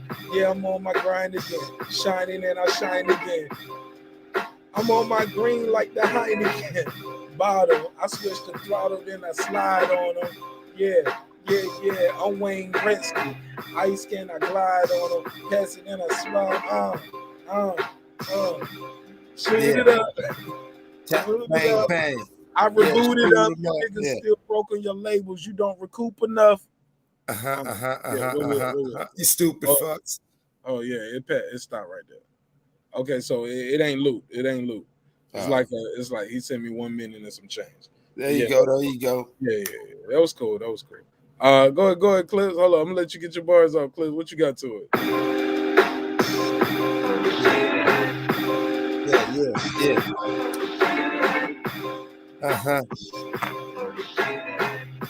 Yeah. Bullets have no names. These killings got no witnesses. Even if it's done in broad day, they ain't seen the shit. Yeah, you know what it is. 3:30 gangsters in here. Everybody tilt your lids and get it right before you get left. Oh yeah, big shoes, big boots meant the big step. Quiet is kept all on the hush. Who's the force behind the push? Mr. Shush. While you talking, nigga, it say less. Nigga, it stay dressed. Nigga, I'm not pressed. Nappy hair, I don't care if we can take it there. Old nigga, so I'm grumpy in a bad mood. Gray hair because I've been through shit you ain't seen. Yeah, prepare for that. Laser high beams. Hit him off with that headshot back to the left like JFK. Dead down. Yeah. No, I'm done, man. Stop. Let's stop, man. Let's not fuck with you. Yo, I'm done, man. Yo.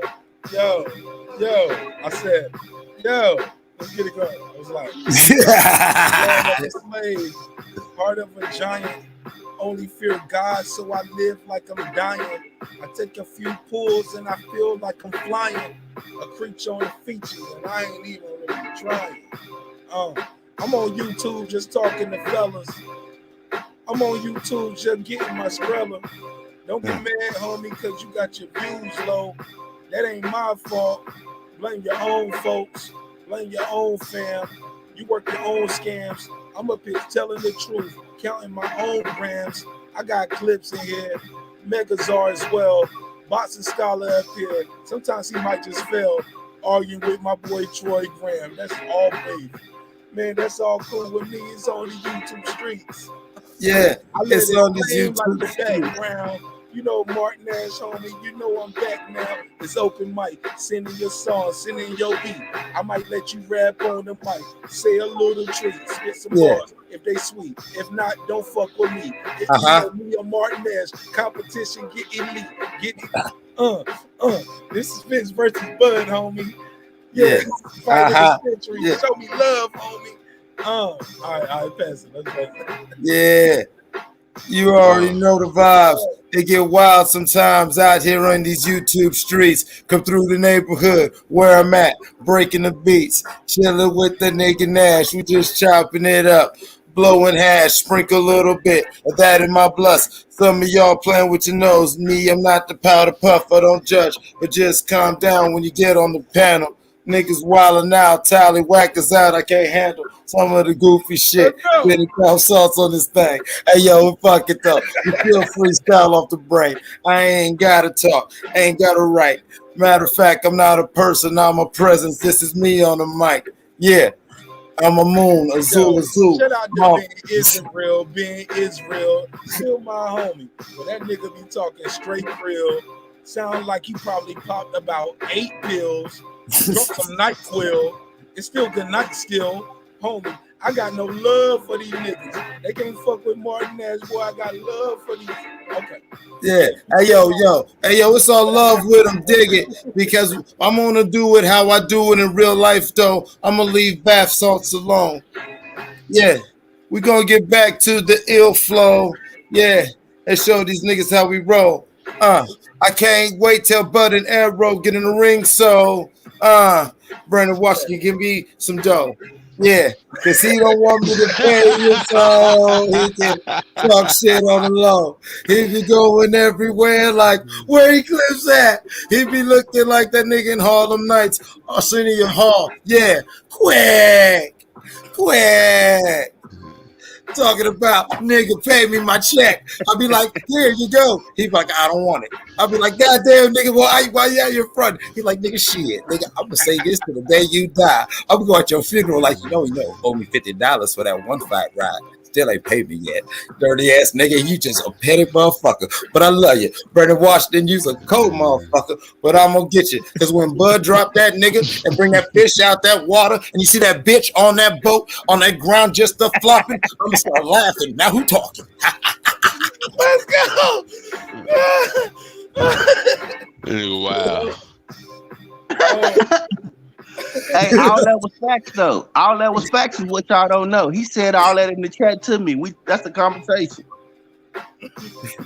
I love you though, man. All right, man. Yeah. All right, let's get back. Right back at you, bro. Hold up, Megazord, you got something for me? Yeah. I was thinking something real quick, Let's man. get it in. Yeah. I was thinking of We got the something. cipher going. Get that cipher going.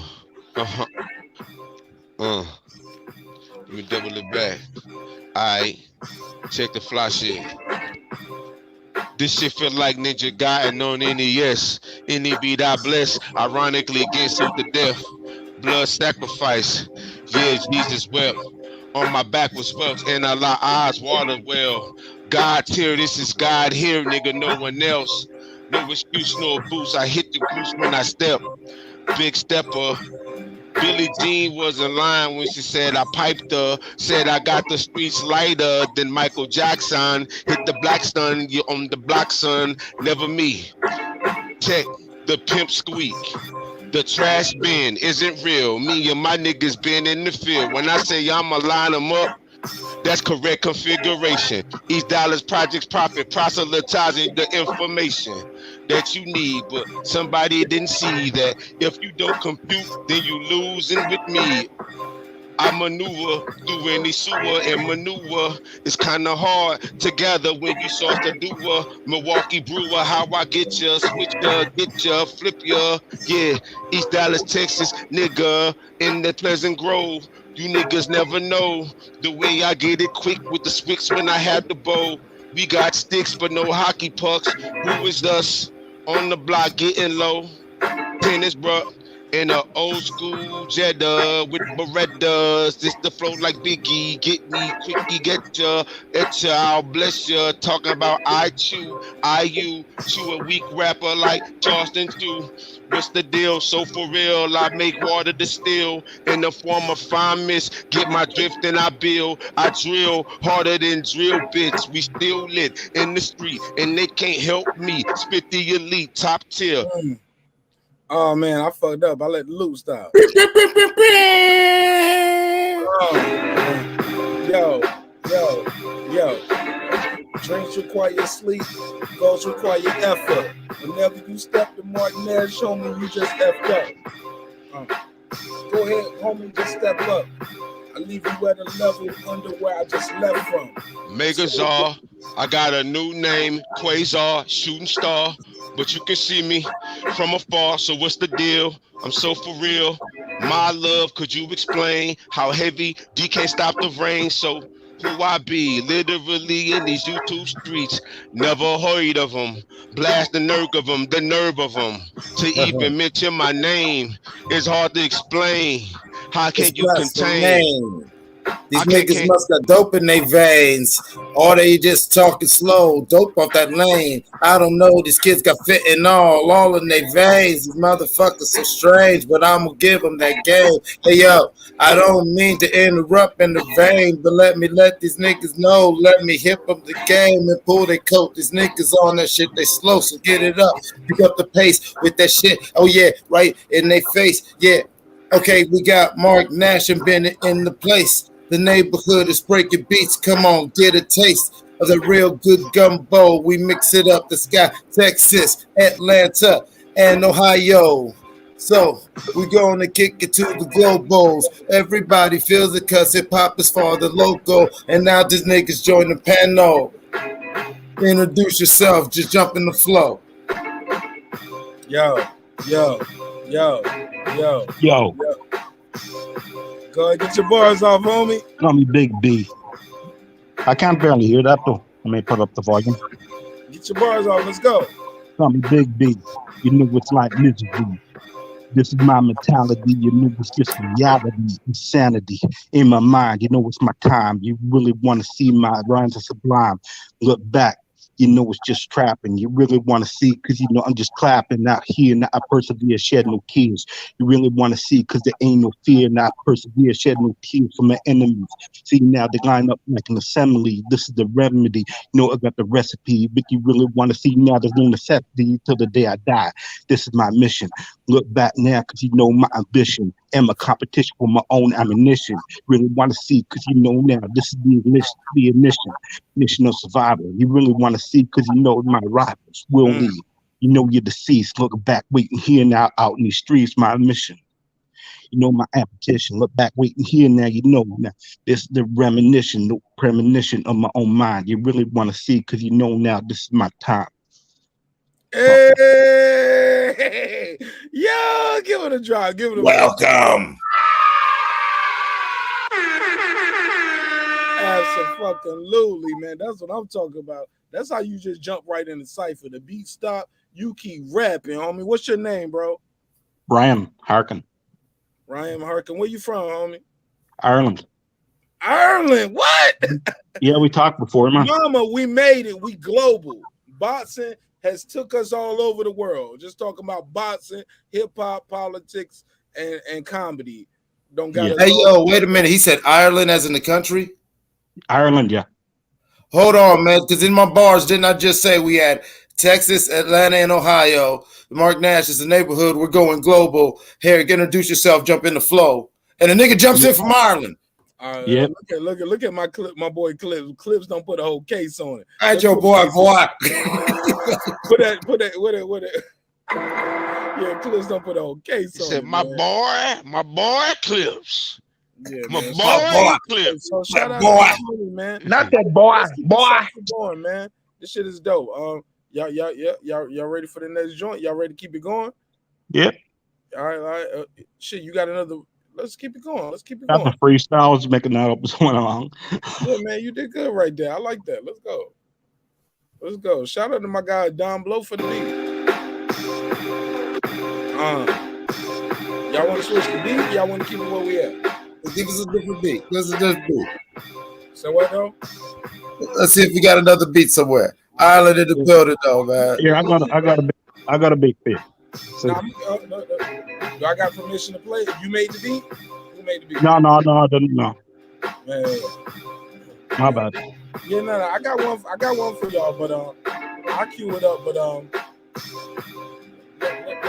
let me do this real quick. While I do that, I don't know if this gonna fuck up I don't know if this is fuck up the creative juices or not. But can I play a record while I queue up the joint? Yeah. Or does that fuck up the creative flow? No. Do what you gotta do, man. All right, that's one vote. But yeah, bro, do what you do. But you know, this show right over here, we do this shit like The Walking Dead, nigga. Like everybody got to vote. Matter of fact, I got a beat. It's one of my beats. Matter of fact, let me play this. Man, Brandon Washington said some shit earlier, like about me being an R&B, but I got some R&B too. Damn, I thought I was gonna go in my R&B bag, but motherfuckers freestyling now. So when it's up, it's up. Let me play this beat. Can we rap to this one? Can we rap to this?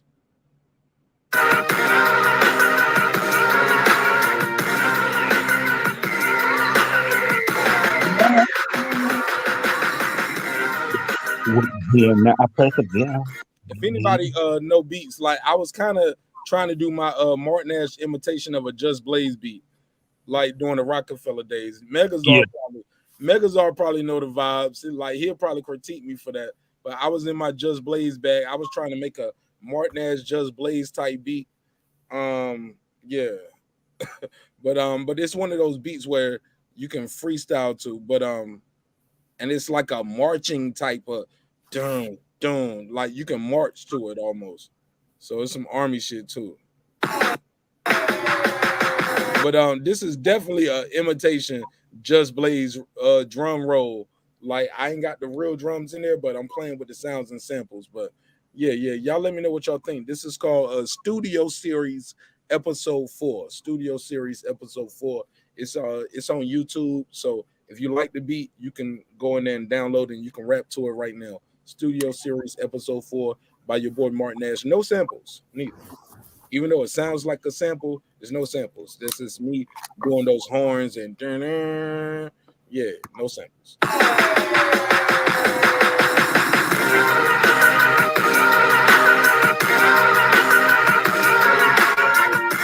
Yeah.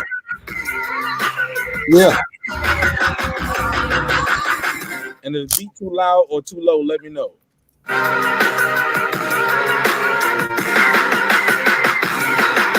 Can you hear me? Let's go.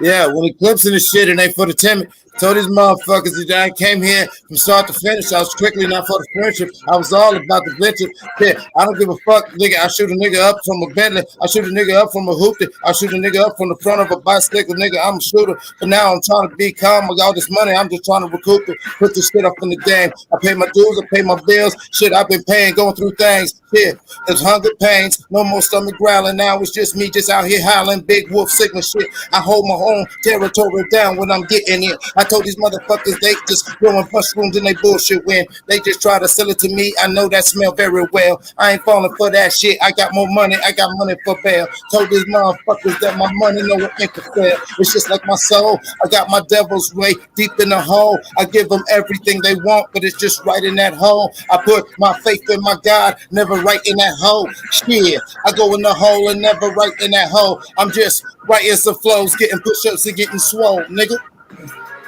Yo.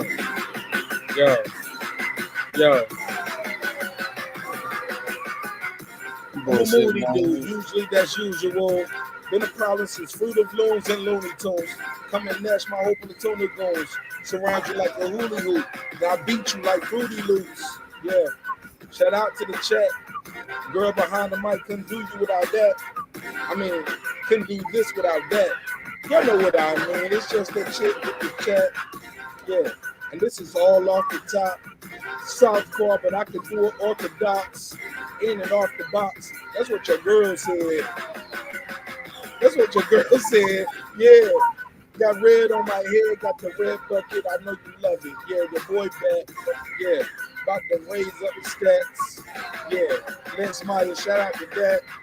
He said, sometimes you can overspit it. But I be getting so analytic. Sometimes you don't get it. Sometimes I over with it. Sometimes you can't stand it. If you can't understand it, I mean understand it. Whatever, I'm under demanded.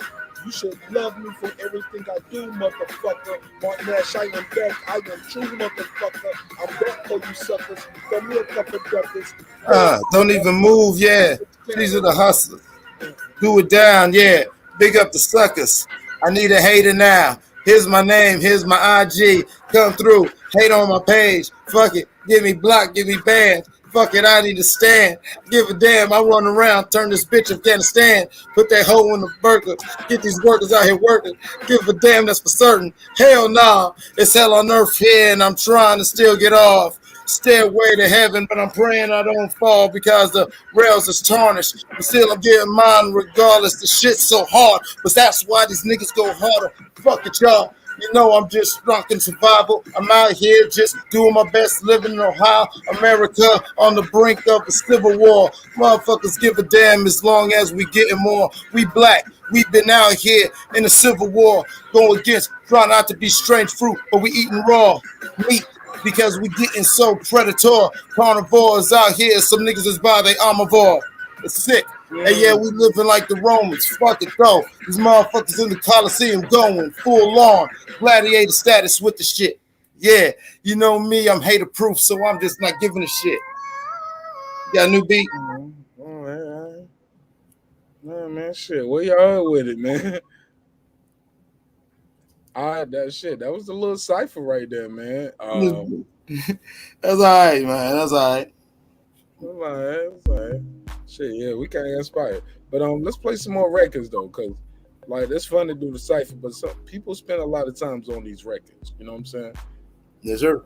Yeah, absolutely. And we got a dope record right here from somebody on the panel right here. Megazord, set the record up.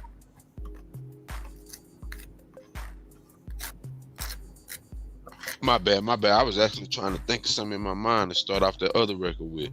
This No, it's all about, like you sent us a master version right here. I'm downloading as you speak and set it up. Yeah, it's about this record. What's the? Hold on, your download will start. Yeah. Okay. Go ahead.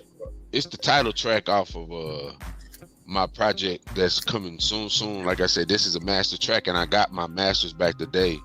I probably got the whole album at? Yeah, I probably spend about a week just cycling through them to see if it's something.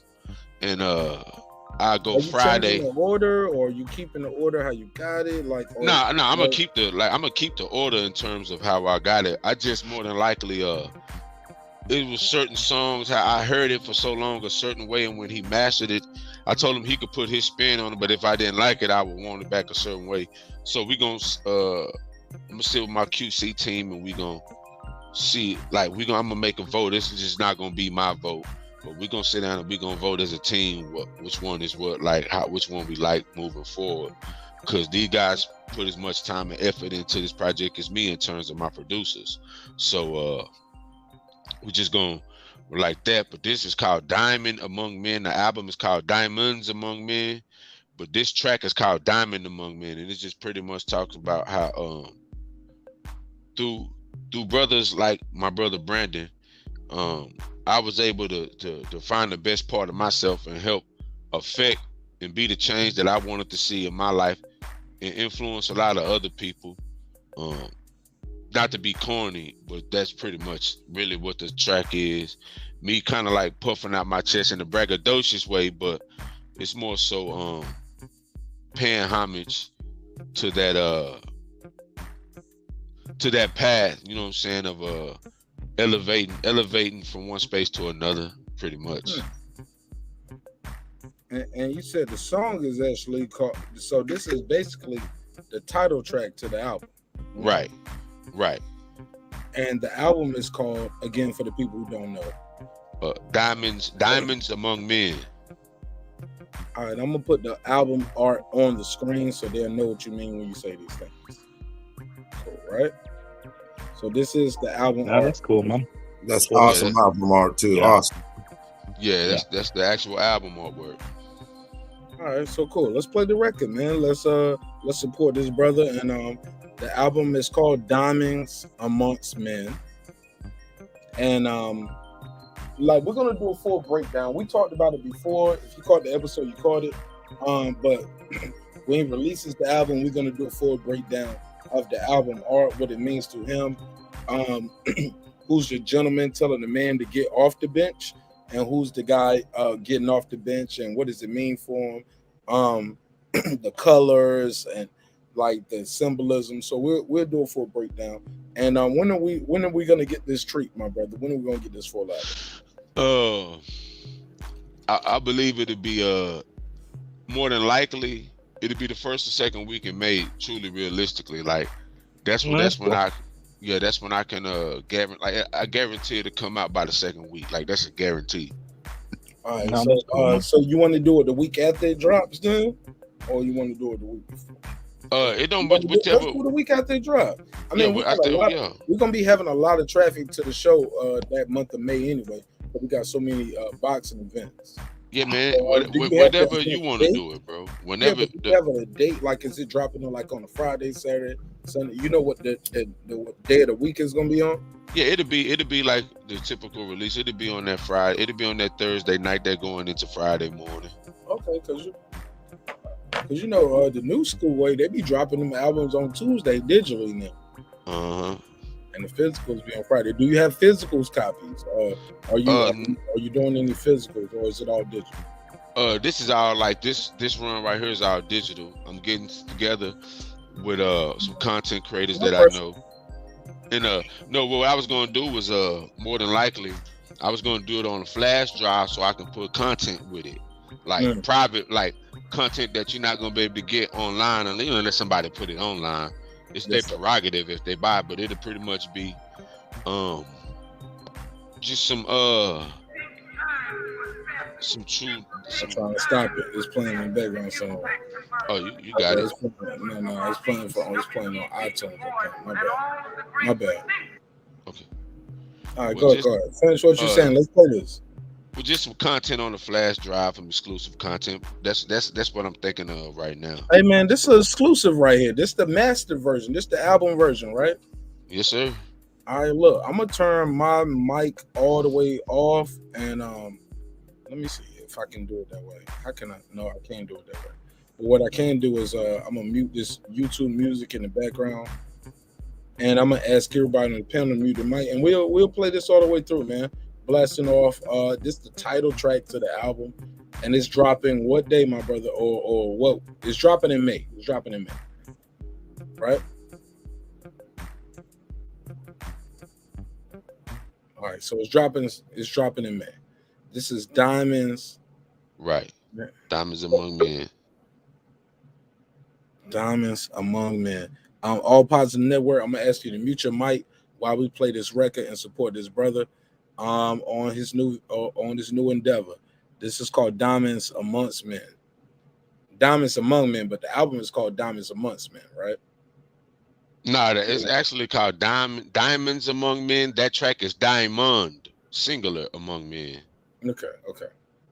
So it's technically not the title track to the album, though. Nah, it's not, but it is a focal point. It's the theme. Yeah, it's pretty much the theme of what the album is.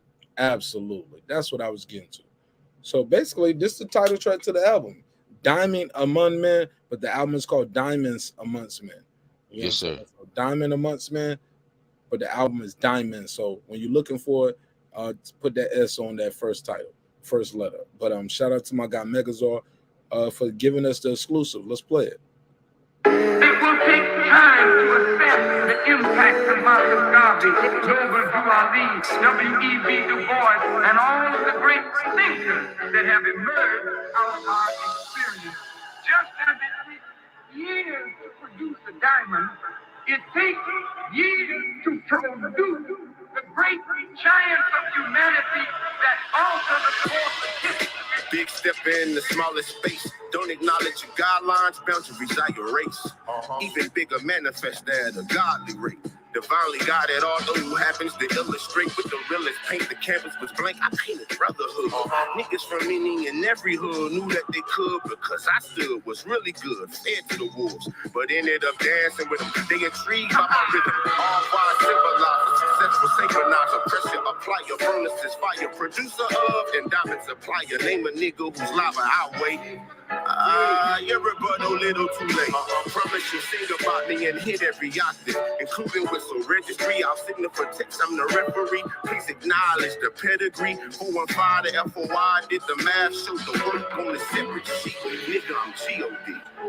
And that it takes time to produce the time. It takes time to produce big deals. Make a czar, nigga, Rahman Allah.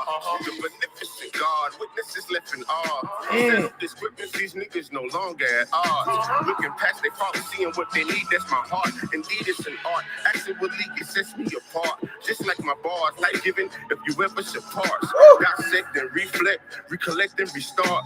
Reassign, deconstruct, design and impart. Let's go! Witnessing exhibition from the true and living of true religion. No denim, I got serums of venom. See no people, speak no evil, hear no evil, no fear. Soliloquy so sincere that we brass monkey shed tears. The two-piece so severe.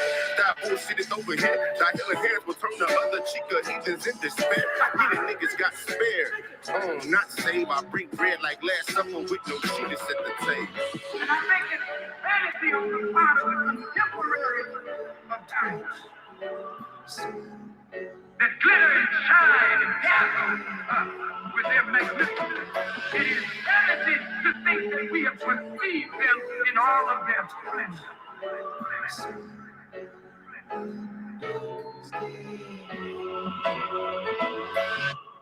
I love that, bro. I love it. Vocals That sound was cool. clean too. Vocals sound clean. Yeah. My G. Oh my God, that is fire, bro. Yeah, Look, can I give you my one critique though, Megazord? Yeah, of course, bro. And this ain't no bad critique. This ain't no. You can take it however you want to. This is just somebody hearing a finished product. That second verse should have been the first verse. It was like you almost got warmed up, and then you started going in. I was like, I wish you would have started with that. And then like Megazord, like the way you in that pocket. Yeah, that was a crazy little volley right there. Oh my God, Yeah. that second verse should have been the first for me. Yeah. You know how Biggie said that? You know how Biggie got the 10 crack commandments, like number 9 should have been number 1 to be, or whatever it was. I did that on purpose though. Like I did it on crescendo. I get it. It's a crescendo. Because if you hear the actual beat, like when I did it, my engineer went back and was like, man, I had to make some adjustments because what you did on the second verse required me to like make it kind of more dramatic. And like if you heard it, like I think I gave you the original. If you listen to the original compared to the master, I'm just playing what you played me. I thought that was the master. No, that was the master. I'm saying I think I let you hear the unmastered version too. Like it's so bare. It's so bare in comparison. Yeah, it's so bare in comparison. Second verse though, the way they did it now, the way he built it, like coming off that hook and or the lead vocals. I'm just saying, hearing it now, but you know, everybody got their thoughts and ideas of what coulda, shoulda, would have been after it's done. You get what I'm saying? Right. So that's true. Yeah. Everybody got their own what they should have. Man, you should have said, yeah, man. But that shit is fire to me, homie. Thank you so much for sharing that with us. Anybody else want to add that critique to it? I got another record I'm gonna play. Oh yeah. I got a question, y'all. This is my guy right here. This is all positive, right? All Positive Network, sending peace, Jesus, positivity, peace and blessings. Peace, my man's. Are you a Moor?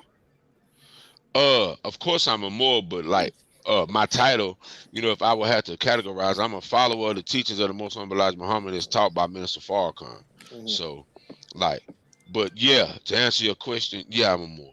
Okay, because I heard you said Noble Drew Ali, and you was talking about W. Du Bois. I like, okay, I knew when I heard that from the start. I was like, okay, we about to get well, you know, knowledge dropped on us. That was Minister Farrakhan talking. Yeah, I know. I'm saying, but the fact that you included that in the song, in the intro, I knew something was about to be dropped on us. Oh yeah, I had to pay homage. You see the album cover, my brother? Yeah, I saw it. Oh yeah, absolutely. Yeah, so I had to because the name of my album is from my favorite minister. I can't say my favorite, but I would say like the one that stuck to me the most in my maturation as a man. Like me and my brother Brandon used to run this damn lecture like we both know it like the back of our hand. You know what I'm saying? So Diamonds Among Men. yes, that is Mitch Farrakhan, Diamonds Among Men. He actually You gave can, it in Atlanta. you He Google gave that it. on YouTube or anywhere and find it and listen to it all Yeah, over. you're not gonna find the whole lecture though. Like you Mhm. gotta have a cassette. Me and Brandon call it that purple. Like some of That's these tapes you won't find them nowhere. You Yeah, gotta run. And you gotta send me a blessing, yeah, man. I got Like some of them DVDs you can't when you find gonna give your boy Marq Nash one of them on blessings? YouTube. I got some of them joints. All you gotta do is ask, Martin. All you gotta do is ask, bro. I got a PO box right now. You can dub the tape. I got a cassette player right now. Dub the tape for me, homie. Okay, yeah, this that purple, man. Like Man, a lot of tape for the me, bro. yeah, it's like early I want to hear late it. '70s. I need to hear it. Yeah, if you hear it, it'll give you more perspective of the album and how I went on the That's why I album. need to hear it. But right now, I'm loving the album, homie. But I Yeah, need to tie the connect the dots and tie the loops together. Make the you know what I'm saying. Make the bow on top. Yeah, usually I do that after and listen to a full album, you know. Cause right now I'm skipping loops. Yeah. You know what I'm saying? Yeah. It's like lacing some Yeah. sneakers. Sometimes you skipping loops. I mean, you can still walk. Your shoes ain't gonna flop off your feet. You still like the sneakers, but I'm missing some loops. You know what I'm saying? Yeah. Does that make sense? Yeah. That makes perfect sense. Hey man, my take on the song is Megazord, man. You, of course, you know you're a fucking That boy monster, special, man. right? Yeah, that boy good, ain't he? Got boy, That I'm boy telling good. you, boy, that He's boy special, good, boy. Put his, you know what I'm saying, put his arm in the rim, bro. shit. And he in that pocket, yo. He riding that beat, bro. Yeah. Like he's still like he in the wave, like he rapping, but he's still in that pocket. He doing them vocal inflections that people can compare him to the Kendricks. You get what I'm saying? To the Well, for me, J. Cole's. yeah, for me, what's the other kid? The kid out of from Texas, from Memphis. Damn, man, he had a bad Def Jam deal. What's the kid with the bad Def Jam deal? Which one? Nah, man. Nah. Damn, man. I don't want Megazord to be that. I don't want him to be big credit out the game. There we go. Big credit. I don't want him to be big credit out the game. Yeah, it's 8:54 a.m. here, and I'm. Nah, you kept the buck though. You was like, which one? Salute to you. Yeah, I had to be away. I had to be away an hour, so you know, I had to go get shower and all. So never talk to us about showers, brother. Well, no. Thanks for having me on. Yeah, well, I'm not going to work. I'm going somewhere, but you know, I had to be somewhere. Ain't nothing but men up here. We'll never need to hear about you being naked in water. Well, fair enough. Never do that. These jokes. Look. Fair enough, man. Fair enough. Hey, bro. Ireland, what city in Ireland are you in? What city in Ireland are you from? I'm from County Donegal. Wait, say it again. County Donegal. County Donegal. Oh, Donegal. Donegal. There you go. Solange. There you go. Man, look. Solange go Romanian. There you go. Solange. Yeah, there you go. Yeah, look at my boy. This boy Mike is global, right? Yeah, I'm talking shit about my brother Mike. But Mike know how to relate to everybody. I don't care if they Haitian, Ireland, Jamaican, Hawaiian, Samoan, Venezuelan, Puerto Rican, Dominican, like German, like Yugoslavian. Like this dude Mike, he know how to say hello in every language. And you know the cuss words too. Here, I'll teach you. Here, I'll teach you how to say hello in Irish. Conasatati. What am I saying? First of all, what am I saying? Hello, how are you? Conasatati. Conasatati. Yeah, and now says Tame Gomaya gets the thing. Tanis Gomaya. Hold on, what? Tame, okay. Conasatati. That's hello, how are you? Canis Ataki. A tattoo. Tattoo. Right? Yeah, that means hello, how are you? And the answer to that is Tame Gomoy. Tame Gomoy. August Defane. August. August the same. Two Fame. Two Fame. August the same. Man, we about Like to play some more music, man. Y'all bring Two it. Fame. Like there you go. August Good the deal. Fame. Yeah. All right. And I would say Lamar. You saying Good. all this shit I'm just good. to say goodbye, man. He go out Yeah, to tell us yeah. goodbye. Before he go, I got a question for him. Yo, what are your Respect, predictions? respect. My Because man he's from my Ireland. brother and I love him because we're going to talk about this boxing too. My man from Ireland, I got a question for him, the Irish guy. What are your turn your mic up. Turn your mic up. You sound low, homie. I said my guy from Ireland. I got a go, question. I got a question for him. What are your you was predictions laying on in the bed, Katie Taylor Serrano fight? Amanda Serrano fight. What's your predictions? Hey, that's April 30th. April 30th. Next week? Yep. April 30th. Like, yep. Hold on. Look, predictions can change. Somebody might not make weight. Somebody can get COVID. Get it like April 30th. April 30th is the day of that fight. At the moment, if Serrano doesn't knock her out, I got Katie Taylor points decision. Well, it's not in the UK though, so it's gonna be in Madison Square Garden. So No. I still got it. You know, I still got it right. If Katie Taylor doesn't get knocked out, I still got it. If Serrano doesn't knock Katie Taylor right, I still got it. Katie Taylor points decision. I like them both, man. I like them both, but I think Taylor might get beat pretty bad on this one, man. Yeah, maybe. This might be the fight. You know, this is a 50-50 fight, homie. Oh, it is. Yeah, it's not. Oh, it's this not, big 50-50. Not to watch, but I just think Taylor's been getting sloppy lately. I've actually patted Katie Taylor, so man, I love Katie Taylor, bro. Yeah, I like Katie. I like her a lot, man. I like all females. I've patted Katie. Yeah, I've patted Katie Taylor on a number of occasions.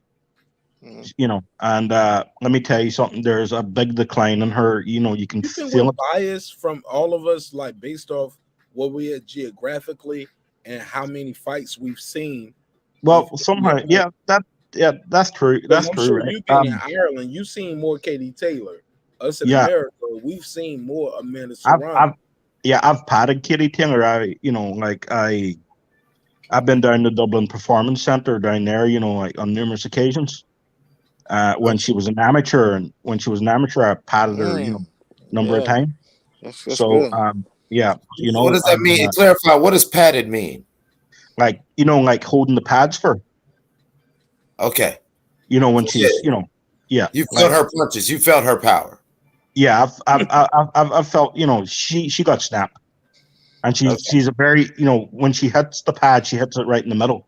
You know, she's very accurate with that. You know.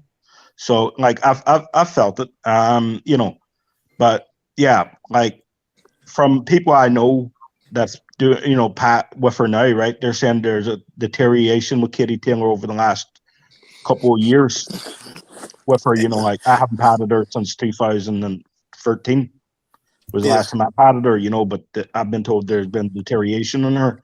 You know, so you know, she's not, you know. She's accurate, but she's not, you know, snappy as she once was, you know?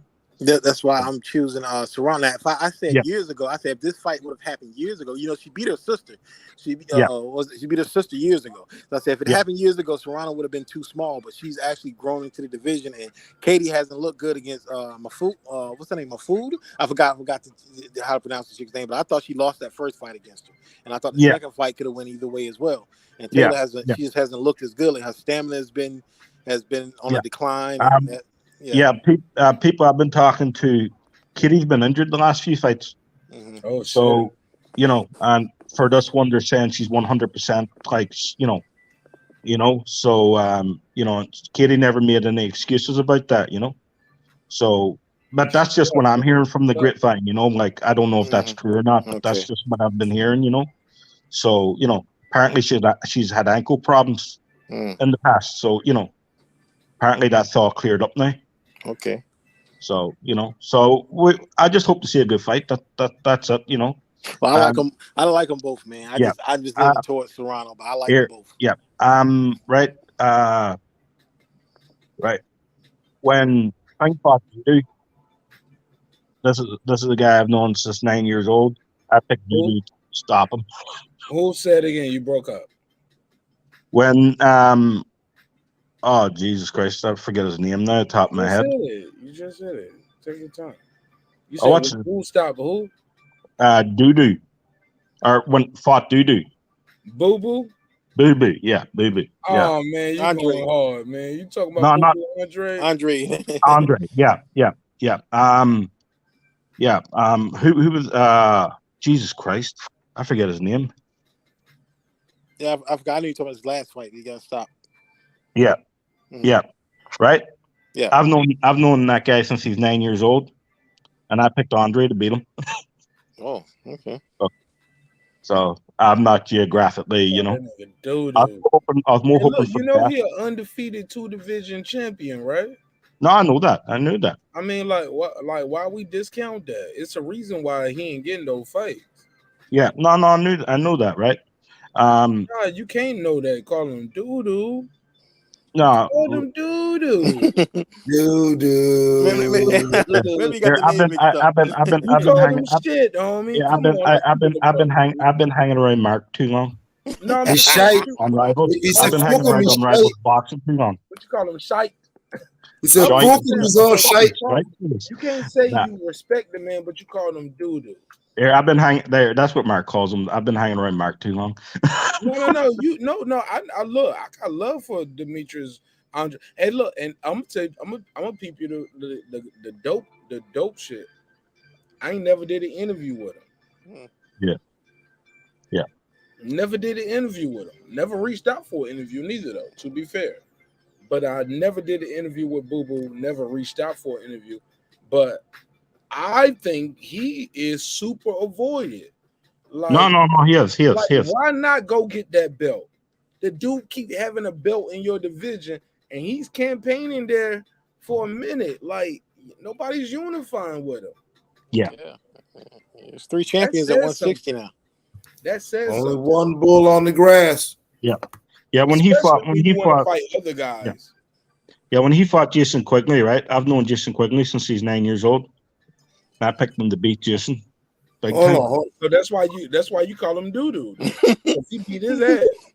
Well, here he beat your boy up. He beat your boy. He beat your boy's ass. Here, I picked Andre. I picked Andre to beat him. Hey, I picked he here. beat his It's on ass. record. Look, you saw that 9-year-old little boy getting his ass whooped that night. I did. And you've been holding a grudge this whole time. You've been holding a grudge this whole time. I want you to know, first of all, we love you in Ireland. Listen, we love everybody in Donegal, Ireland. But you are a petty Irish fuck. I love you. I love you. You let it go. He's all right. Look, he said he gotta go, so let him say his final bars. And we're gonna get back into some hip hop shit after this. Right tonight. That's my brother though. This is my brother, and I love him.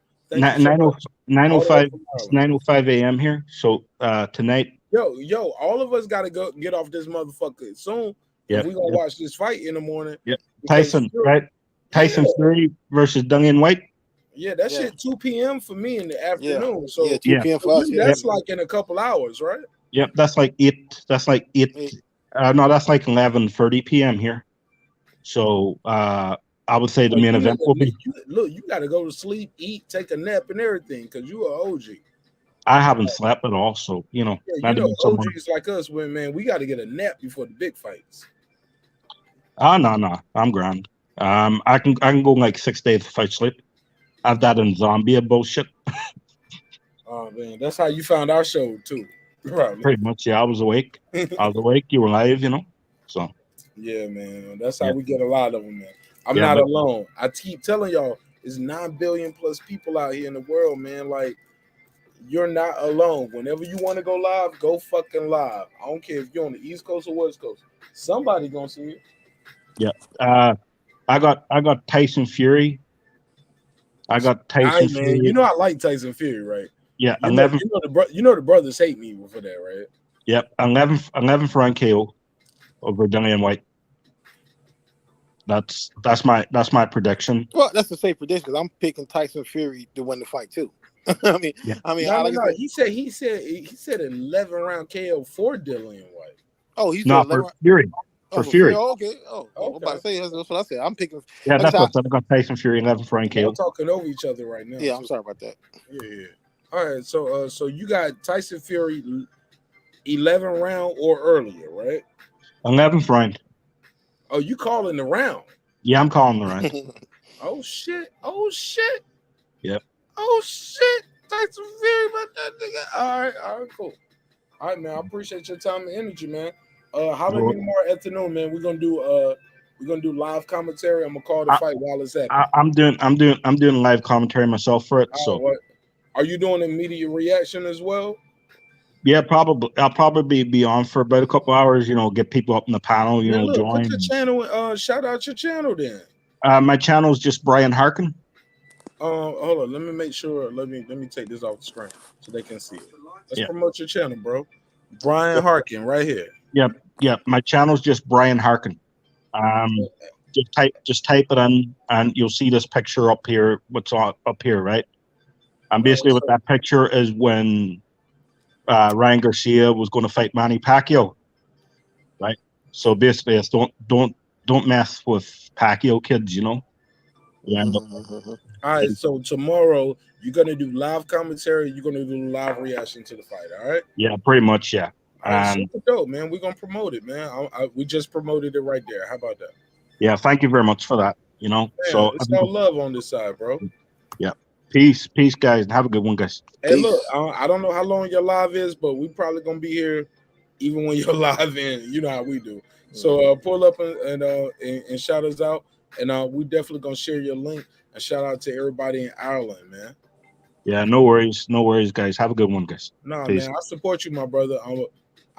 Look, put your link in the chat, so I'll make sure I got it. And yeah, and I don't think I got a ranch, so nope. So put it in the private chat before you leave. Put it in the private chat, and say something in the chat so I can actually rent you up, because you're a real person, and if you stuck around for us, we're on this show for the last 5 hours and 30 minutes. Pulled up, dropped a verse, freestyle. Oh yeah, you wrenched up, homie. So just type something in the chat so I can rent you up. All right. Okay. Yeah. Give me a sec. So that's my channel. Okay. Yeah, man. Say something in the chat. I'm gonna rent you up, and after I rent you up, you can drop your link. All right, my brother. Yep. No worries. All right, man. Thank you so much for sticking around with us. And thank you so much for pulling up with that freestyle, man. Yo, I think you're the first person from Ireland to rap on the show. There you go, man. You set the bar. All right? There you go. Hope it doesn't disgrace myself. No. Now somebody from Ireland gonna pull up and smoke your boots, though. And they gonna want to battle you for the Ireland title. And we're gonna send out a T-shirt or something. They're gonna be like, "Who's that Brian Harkin fucker? Huh? He thinks he's got bars." Yeah. Here, no, man. Look. And look, it's gonna be a nigga from Ireland too. It's gonna be a black Irish motherfucker. And look, motherfucker gonna pull up from Ireland clip. This nigga gonna sound like Jay-Z, Nas combined. Right. Hey, Brian. But when he's not rapping, he gonna sound like he's looking for where's me go. Yeah, like the leprechaun and shit. Where's me? But I'm Brian. Yeah, he gonna say region of the county of Donegal. In the county of Donegal, who's your regional rival? Clips, you gotta let me. Clips, man, let me close it out, man. Let him go, because we losing other people. Okay, that's the Dubs. No matter what part of Ireland you're from, your rivals are the Dubs. They're the Dubs. Fucking Dublin. Fucking Dub. There's gonna be a dub that's gonna come on this show. He gonna call you out. You know who it will be? Probably be Marq Unrivaled. That's my guy too, though. Marq Unrivaled, that's my boy. He's your fucking dope. Yeah. Now you're friends with him. Oh, you're friends with the Ops, Mark. Huh? Yeah, you're friends with the Ops, Mark. My man's son don't like them, Mark. Yeah, me and Mark, good friends. Good mate. Let me let him go. Shout out to my brother right here. He's not my fucking dope. This is my guy Brian. Brian, I see it right here in the private chat, and we're gonna share your link right here, and I'm make sure I'm subscribed my damn self, and that's how we're gonna support it right here. Your last video, I'll share you. I'm gonna share that in my community tab. Yeah, it was just a football. We dropped the video 3 days ago. It was a live reaction to a football match, you know. So yeah, I'm gonna share it right here in my community tab. Yeah, that works. All right, cool. Cool. Have a Support. good one. My Have a God. good All right. peace. All right, God bless. Yeah, man, Clips, you'll keep him here all night. Man, we trying to explore these raps, man. You know, I mean, so salute to my brothers in the UK, but Megazord, their football and our football,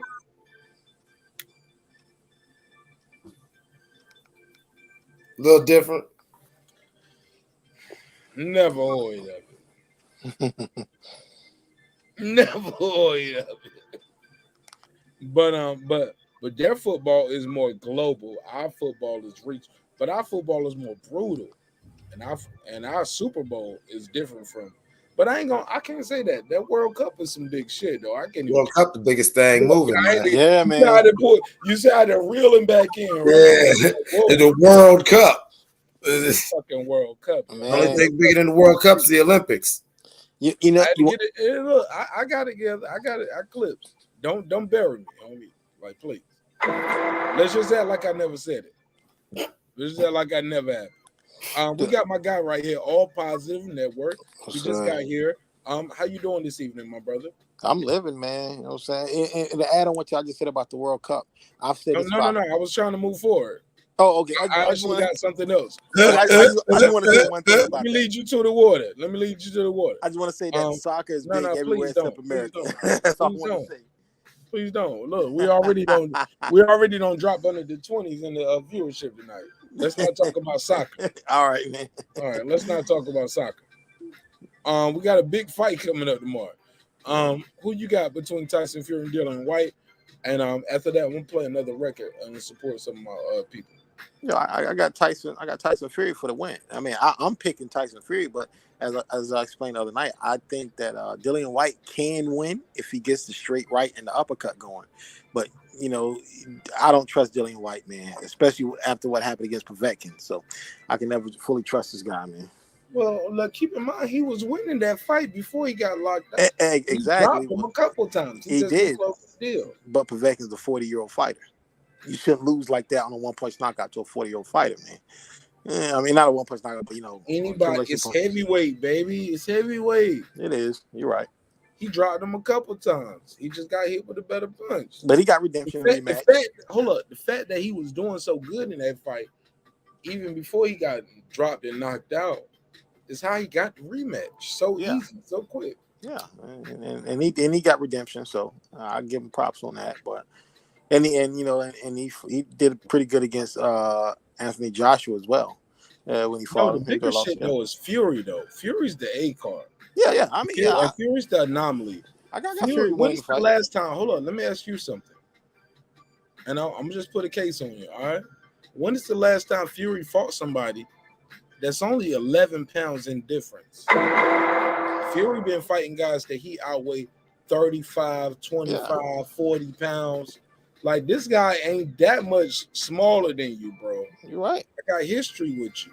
This guy, say what you want to say about Dillian White. Dillian White got more tools in the toolbox than Deontay Wilder. Oh, yeah, I agree. It's just Deontay Wilder's one tool. Yeah. It's a motherfucking 12-gauge shotgun. Exactly. He cock that motherfucker back, bang, and blow your head off. But if you take that shotgun from him, he has nothing. Dillian White got a right hand. He got a left hook. Yes. He does body work. Look, between Dillian White, Oscar Valine, and Valine. What's the other brother? Damn, man, I just forgot his name. Valine. Damn, man, I hate I did that. I froze. But Tyson Fury's last 5 fights been between 3 guys. Mm-hmm. Dillian White arguably is a better guy between all 3 of those guys. I'm not disagreeing with it. And I got Fury winning the fight, but I would not be shocked if White won the fight. I wouldn't be shocked. And I'm putting some money on this shit like in a couple minutes on me. So man, if White wouldn't fight, I would be all like, God damn. Because like I said, if Dillian White wouldn't fight, it will shake up the boxing world. This fight will determine the heavyweight boxing. I got it. Look, real quick. Tom Schwartz. And look, and people always hate on Otto Wallin and Tom Schwartz But I'm gonna let y'all know something. They was undefeated, and nobody else beat Tom Schwartz. Mm-hmm. At that time, ain't nobody else beat Otto Wallin. Just cause you don't know them, don't mean they ain't who they say they are. Mm-hmm. Like these guys might still be like. Look, I'm looking at Box right now. Box Rick right now. Tom's Otto Wallin, 23-1. He never been knocked out. 14 KOs. In his country, he's number fucking 1, bro. In the world, he's still top 15. He's number 13 in the world. Otto Wallin is number 13 in the world. And Wallin could have. Hold on. Let me layer this cake a little more. Okay. Now Tom Schwartz on the other end, he's still number 3 in his country at what he do, but in the world, he's number 58. So that's a different level. He's, you know what I'm saying? But I get it. So Dillian White might be the best. Like, pull up Deontay Wilder right now. Deontay Wilder is still number 4 in the world at what he do. He's still number 1 in America. After getting stopped twice, he's still the number 1 American heavyweight. That's saying something, homie. For better or for worse. That's saying that the heavyweight division is naked. The Emperor's got no clothes on. Oh shit! And he got a third nipple. And he got a third nipple. Shout out to my guy Boxing Scholar. Boxing Scholar, jump in, whatever you want to get in. I'm going to make a sandwich. Y'all got me looking crazy. I disagree, man. I think. But the division crazy, like, and so I think that there are more viable contenders out there that haven't been getting to shine because of promotional politics. I think that it will be either way this fight goes. It will decide the next 2.5 to 3 years within the heavyweight division, which is still the marquee division in boxing. It's the only thing in boxing right now is the Errol Spence and Crawford fight. You know what I'm saying? So. They're a great secondary show. Yeah, but strangely, even though that is true, what you're saying, I don't understand why. And I've discussed this with Mark. My favorite division in boxing is junior bantamweight, 115, because you have all of those guys, Chocolatito, Quadras, Estrada, and Rungvisai. All of those 4 guys have fought and beat each other constantly over and over. Like, none of those guys are undefeated. They're constantly and actually Bam Rodriguez, who just beat Quadras, he's faced. They just setting up a fight between him and Rungvisai June 25th. That's a huge fight that no one's talking about. Who? That's easy though, bro. Bam Rodriguez. I ain't hearing what he say. Who fighting? Oh, we talked about Rodriguez and Rungvisai at 115. Never heard of it. All right, go ahead, Megas. What I'm saying, that's what I'm saying. Like, he's like the heavyweight division. Like, I thought he was ordering food. Like, we don't pay attention to the smaller weight classes enough as we should. I mean, I'm a hardcore boxer fan. I look at all the fights, man. Yeah, look, I just did that for entertainment purposes. I understand. Pass the mic. Go ahead. But yeah, bro, that's an easy one. People want to see the biggest, baddest motherfucker in the room, and it's just as simple as that. You bring up an interesting point, but it's just the way nature is. People like to see the knockouts, and the heavyweight division, you're going to see more knockouts. Because don't say people, say you too. Say me. You can include me in people. Shit, I'm open about why I stand. You're a person, right? But I can't watch a bantamweight fight. I can't watch it, but a lot of people don't like to watch it because it's a why you can't watch the bantamweight fight, bro? You remind them of fiend fights in the park. I said I could watch the bantamweight. I said I could, but most people don't like to watch it because it's a chess match. People don't want to see that shit. That's an acquired taste. Sometimes it's rock'em sock'em robots. Yeah, the hardest is rock'em sock'em. The hardest puncher in boxing is at 118, the bantamweight division. The hardest puncher in boxing at the moment. Inoue. Yeah, but to make some noise, bro. I don't know about that. Now, Inoue might be pound for pound the hardest puncher in boxing, man. We can't say pound for pound. Like, how many weight divisions he done been through? Well, he done been through 3. This is the 3rd weight division. I mean, so that's still a debate then, because some could say that about Terrence Crawford. No, because I'm he telling you, knockout streak. Yeah, knockout streak from his last division. Inoue knocks out everybody. I think he only went a distance maybe once or twice. I'm just saying, man, that's still a debate, though. Yeah. And they look at those divisions as less talented. It's a debate. Like, Terrence Crawford ain't went to the card since he moved up in weight. Has any weight ever been to the cards or no? Well, maybe once or twice. That's it. At what weight though? Smaller weight, because he had a fight of the year a couple years ago against Yeah, I remember Demetrius that. Donat. We all remember that. That's how he got on all of our radar. Yeah, but their division is not that stacked. A lot of people move up. Nah, it's stacked, man. No, it's stacked, man. It is stacked. I'm telling you, the division is not just one guy. Like the junior bantamweight. Inoue is at 118. Junior bantamweight is 115. 115 has 4 guys who are the top guys of the division. They're always fighting and beating each other. Chocolatito was pound for pound #1 just like maybe 5 years ago. They was fighting on HBO. They always move up though, bro. They move up because they chasing more talent and bigger guys, guys to put on their resume. Because the talent pool is always gonna be better the more weight you go up. And a lot of times they move up because the weight difference is only 3 pounds. So going from 105 straw weight to 108, and then you got bantamweight. Junior bantamweight is 115, bantamweight's 118, and 122 is junior featherweight. So they don't have a lot of pounds to play around with, a lot of room to play with. But how you gonna say a nigga that's 115 gonna hit harder than Tyson Fury or Deontay? No. I'm saying pound for pound, like Julian Jackson. Pound for pound was the hardest puncher when he was in boxing at 160. Now Julian Jackson would have probably knocked down Mike Tyson. What was that, pound for pound? Like pound No. Sugar Ray Robinson. All these people that you talk about like that as they went through them. Roy Jones, yeah. I don't care when he was a little boy, when he started going up and messing with the heavyweights and got that belt in there, he could knock your ass out. He proved he could. Yeah. You know what I'm saying? You gonna tell me that somebody that 115 knocking out Deontay Wilder? No, and I'm saying pound for pound. No, not like I know them. I can't give him that because when you got to give him that, it's got to be something that you could actually literally happen, and you could see it in real time in your lifetime. Because goddamn it, me and you, we older now, nigga. Now you know what I'm saying. We seen the shit in real life. Now these kids only heard about it, but we just seen it with our own eyes. It's possible. I think pound for pound, like more go for like skill set. Yeah, skill set. Yeah. No, I'm saying like even what these dudes weigh, this guy would beat this guy if he weighed that.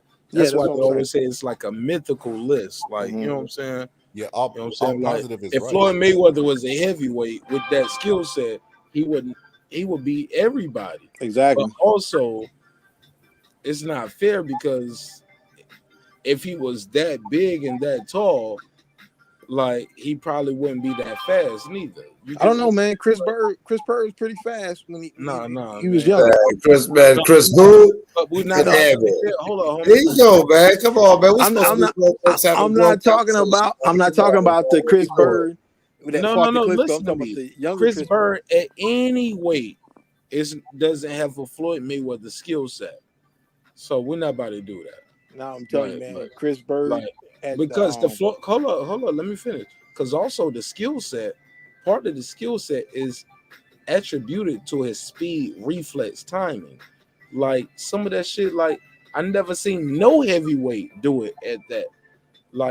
And that's not trying to big up Mayweather, and that's not trying to diminish any heavyweight. But I'm just saying, like that shit, like it's not fair not to them, and it's not fair to him neither. So I'm just trying to be fair. But shit, man, we could pass the mic. We could play a couple more songs, and then we're gonna land this plane, homie. Okay. Yeah. So because we got Fury versus Wilder in the morning, and we all got to get some rest so we can cover this fight. You can say Wilder, Mark. He's sleepy. Wilder. What I say? He want a fourth fight. What I say? He want a fourth fight in the back of his mind. He's like, if Wilder come in with this Wilder. Yeah, I said Deontay Wilder versus Tyson Fury. Yeah. I said it again. Yes. Damn, Dillian White. I ain't giving him no chance. Mark in the back of his mind, he's like, this time Deontay bro. I'm about to tell Mark they all look alike. Darren Lincoln, wake his ass up. I'm gonna tell him put some money on the book for us. Like we gonna bet on Dillian White just to shot the world. $20. So the pound for pound thing, Mark. The reason why I don't like that argument is because like you said, it's mythical. It ain't Ali's fault that he was a heavyweight and he wasn't Floyd's weight. And you can say the same thing about Ali. And it ain't Floyd's fault that he started a smaller way. You know what I'm saying? But what we can say though, before I let you finish, Bomac and Terrence Crawford had foresight and said, homie, yeah, you can start at a heavier weight, but if you can still make 135, let's try the campaign and win a championship at 135. Like, push yourself. You get what I'm saying? Sacrifice. You get what I'm saying? Very early. With all due respect, your boy Errol Spence ain't never had to do that. Like, he been campaigning and he had the whole red carpet rolled out for him. It was times he was fighting at 153, 152. Like he been able to do what the fuck he want to do. Dude been fighting and campaigning at a welterweight damn near his whole life. This shit ain't about to go his way, but that's a whole nother conversation. You trying to start something, man? Brandon, yeah, no, I did that on purpose. Look, I did that on purpose to bring him back to the show for the next episode. Cause we're gonna be back in less than 12 hours. Less than 12 hours, homie. We're gonna be back with another episode in the morning. So go ahead, get your bars up. Oh, but I get what All Positive Network is saying. He's saying some real shit, but it's just like we can't sell the pound for pound to a casual, and the casuals make up our sport, like it or not. You know what I mean? You're like correct. they gonna show up in flocks. So that's why that you know the lighter weights get looked over. But I'm an agreement, man. It do be a lot of lighter people who are bad than the motherfucker and get looked over because they was born a certain weight. And, you know, it ain't fair, but hey, I mean, they still making more money than me working my regular job. So it is what it is. Yeah, it's funny you say that because I was explaining to my mother. So does OnlyFans. That don't mean you gotta say your asshole. Yeah, I tried to explain to my mother about in a way, and she asked me, she's like, has he fought anybody black? And I asked her, how many 115-pound black dudes do you know walking around? My mom, she was fighting it. I was trying to explain to her some years ago, and you know, and I told her, you don't see many 115-pound black guys walking around, so there are not a lot of black fighters in those lower weight classes. Bro, he had to fight a seventh grade black person. Yeah, so that's what he gonna have to do. What he gonna have to do is he gonna have to go and get him some of them little African kids. You know what I'm saying? Get a little Filipino. You know what I'm saying? And you go ahead and just go be the international ass whooper. If God made you a little nigga, you go where the little niggas is, and you whoop them little niggas. Well, he's in the little niggas. He's in the same weight class as my man Rigando, but I don't want to see Rigando right now because Rigando's probably they got Rigando listed as like 40, but he's probably like 46 with them Cuban birth certificates. We don't know how old he is, but man, who cares? That dude's to whoop his old ass. And when you whoop his ass, you tell him you just mad because your ass is old. That's what you do. You don't worry about that. You hungry, you go get your food. This is the neighborhood. I'm gonna tell you what's really good, man. If you hungry, you go get that shit. Don't be saying, oh, I walk around at 115 and nobody want to fuck around with a nigga that's 115. You make them fuck with you. You fuck with them till they fuck with you. Yeah. Feel me? Come on now, let's go. And you know what? When you go get that belt, you come back to Breaking Beats and you say this is. Yeah, when you come back to Breaking Beats, you throw that motherfucking strap up there and you say, you see that? That's right, Eclipse. That's right. Shut your old Geechee ass up, nigga, because I went and got that belt. And I'm going to just say, I'm going to shut up and I'm just going to salute. And I'm going to cam off. Yeah, man, that motherfucker got 2 gold medals on me. That means he know how to box. Yeah, he know how to box, but he's getting older, man. He know how to survive. Yeah. And if you can stop him or make him quit, that shit means something, homie. Because we all who know boxing and love boxing, motherfuckers know how to not get knocked out. And motherfucker, you make you quit, it is what it is, homie. Motherfucker be smoking squares in the ring, or smoking squares at the press conference or the training camp. You ain't got no sympathy for me for a loss on me. And I don't care if you black, white, or whatever. Blame the squares, nigga. Blame them Newport 100s why you lost. Yeah, that's crazy though. Like when you say that, I keep thinking about the Charlos being drunk. Bro, Charlo got a fight coming up. And homie both of them niggas were looking drunk during that Errol Spence weekend. That's what I'm saying. Like that kind of made me feel like I don't even care about the fighting and the arguing with the crowd because that might sell tickets. But the fact that when you jumped on the shit, it didn't look like it was just like, okay, you bumped into your ops and you said whatever. It was like, yeah, you on some drunk shit wilding out with the crowd. Just wilding out for the wild out. Did you hear David Benavidez' interview? No, what he said? He was like, "Yo, I pushed him. Like we bumped into each other. Like he was sitting in the row in front of me. I saw him. He saw me, and I pushed him. And he pushed like yo, that nigga jumped behind his security, and that's why he out here saying David Benavidez saying, yo, homie had to drink some tequila and get some no, he didn't say tequila. He said he had to drink some Hennessy and get some courage to talk to me. But I believe it. Yeah, shout out to my guy Nestor Gibbs from the Boxing Voice, yo. Nestor Gibbs always showed me love and support. Let me come on the pull up on the panel over there several times on the Boxing Voice. You know what I'm saying? And I'm a little YouTuber. So shout out to him, 100,000 strong over there, allowing me to pull up on his panel and platform and get my bars off and always, rolling out the red carpet every time. So he ain't never disrespecting me. And I broke bread with Ness too. So when people be like, he this and he that, yo, somebody got a lot of background noise.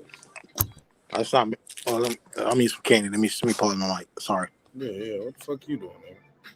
Yeah. That nigga said I'm eating some candy and I want everybody to hear the flavor. She eating some butter cookies.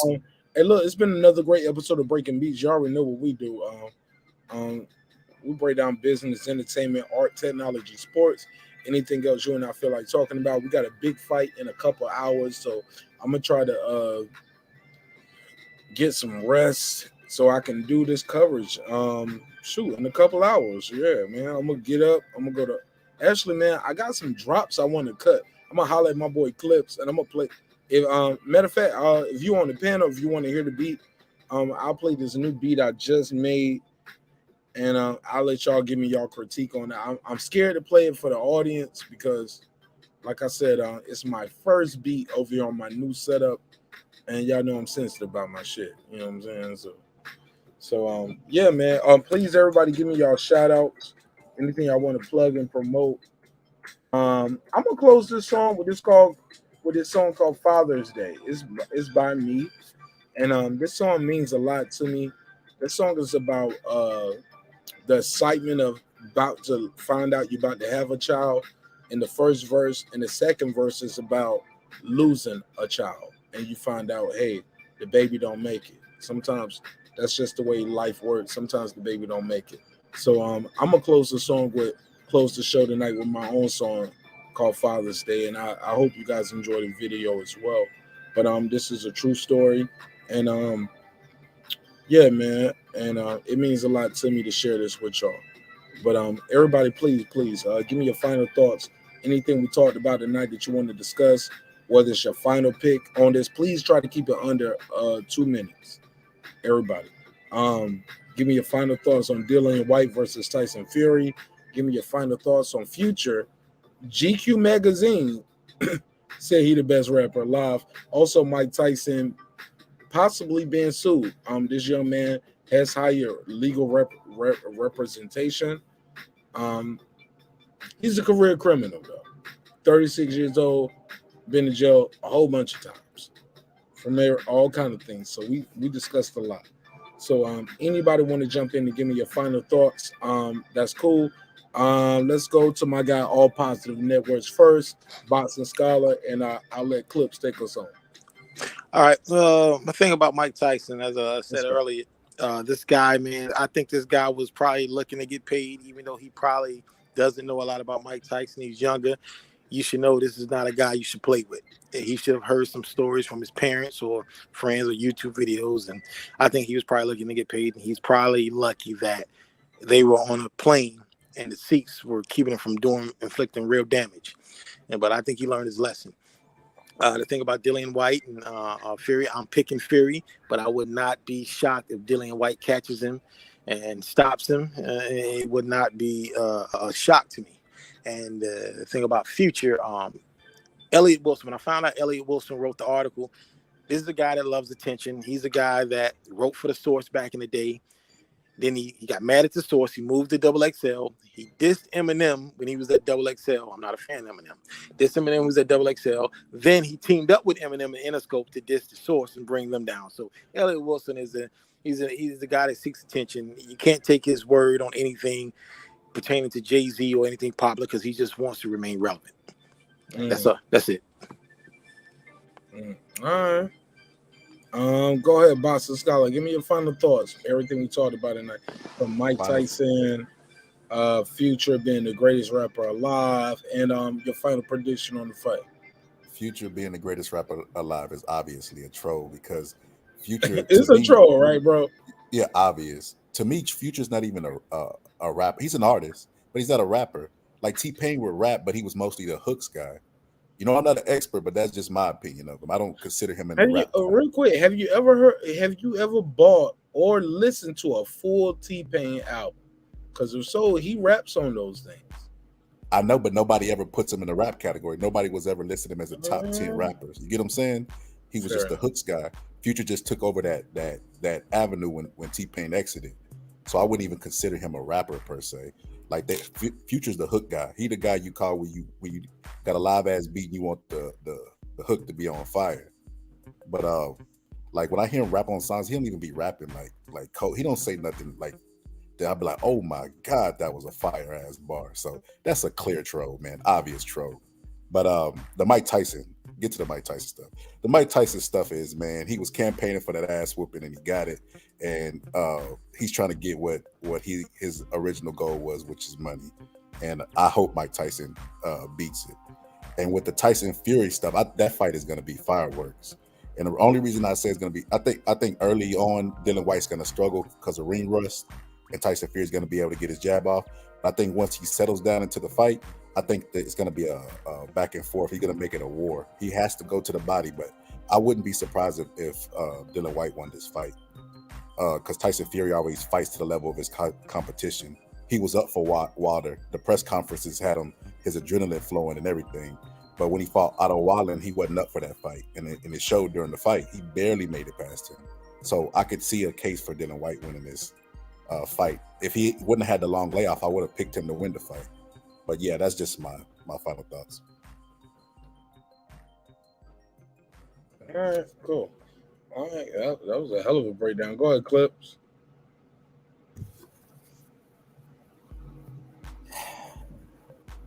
Future's a great artist. Future's a great artist. Future's not the best. Future. I like Mekhi Phifer and 8 Mile. That was a great character.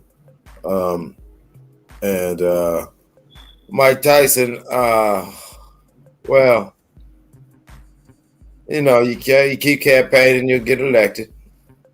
Don't be surprised if this was even done as part of a bet. You know what I'm saying?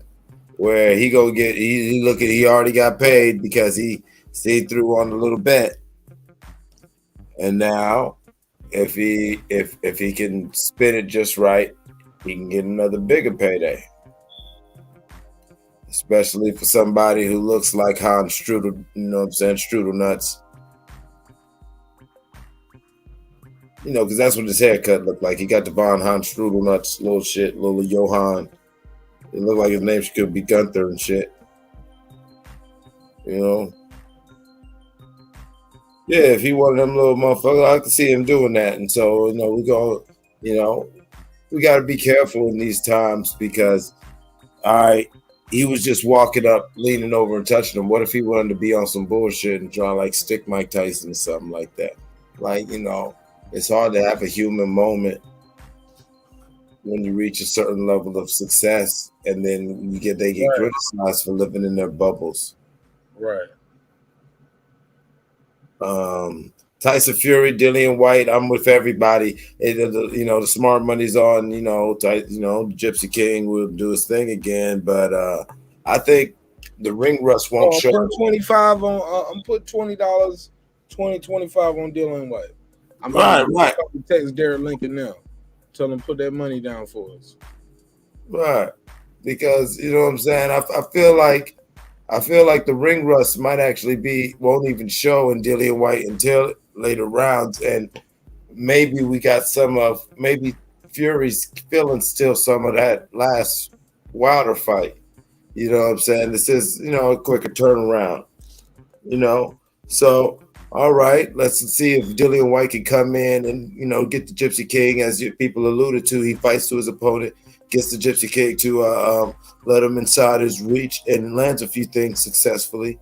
You know, I would always say, you know, really chop down that tree, you know, tickle the ribs, you know, put the water in the gas tank, take away some of his legs. Fury is about movement. And if he can big boy and land something early, yeah, I could see Dillian White upsetting Tyson Fury, but I would smart money still on Fury for the win. But I'd love to see an upset. I cannot stress my excitement and jubilation to hear and new. Oh my God.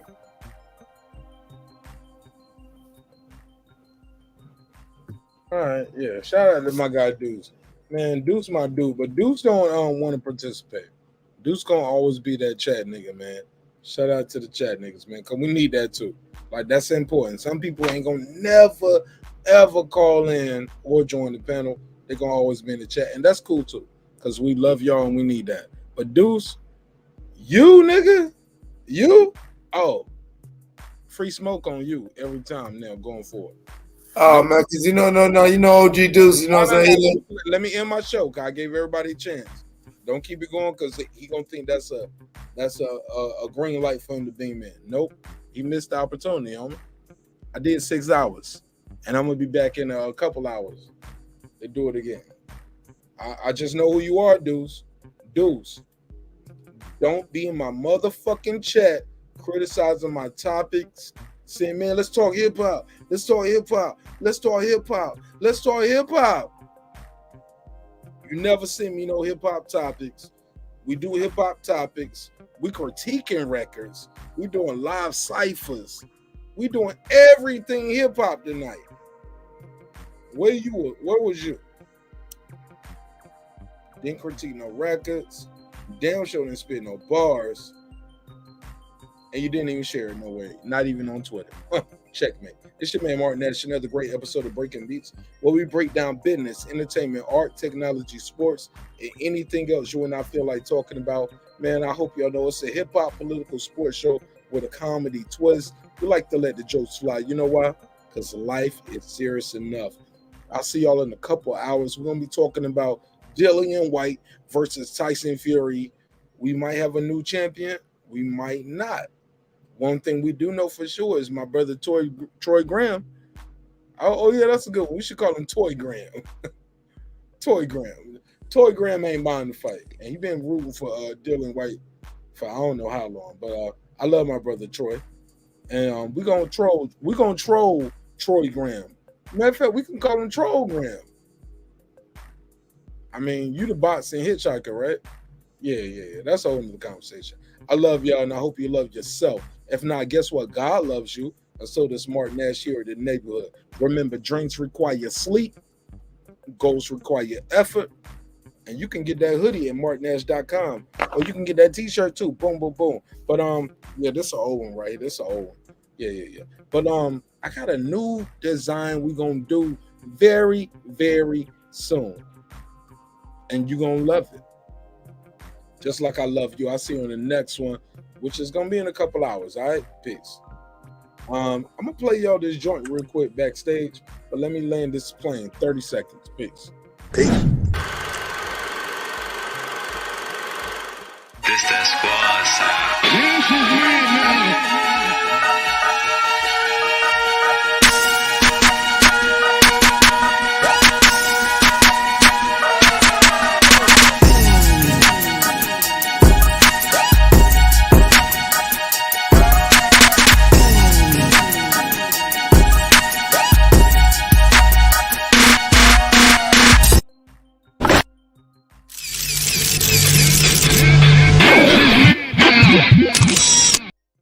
And support my sister, girl behind the mic. I got a link tree in the chat. All right, peace.